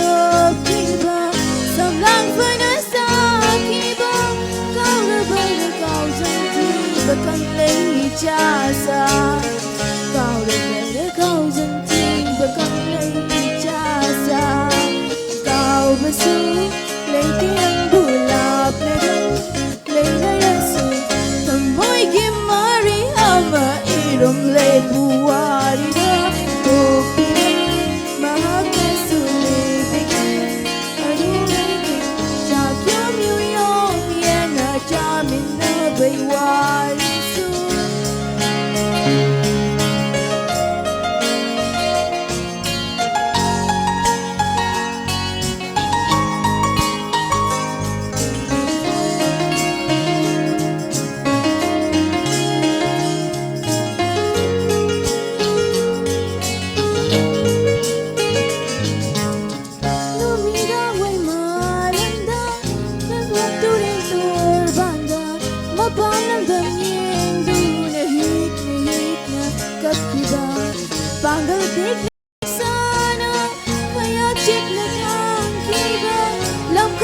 Pamaring na tangi jagoy kat kiba kau la kau jang thi bakang lay jasa kau la kau jang thi bakang lay jasa kau basu lay tinang bulap na rum lay na rasu tamoy gimari ama ilum lay buwari kopi ba mahak na sulibigin adumay gin syakyom yun na jamin na baywari su tung silaw na hangigin na yung may ipang letlo lap na lay balong rin na yemba tharoga. Thank you.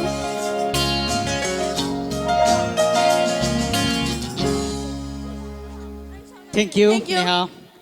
Mathang asidi ngasigi special oina thamjaba singer ni Manipur gi mayam thoidok ni hena khangdok khangbiraba singer ni mayam hena khangbire wagi yamba Arvin yamba si thopina singere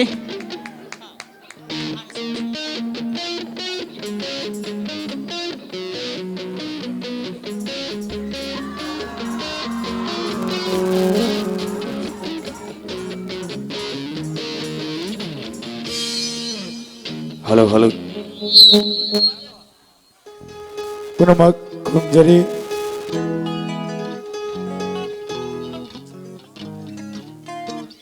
Halo, halo, halo, halo. Koi ngarang su loktak degi chacharuba tum hogat pase kuisadri. Adu inspire gi khanjaraga laksabani. Hene na yamna hawam hiri ke apu tokpa ngamba yamna mating leina mayamgi seva tawba ngamba school ma oibiu agi site gi wispisera hoba kubak inspire gi. Thank you. An baze koi sir lokena haviram baisai lenana ma'am Ilsina kanbiram baisai ni khudol dam jage ji ma'am langshwarak bazu ai koi je tumbagi jang je wat panina amna nuai jadre dena pura mangapi gani sakchage. Halo, halo.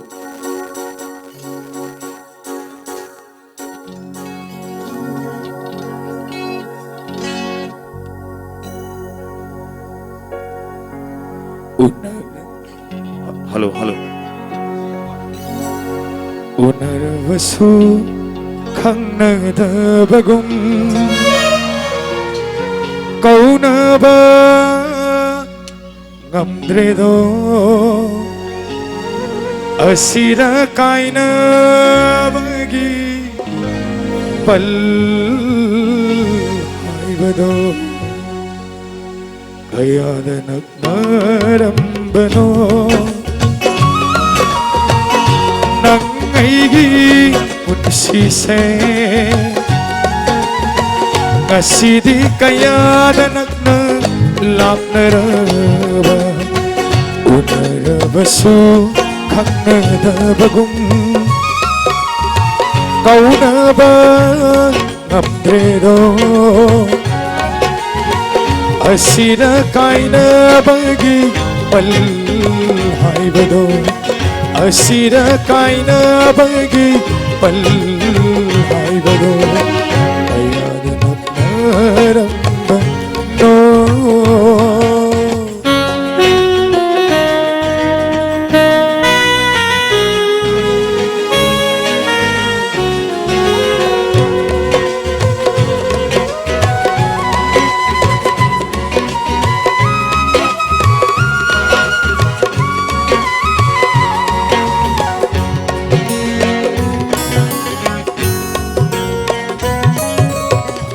Aiburaga nokcherambi nangna ngasidi karigi hainadaba udliwa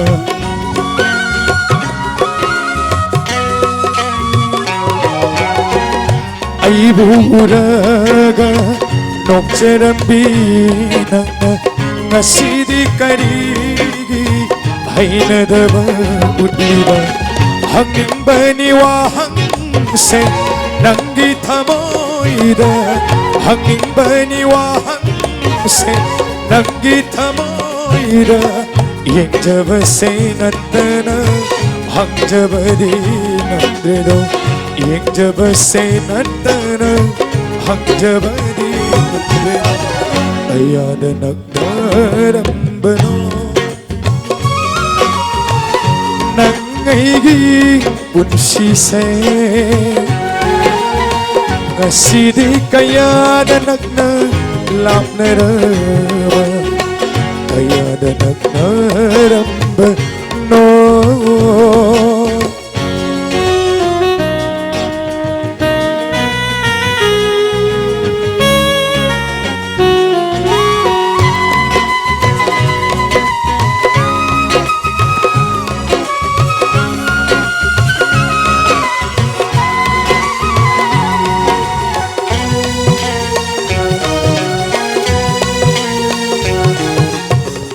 hỏi khi nông mơ nắng nung si và đi lên đờ bơi thầm ôi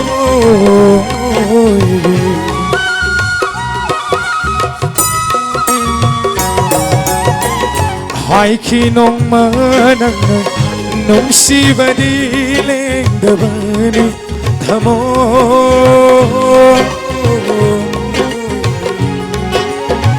nô lúc nè thang khi bờ nắng đi không mang nô lúc nè thang khi bờ nắng đi không mang cái rầm bờ pun sigi bao không nô chalam bờ cái rầm bờ pun sigi bao không nô chalam bờ cái yad nag rầm bờ nô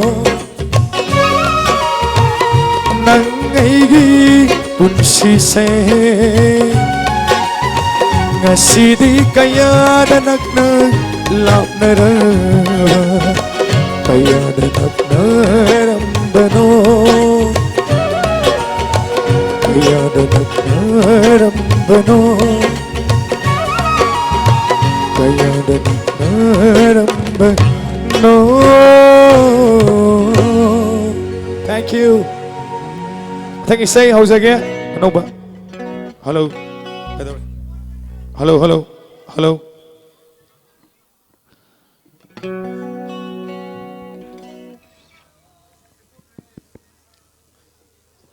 Mr. Tom Bahibam wang na compose of ibisay ni tahan jage.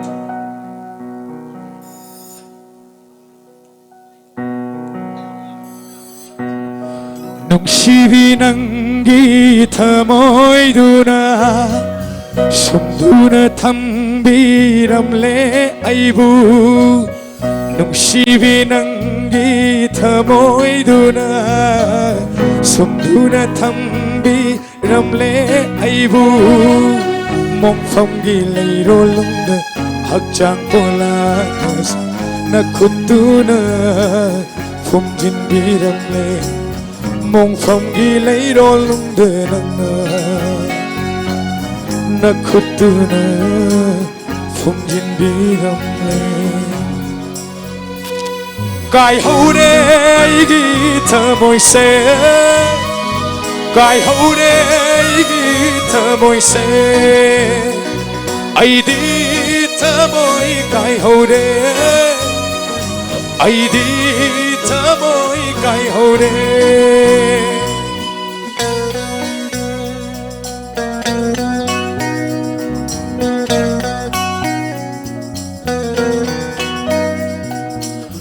lo chillaga tham lu bay iral mà hay phăng lên si đi ai hak su lo chillaga tham lu bay iral mà hay phăng lên si đi ai hak su iral du nơ ôi halle ai hak thơ môi cái nơ mơ mi sắc mơ iral du nơ ôi halle ai hak thơ môi cái nơ mơ mi sắc mơ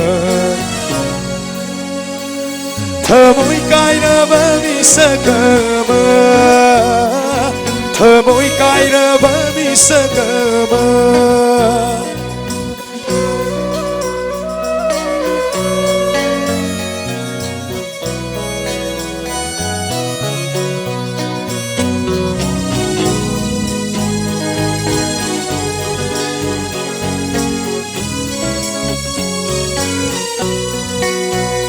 watching di ulen rakta nai to lebli aina tor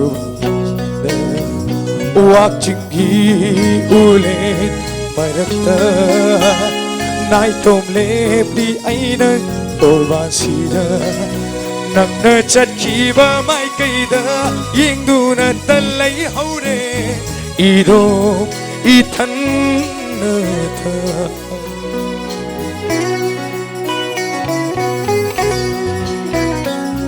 nangna piramba kudong se konduna nangna piramba kudong se konduna ai di tamoi kai hore ai di tamoi kai hore ai di tamoi kai hore ai di tamoi kai hore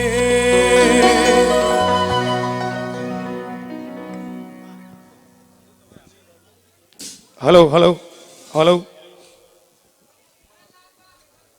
ai nau sing na hai bi ba lang tak to ba ma tau jage soi ta na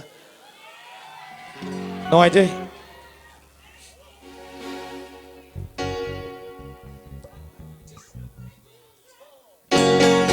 once again inspire Science Academy Overkubang thank you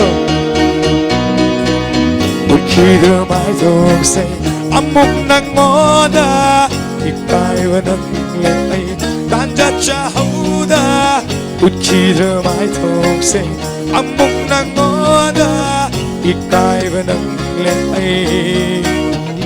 hậu gật tri và wari say nang gi ai gi mang lên hậu ra để pun si say nang bu phang gơ uning bờ mai thong ni nung si vi nang tegi uning bờ con jelly nung si vi nang tegi uning bờ mai thong ni nung si vi nang tegi uning bờ con jelly nung si vi nang tegi oh yeah yeah yeah yeah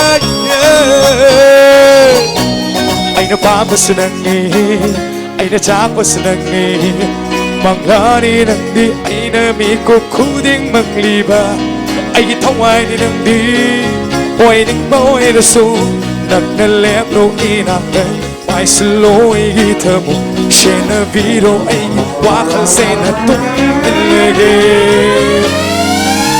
uning bờ mai thong ni nung si vi nang tegi aning bờ khot jelly nung si vi nang tegi uning bờ mai thong ni nung si vi nang tegi aning bờ khot jelly nung si vi nang tegi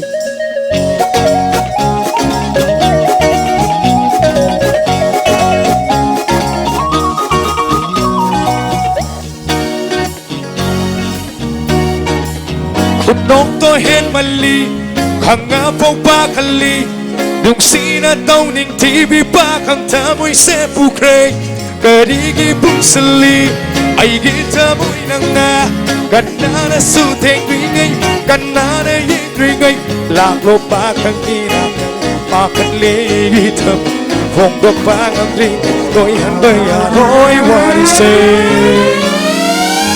uning ba mai thong nung si vi nang tegi aning bờ con jelly nung si vi nang tegi aning bờ thong ni mai thong ni nung si vi nang tegi aning bờ con jelly nung si vi nang tegi thank you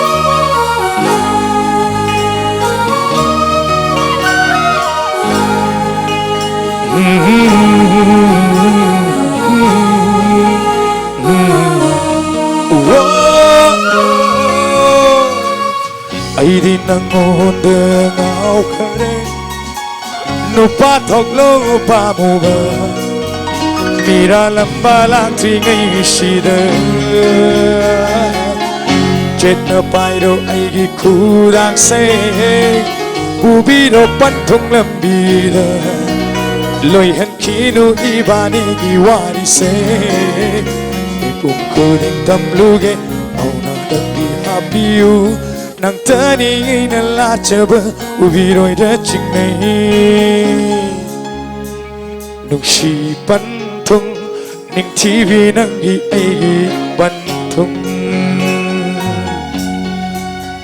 buk ning khang le pa mubi leita jare thamoi se aigi mangla di lai de bi bena nok le gang asidi ai thero nangi nung siva nan tham loi ngod bai hege chemura do urege senga cha moi sine nang si panthung ning thiva gi ai gi panthung du da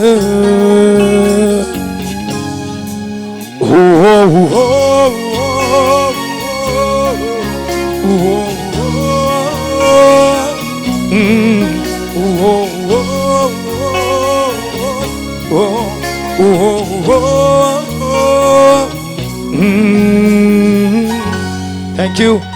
Em nói ai chơi? Em nói in chick na say tabi school sĩ sát sinh sinh lấy về xin nó cái nó khăng đế em na coi gì. Rồi vì say sẽ coi anh ấy cũng vì say na tổ chức mà cái say tabi rồi mà tung in school sĩ sát riêng mà khắc ichal ज्ञाने बला अभी माले लेकिन भी रखना भाई जरी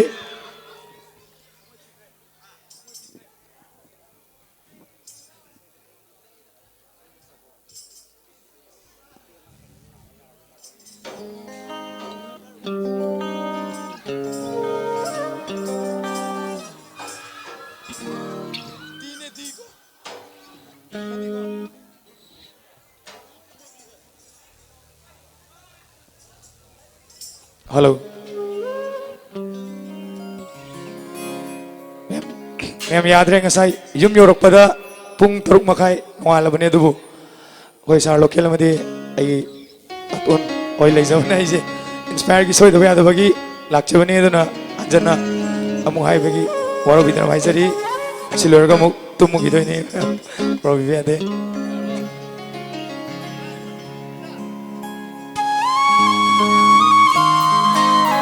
Thank you.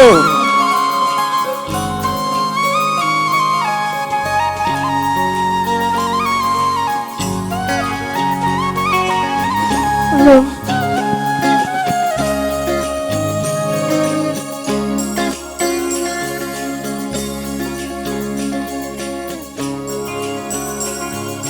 Aigi punsi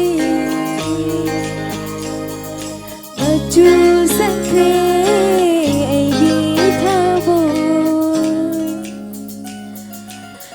jolunge aigi punsi maju sangke aigi thawoi laglaba danang na aigi dungshi dongjinga laglaba danang na aigi dungshi dongjinga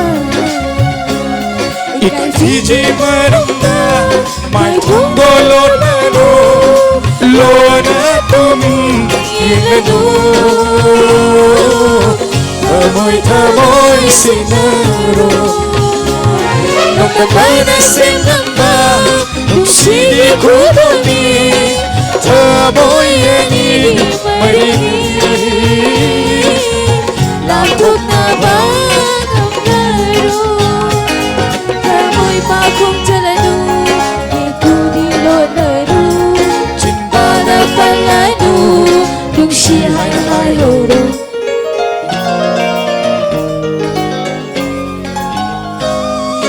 ino na lai jara bi aigi ang awi ito se pasang bi dengan si denangi dung si nai puna nagi dung si sahu panglabada koi rang lang ta ngõ hale ne puting lep labani nung sibi na na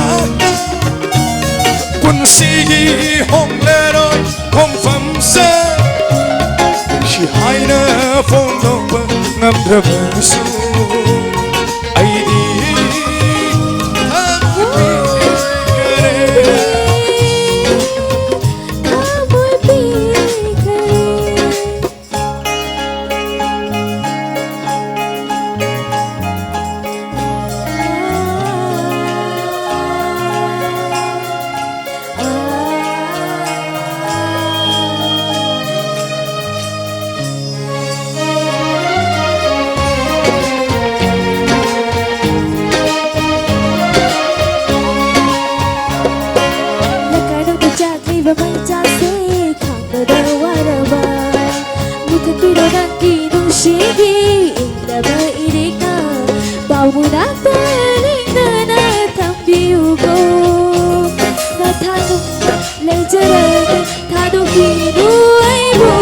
Shankaba machuni tamoida Kokaroi hanjin chamla basu Tamoy sina tamoida lona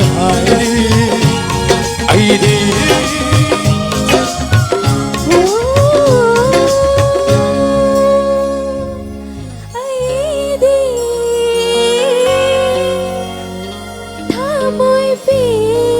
चल गया होगा खुबांग नहीं जरी यहाँ फंसा okay thank you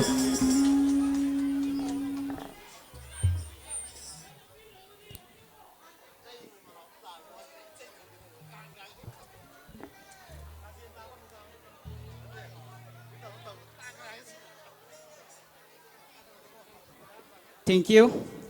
Sila matam kya kay thok piduna koy gi inspire gi Teachers Day program asibu yobi balak piri ba Yamba Arvin amasung professional singer amaga sab manana sakpi gi ba koy gi marup Gyani Bala mathang asidi Chhatra rom dagi amukta si Manglem Thoi class 11 Uning Thau section magi isai isi maming na ngasi aigi inakta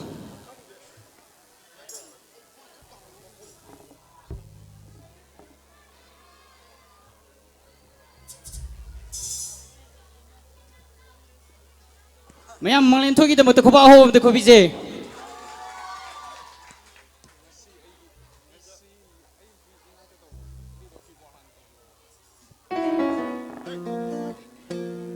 Ahanba magtada school asigi nungsijaraba ojasingbasu aina ahanba magtada ikokna na khoramjari amadi ngasigi Teachers Day asida saruk yapiriba satra satra singbasu aina ikokna na khoramjari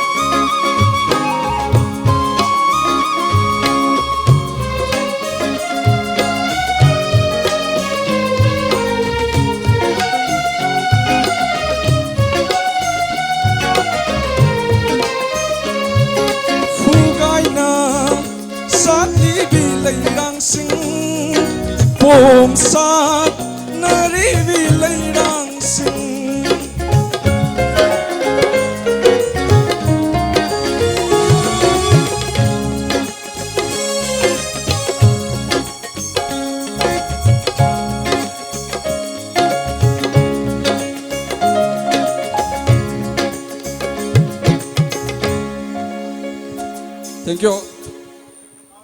ꯑꯩꯒꯤ ꯏꯁꯩꯁꯦ ꯃꯄꯨꯡ ꯐꯥꯕꯗꯤ ꯑꯣꯏꯖꯈꯤꯗ꯭ꯔꯦ ꯃꯌꯥꯝꯅ ꯉꯥꯛꯄꯤꯒꯅꯤ.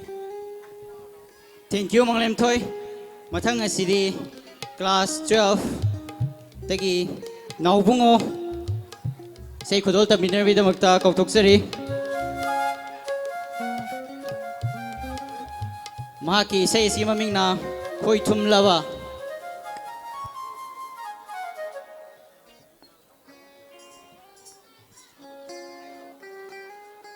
Thauromasi loisilakadaba yamna kuidre aduna mayam wars wana ngaktang phamiko mapanda thokpirikriba mayam pumnamaksu manungda ningsingbiraknabidamakta ningsingjari. Hello. Hello.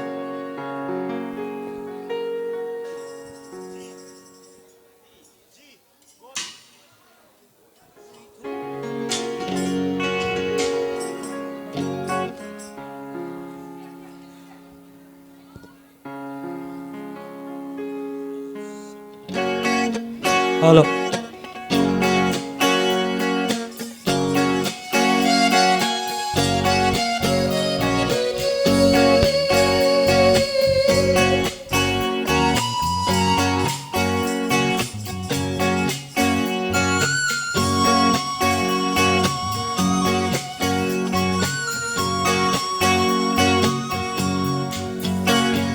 Khoi Thum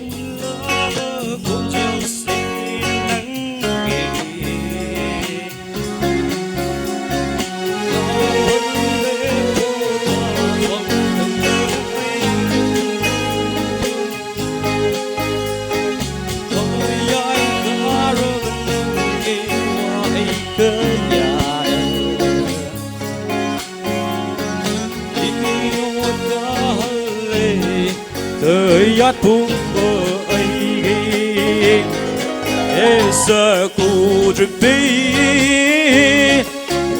oi gi sa kni esa ku dripi oi gi sa kni.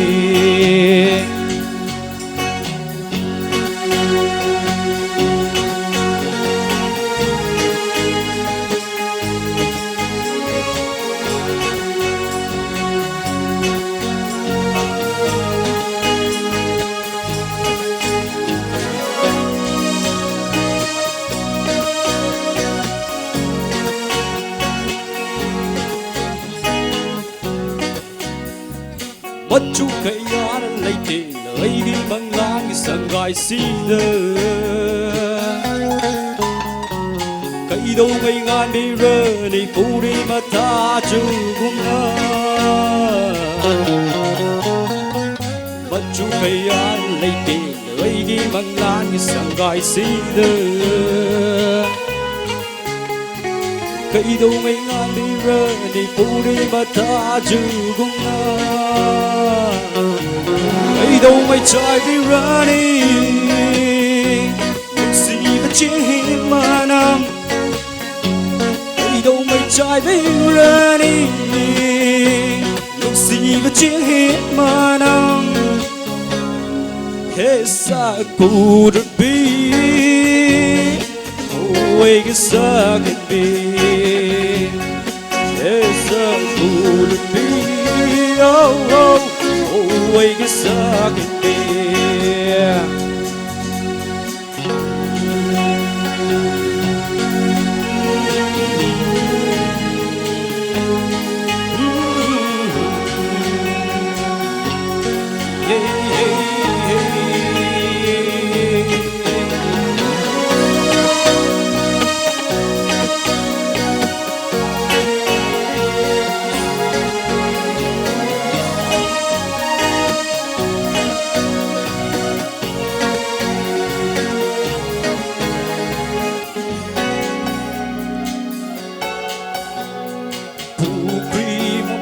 Kita kelai suma matun ki kundolai Ukri mapagi ta kelai suma matun ki kundolai Ngai rine nang buok kedeba mang bol tamai kaluna esa kurepi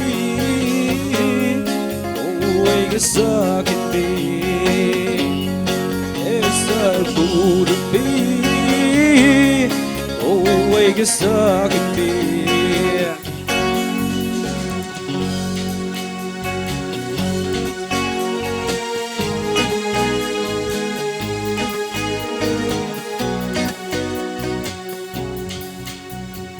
Ôi tung lơ bơ con chiếc xì nâng nâng kì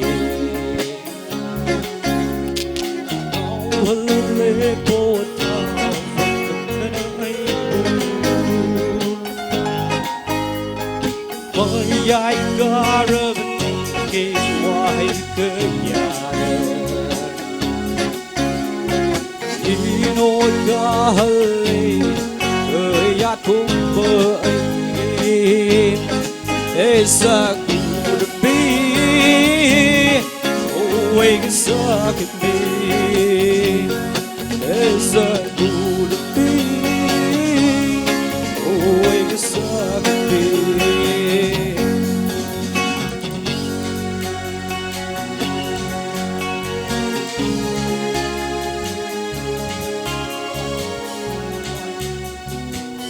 Thank you. Thank you. Dana bungo. Mathang asidi.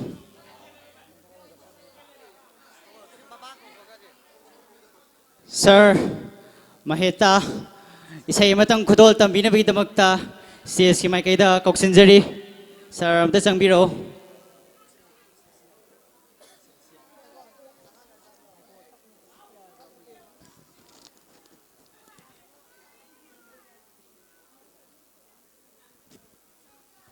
Sir Mahenta, stage from the Mutan Lingsin Biro, sir. Say Mazam to Kudol Tambiro, sir.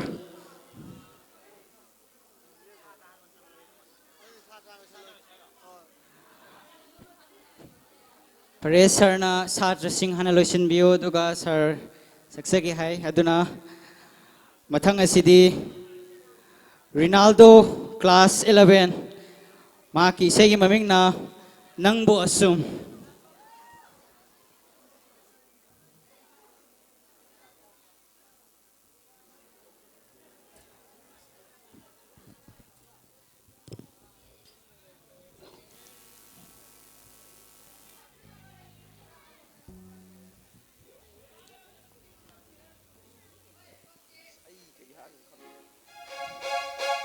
Muktada aigi election biriba oja amadi aigi brother sing pho aini kolona kromjari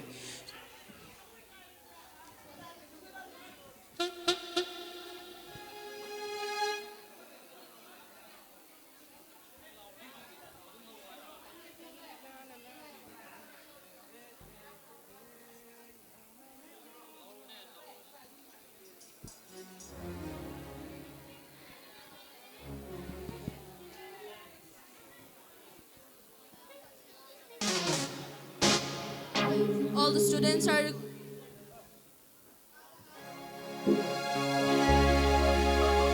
It is a request to all the students from the organizers that please join this program till the end. It is a request.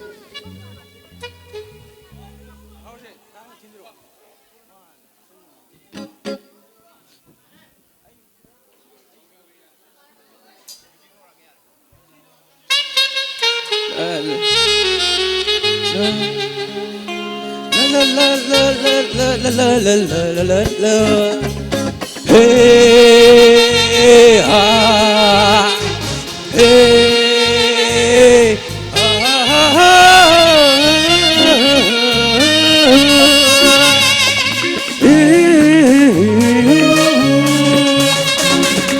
nang buwasong ningsing duna leire di ko mama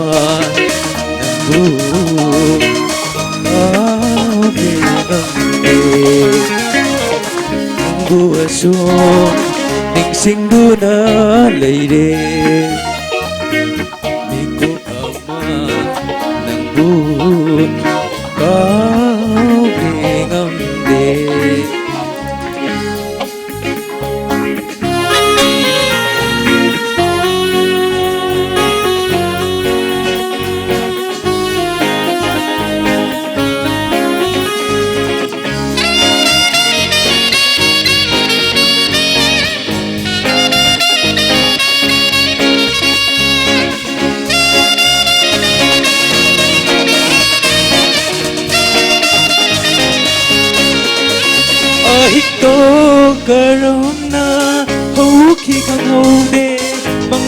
asumna kai kini kalude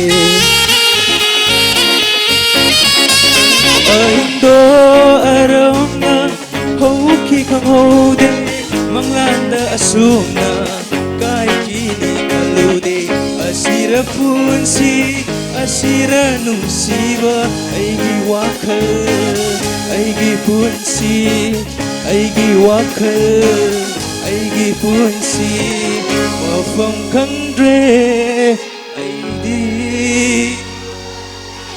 on ole buasum ning singduna leire mikuk ama nang bu kau ngengde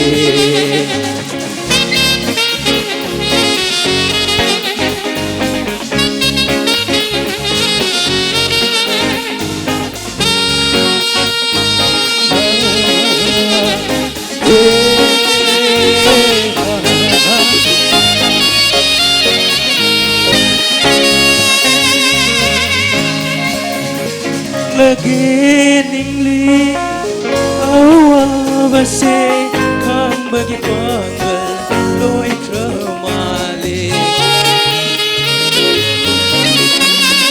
lagi ningli awa base kang bagi panggal loi kramale asum na asum hingba tare aigi puasi aigi wakal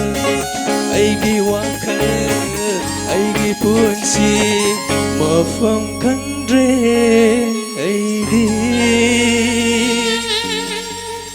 bum on ole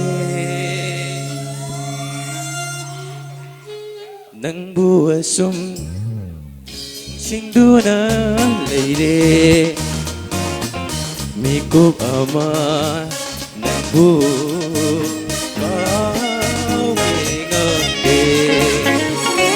Lâm đồng cây đa sân là gãy bu Lâm đồng cây đa sân là gãy bu Bút tha sige Miku amata Thank you all. Thank you, Ronaldo. Mathang asidi अखोगी काय खुमनजरिबा founder सर्वसंता अखोगी छात्र सिंगी माइकईदगी खुदोल pot अमता खुदोल तमजनबगी दमक्ता stage की माइकईदा लंगसिनबिरो आइना नोलुकना हाइजरी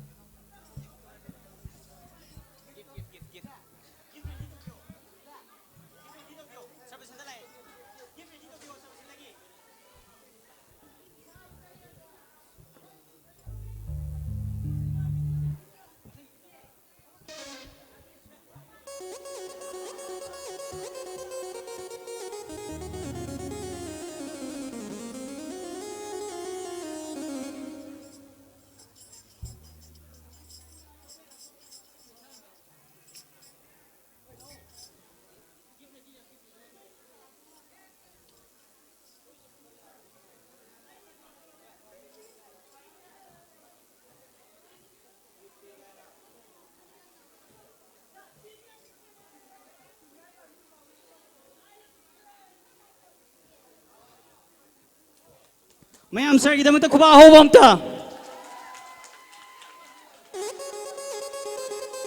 sir pot असी फंगबिरबगी मतुंगदा लेंथबिगिनु सरना इसै मसा अमता खुदोल तंबिनरमगी दमक्ता निंसिंगजरी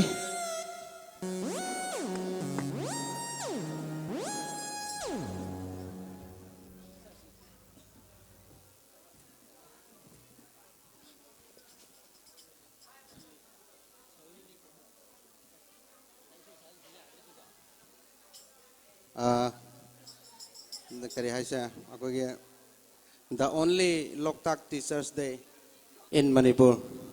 Hai tare. Numisida Satra Satri Singh, Oza Singh, Puno Putheng Abusutheng na ina taram no uksari.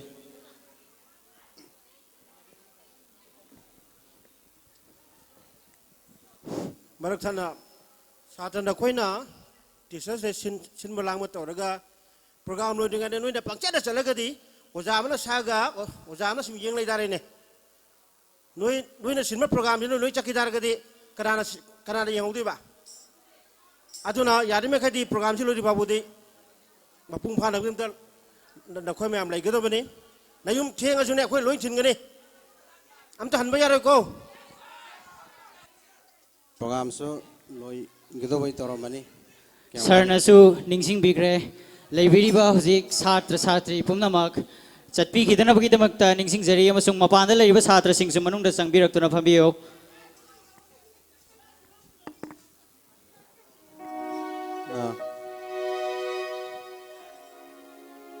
angang sing satra sing hai tare oja sing teachers day se ai su yam ngan na yaw janing bani adubo leitaba ma yaw badagi adugi seva cha charo bani aduna oja sing na ngakpi gani koge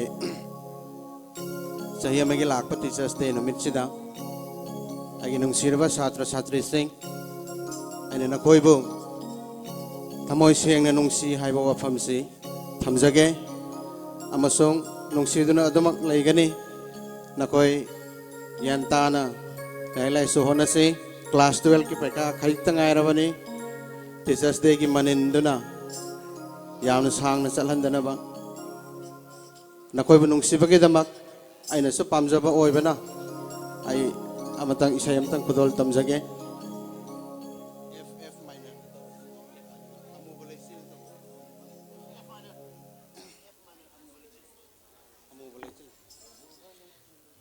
aikoina tasengna professional singer nattabanina aigidi bass do khijitang leitha haninge maramdi vocal oina somna yamna aina namba ngamoi dawanina noina di pamaro isai se adubo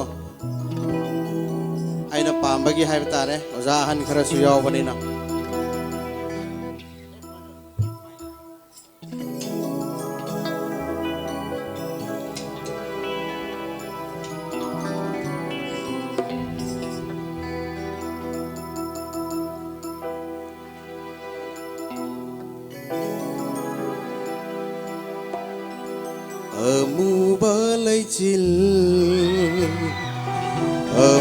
balay chil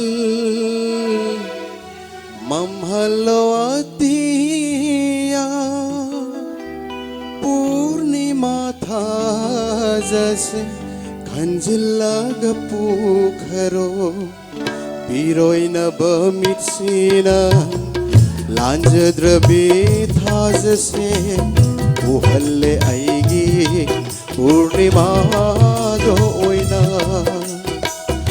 amubalay chil mamhalawatiya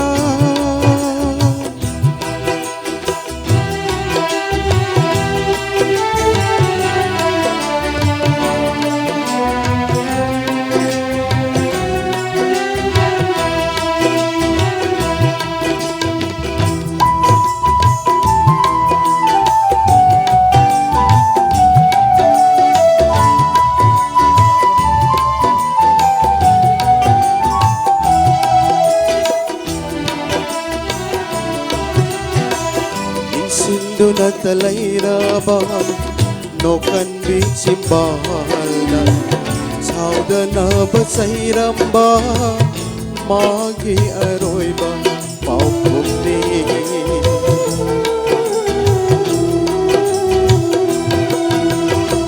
biching duna talairaba nokan bichimbalna saudana basairamba magi aroiba paukumni oi narini khalubana kaya raksokhiba oi narini khalubana kaya raksokhiba pamjaru baiwabado ningsingbada kapningi pamjaru baiwabado ningsingbada kapningi amuba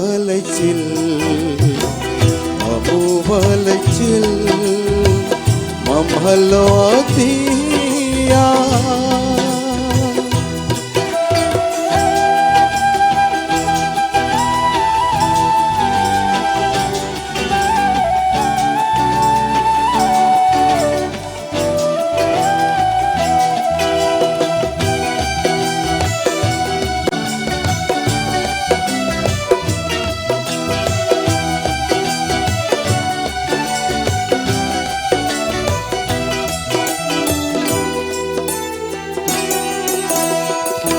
Orakini tatana bhumi mathajadi Orakini tatana bhumi mathajadi Uru raga khoshau nai mingmanabi purnima Uru raga khoshau nai mingmanabi purnima Nungsiba nang tanan lalhaliba ay sibo nungsiba ng kanani lalhaliba ay sibo pupning diwakat se tabigani kanana pupning diwakat se tabigani kanana amu balay chil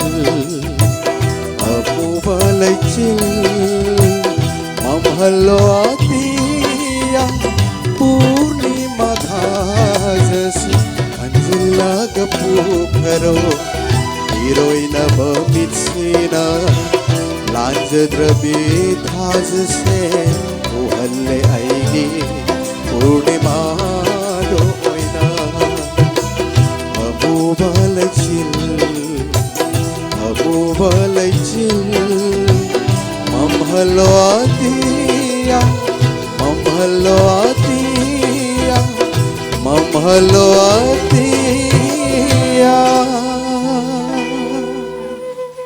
Thank you my dear students. Thank you sir. Sir na awaba kaya bo kauthokpiduna satra singna haijarubada harau harau sei makhudol tambiramba amadi lingbirakpagi damakta थागतपा फोंदोकजरी अमसुंग सरगी इमुंग मनुंगी अवाबदासु छात्रसिंगना सरुक याजरी मथंग असिदी होगी याम्बा the लविंगसन class 12 तगी इसैमा मयाम लौबीसे मयाम the लविंगसन की दमत खुबा होबम त खुबिजे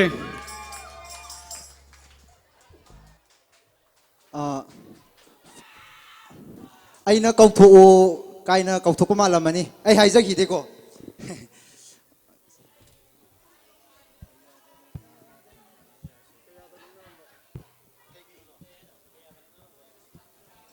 aina sakido be isai si mamangda da arvin nasu sakbi garba isai ni asoyangam yawrusu ngakbi gani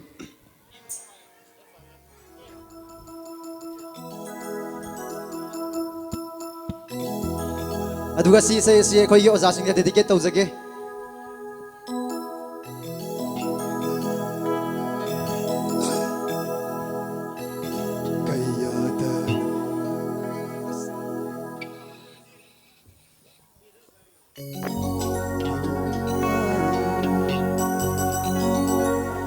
kayada nagnarambano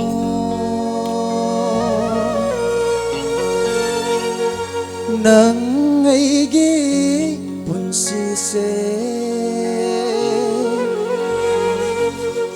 ngasidi kayada nagna lapna raba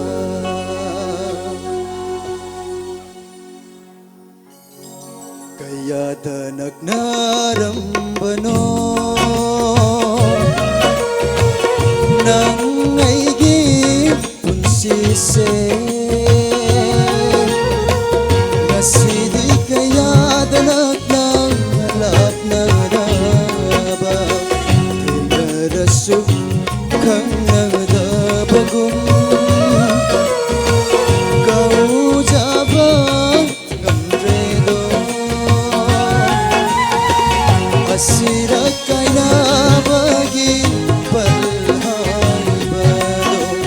Nasira kaina bagi balhaibana Yadanak narambana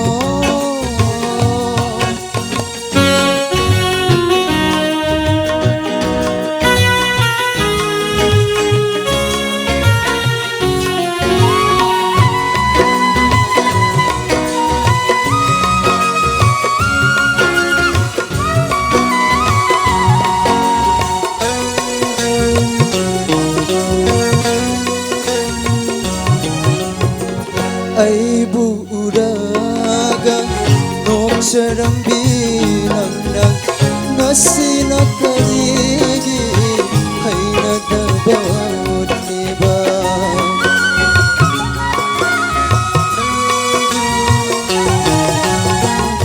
Aibu uraga noksaram bilang nang ngasina karigi haina dabot Hangning bani wahang se nanggita moira Hangning bani wahang se nanggita moira Yengga basenatana hang jabari langredo Yengga basenatana hang jabari langredo Kaya tanag pano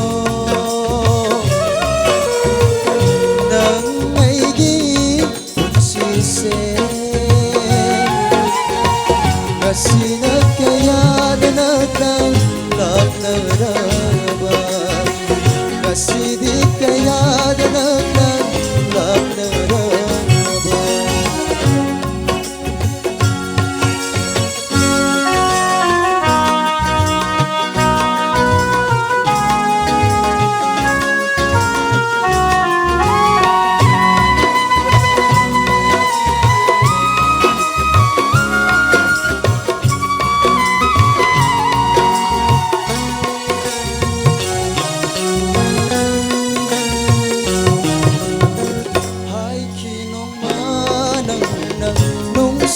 Bagiling rabani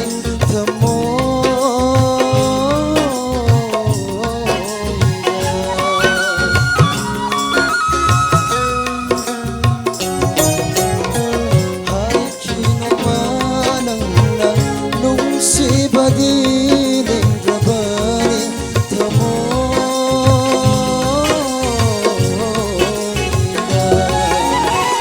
Noluk na tangki Nanggi kong tanga Noluk na tangki Nanggi kong tanga Yeng jaba senatana Hang jaba di angredo Yeng jaba senatana Hang jaba di angredo Kaya danak narambano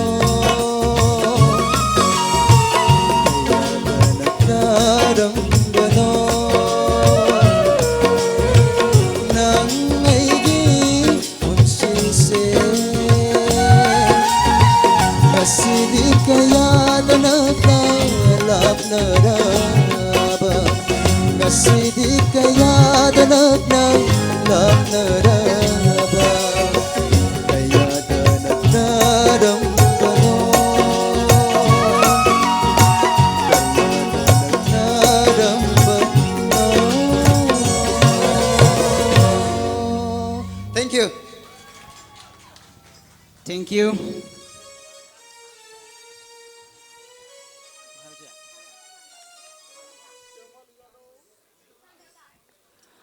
Mathang asidi koigi kai khumnazarba Sir Mahenta isai matang khodol tambinarbi damakta stage ki makaida kokutsari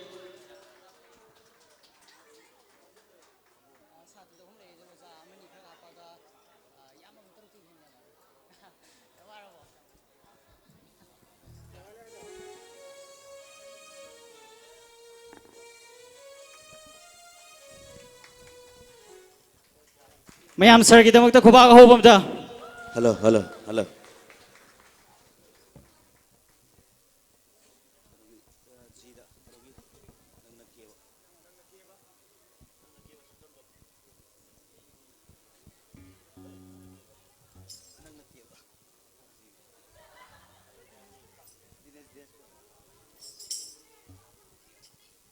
Hello.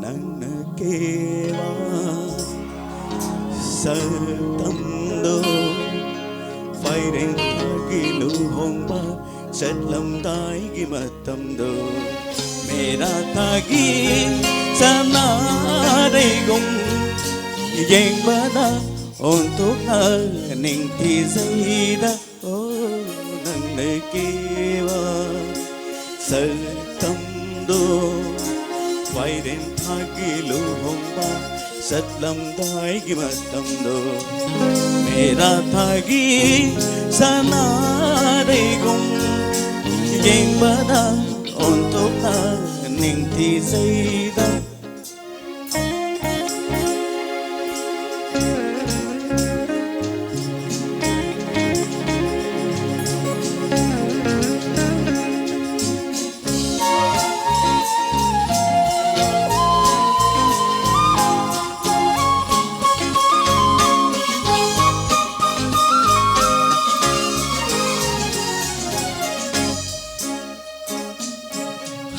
Santa Amapi Wandana Hamba Leiku Mai Tây Pegi Pejetni Divani Tagi Mairi Parengum Ning Tizai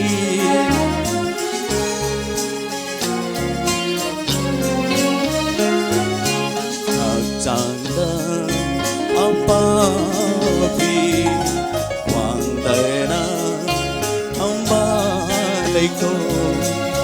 Mai Tây Pegi Pejetni Divani Tagi Mairi Parengum Ning Thizai Untuk na chupak jaida Untuk na chichu naida Nung siwi nangi mai thunda Untuk na chupak jaida Untuk na chichu naida Nung siwi nangi mai thunda yeng bada untuk ning thi zaida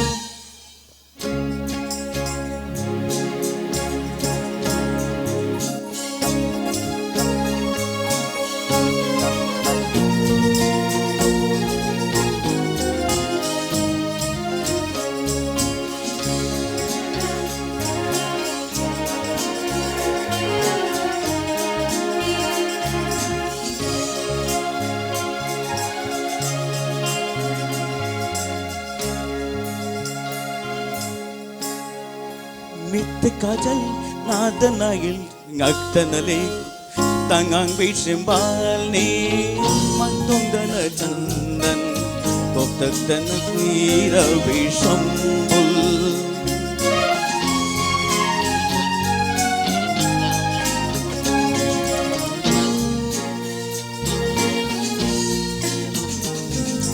Mitte kajal nadanayil ngagtanale tangang bishembal ni natondana chandan koktak daning thira bishambul shambul kita kedai na sondura ning thizare amukane ning thizare amukane nung sivinangi mai tondura sivinangi mai tondura yeng bada untuk ning thi zaida oh nan kewa salamdo phai rin thagi lu homa salam dai gi matamda mera thagi sana dei gum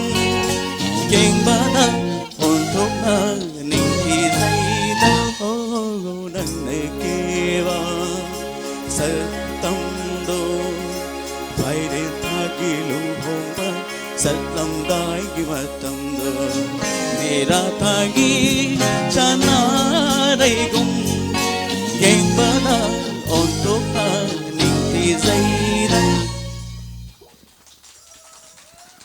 Thank you, sir. Me at school gidi khang de akhoi Inspire Science Academy gidi akhoi gi oja sing se lari tak pasu phajana hai isai sak pasu super.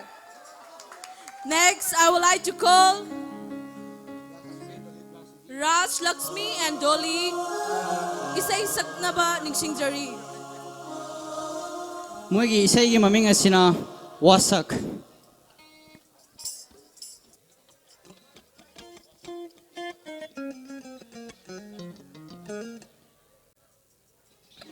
Mathangda Sarloken isai sakpinaba sem sanaba ningsingjari.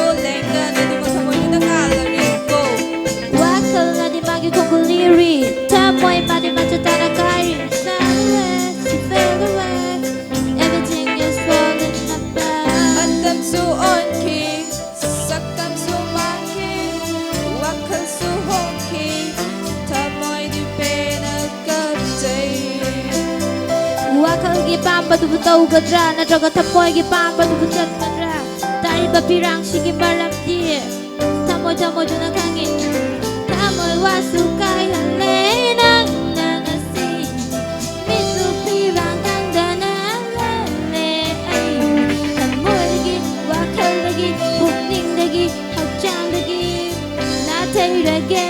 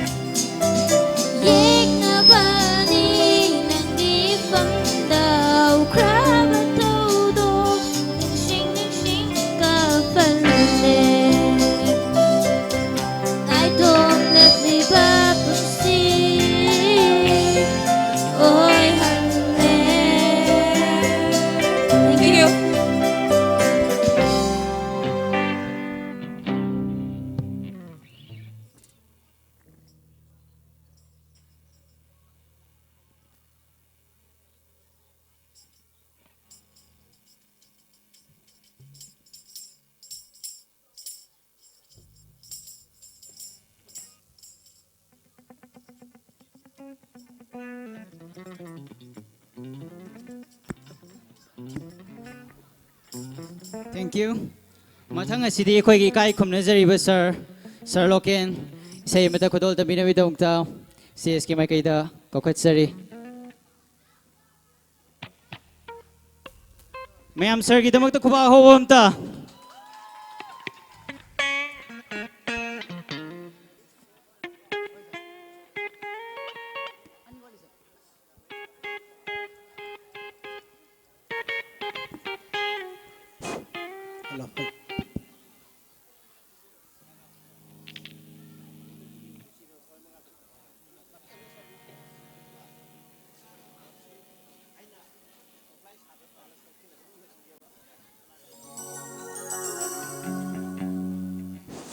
Hello.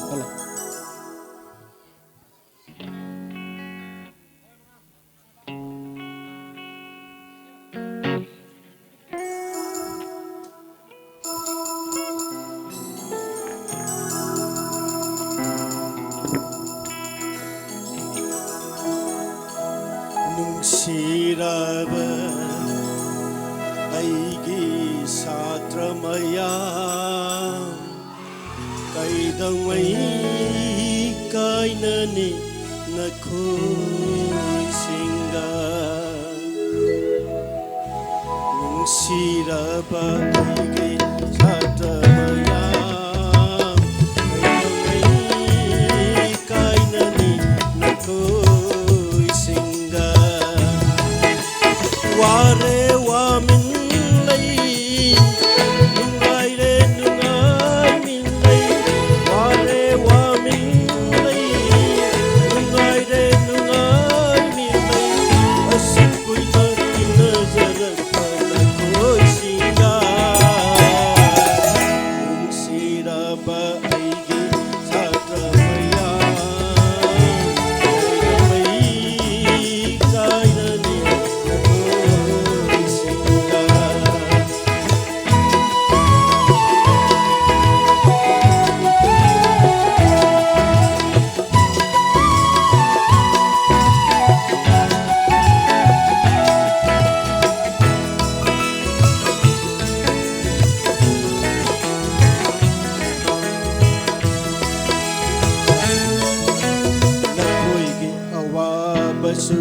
nongmata phongdokte nakhoigi apabasu nongmata khanhande nakhoigi awabasu nongmata phongdokte nakhoigi apabasu nongmata khanhande ware wa min lai nungai re nungai min lai ware wa min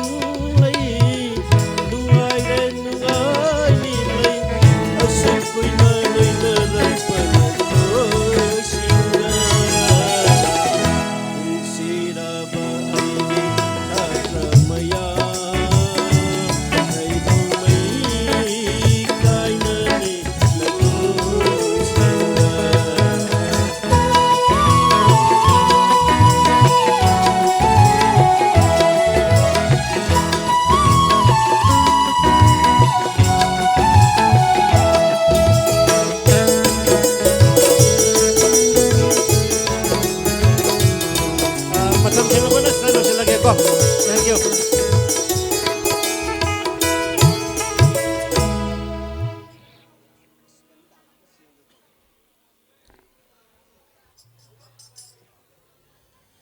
ꯆꯤꯡꯒꯤ ꯏꯆꯜ ꯑꯩꯅ ꯀꯔꯝꯅ ꯀꯥꯎꯔꯁꯤꯒꯦ ꯀꯥꯎꯔꯁꯤꯒꯦ Thank you. Hello. Thank you, sir. Sargi isay tawaze pukning yam nusi yam kapninge. Mathangda kaphokchari Naresh mana sakiyudaba isay na nagen tha.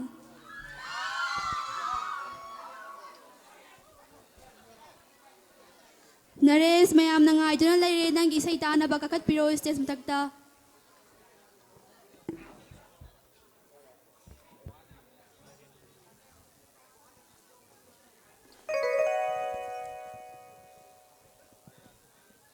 Hello, hello.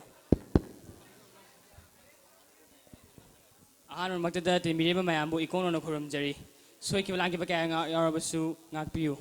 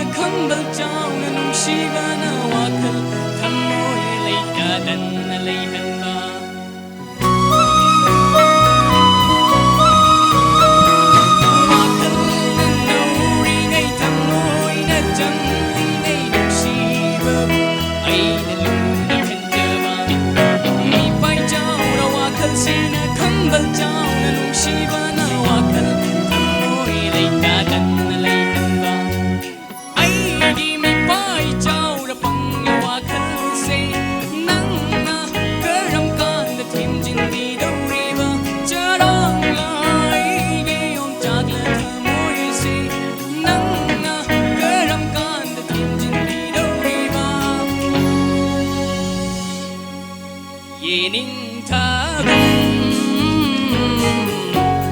농주 타금 예닝 타금 농주 타금 나긴 타기수 예닝 타레 Thank you.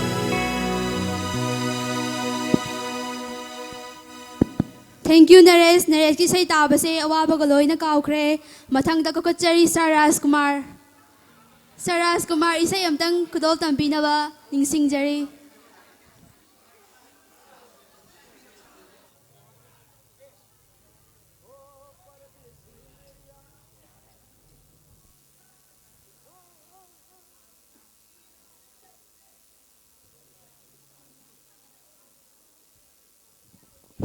Hello, hello.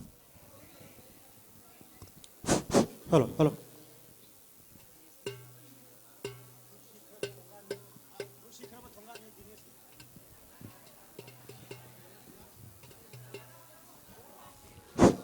Hello, hello. Hello, hello.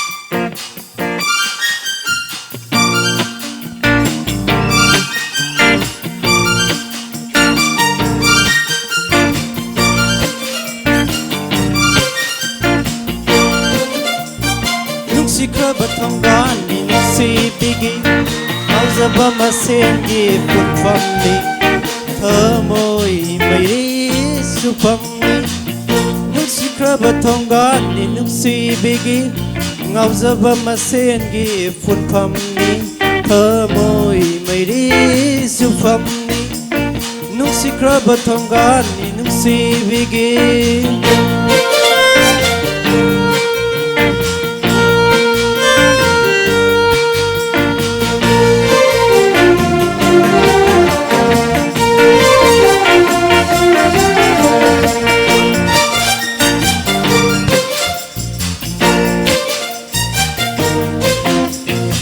Zabu mapupan bara Lainam busa gai khai bara Zabu mapupan bara Lainam busa gai khai bara Lakpa lepte ma khoi su Sat patok te ai hak su Lakpa lepte ma khoi su Sat patok te ai hak su si khra ba thong ga ni nu si bigi ngau za ba ma sen gi pun pham ni thơ môi mây đi su pham ni masigi inspire gi teacher de gi karoma sida ai ha pu sai sak gi ku tong sa tv na makta inspire gi sa tu simbo takat pa hong dok sari matam gi factor mo ni ga mara mo dira sai si matai na sai da tesin jara thank you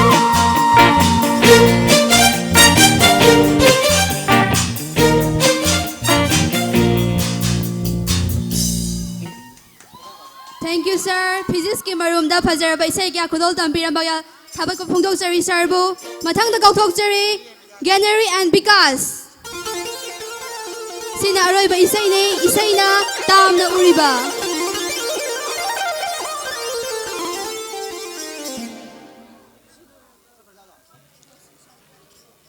Sigi isai asi loiraga closing song oina akoi sir ahumna khudol isai khudol tambigani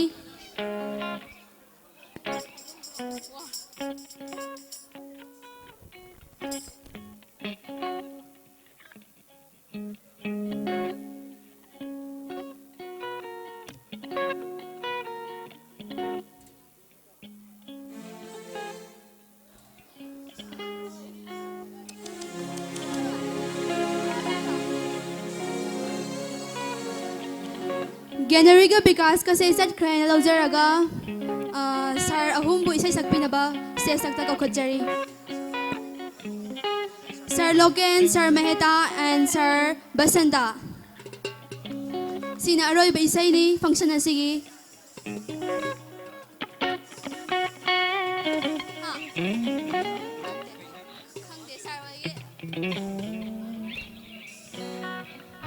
Hello, hello.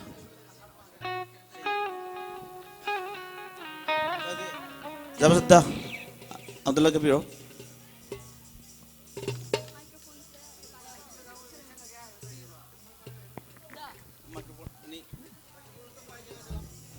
Hello, hello.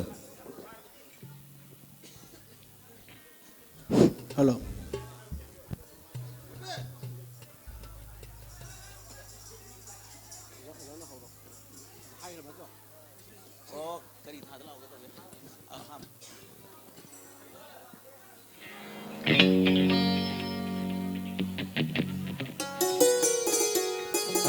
Hello.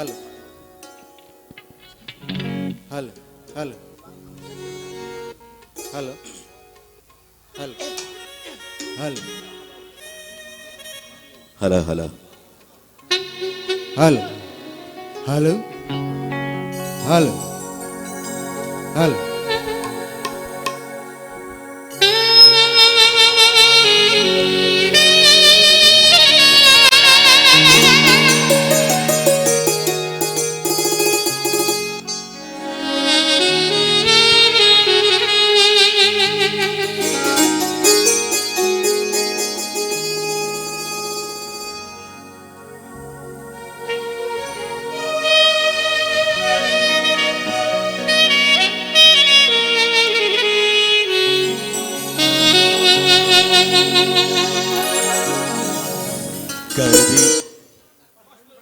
Hello. Hello, hello. Hello. Hello. Hello. Hello. Hello. Hello. Hello. Oh, sir.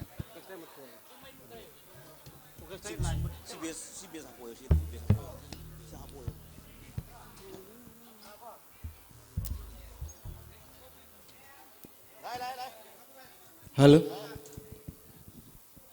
Hello. Say. Now, CBS kita ngap silo. Hello. Hello. Hello. Hello.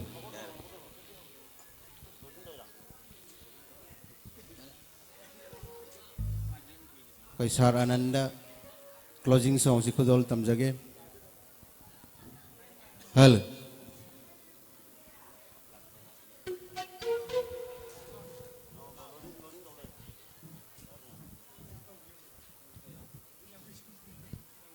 Hello. Number one. Hello. Hello. Hello, hello. Check. Hello.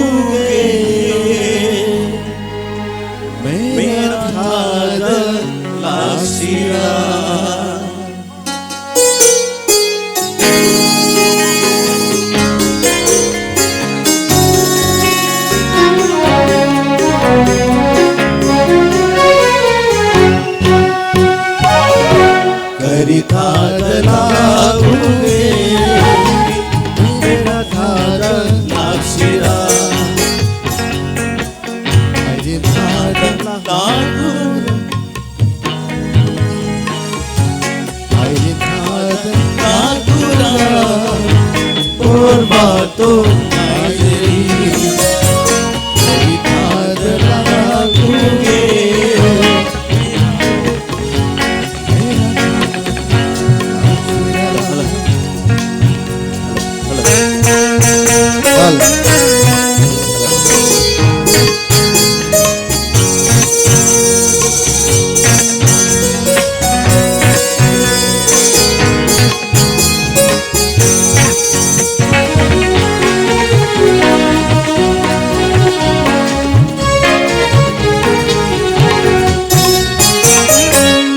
lên mấy sao lang ring ấy y ngã lông trùng lên ring ấy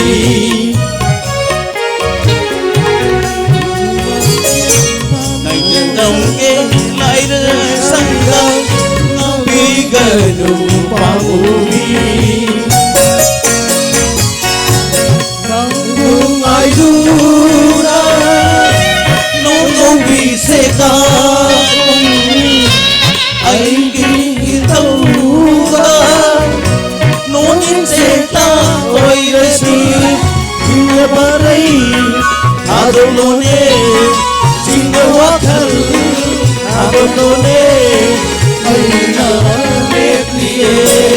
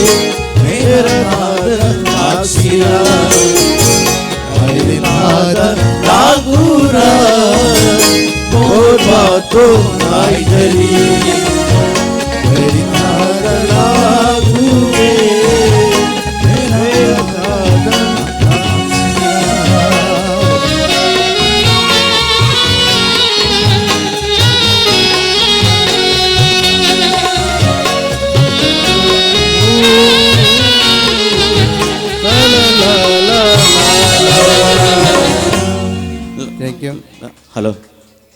Laibak ning mi sei makin tang losil lage. Hello. Aina lo biar ba. Han ba teacher day ki koi school ki teacher day da sakiba matalam sakla mi sei do ngasi matalam sakla lage.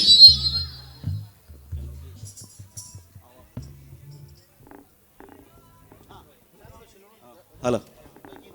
Ha, hello. Aw.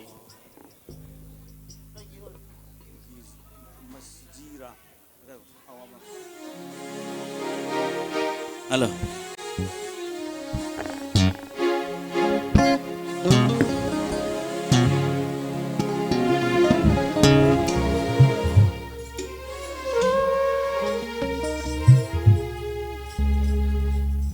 Awaba ay hingi amamba kutura ning tambagi numit today te manda awaba ay hingi amamba kutura ning tambagi numit today te manda kapag napunsini kapag silaw ti fade wada na bunong ay balay bara umang mana aseng ma iralni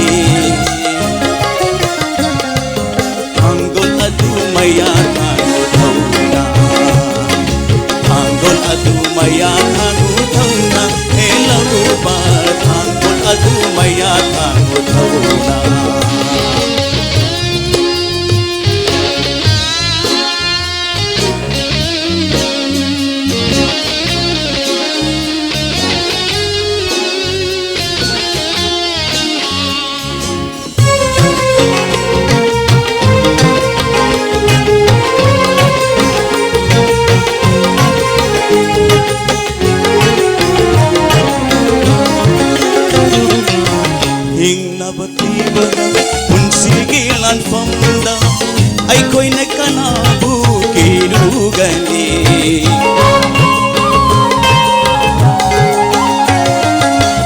Umang na chot aba ay thonga loinana sarap nung sada laurang suriba na koi gi hona zaman mahiyalo ngasi ahing lele numit amai sat kare samlang pun silu dewi samlang pun silu dewi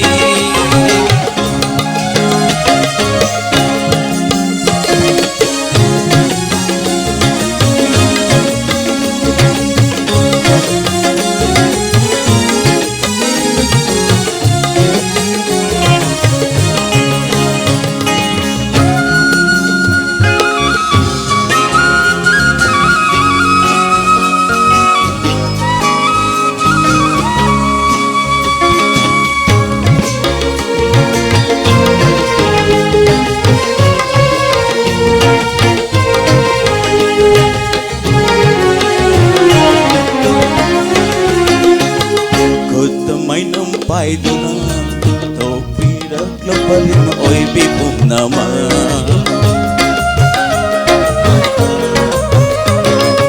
Uttamay na paiduna topirak lopalin oy bibum nama Akang kan bagi pijet na Kwang set majilang tiro Napari na mom sing sing Silam sinta khandare Silam sinta khandare Awab ahingi amam bagutuna ning tambagino todak te mangda kabuta pun sini kabag chilaw di pade wala na puno ay balay bara umang mana asing ba irali tanggol adumaya tango tauna tanggol adumaya tango tauna elabuba tanggol adumaya tango tauna tanggol adumaya tango tauna elabuba tanggol adumaya tango tauna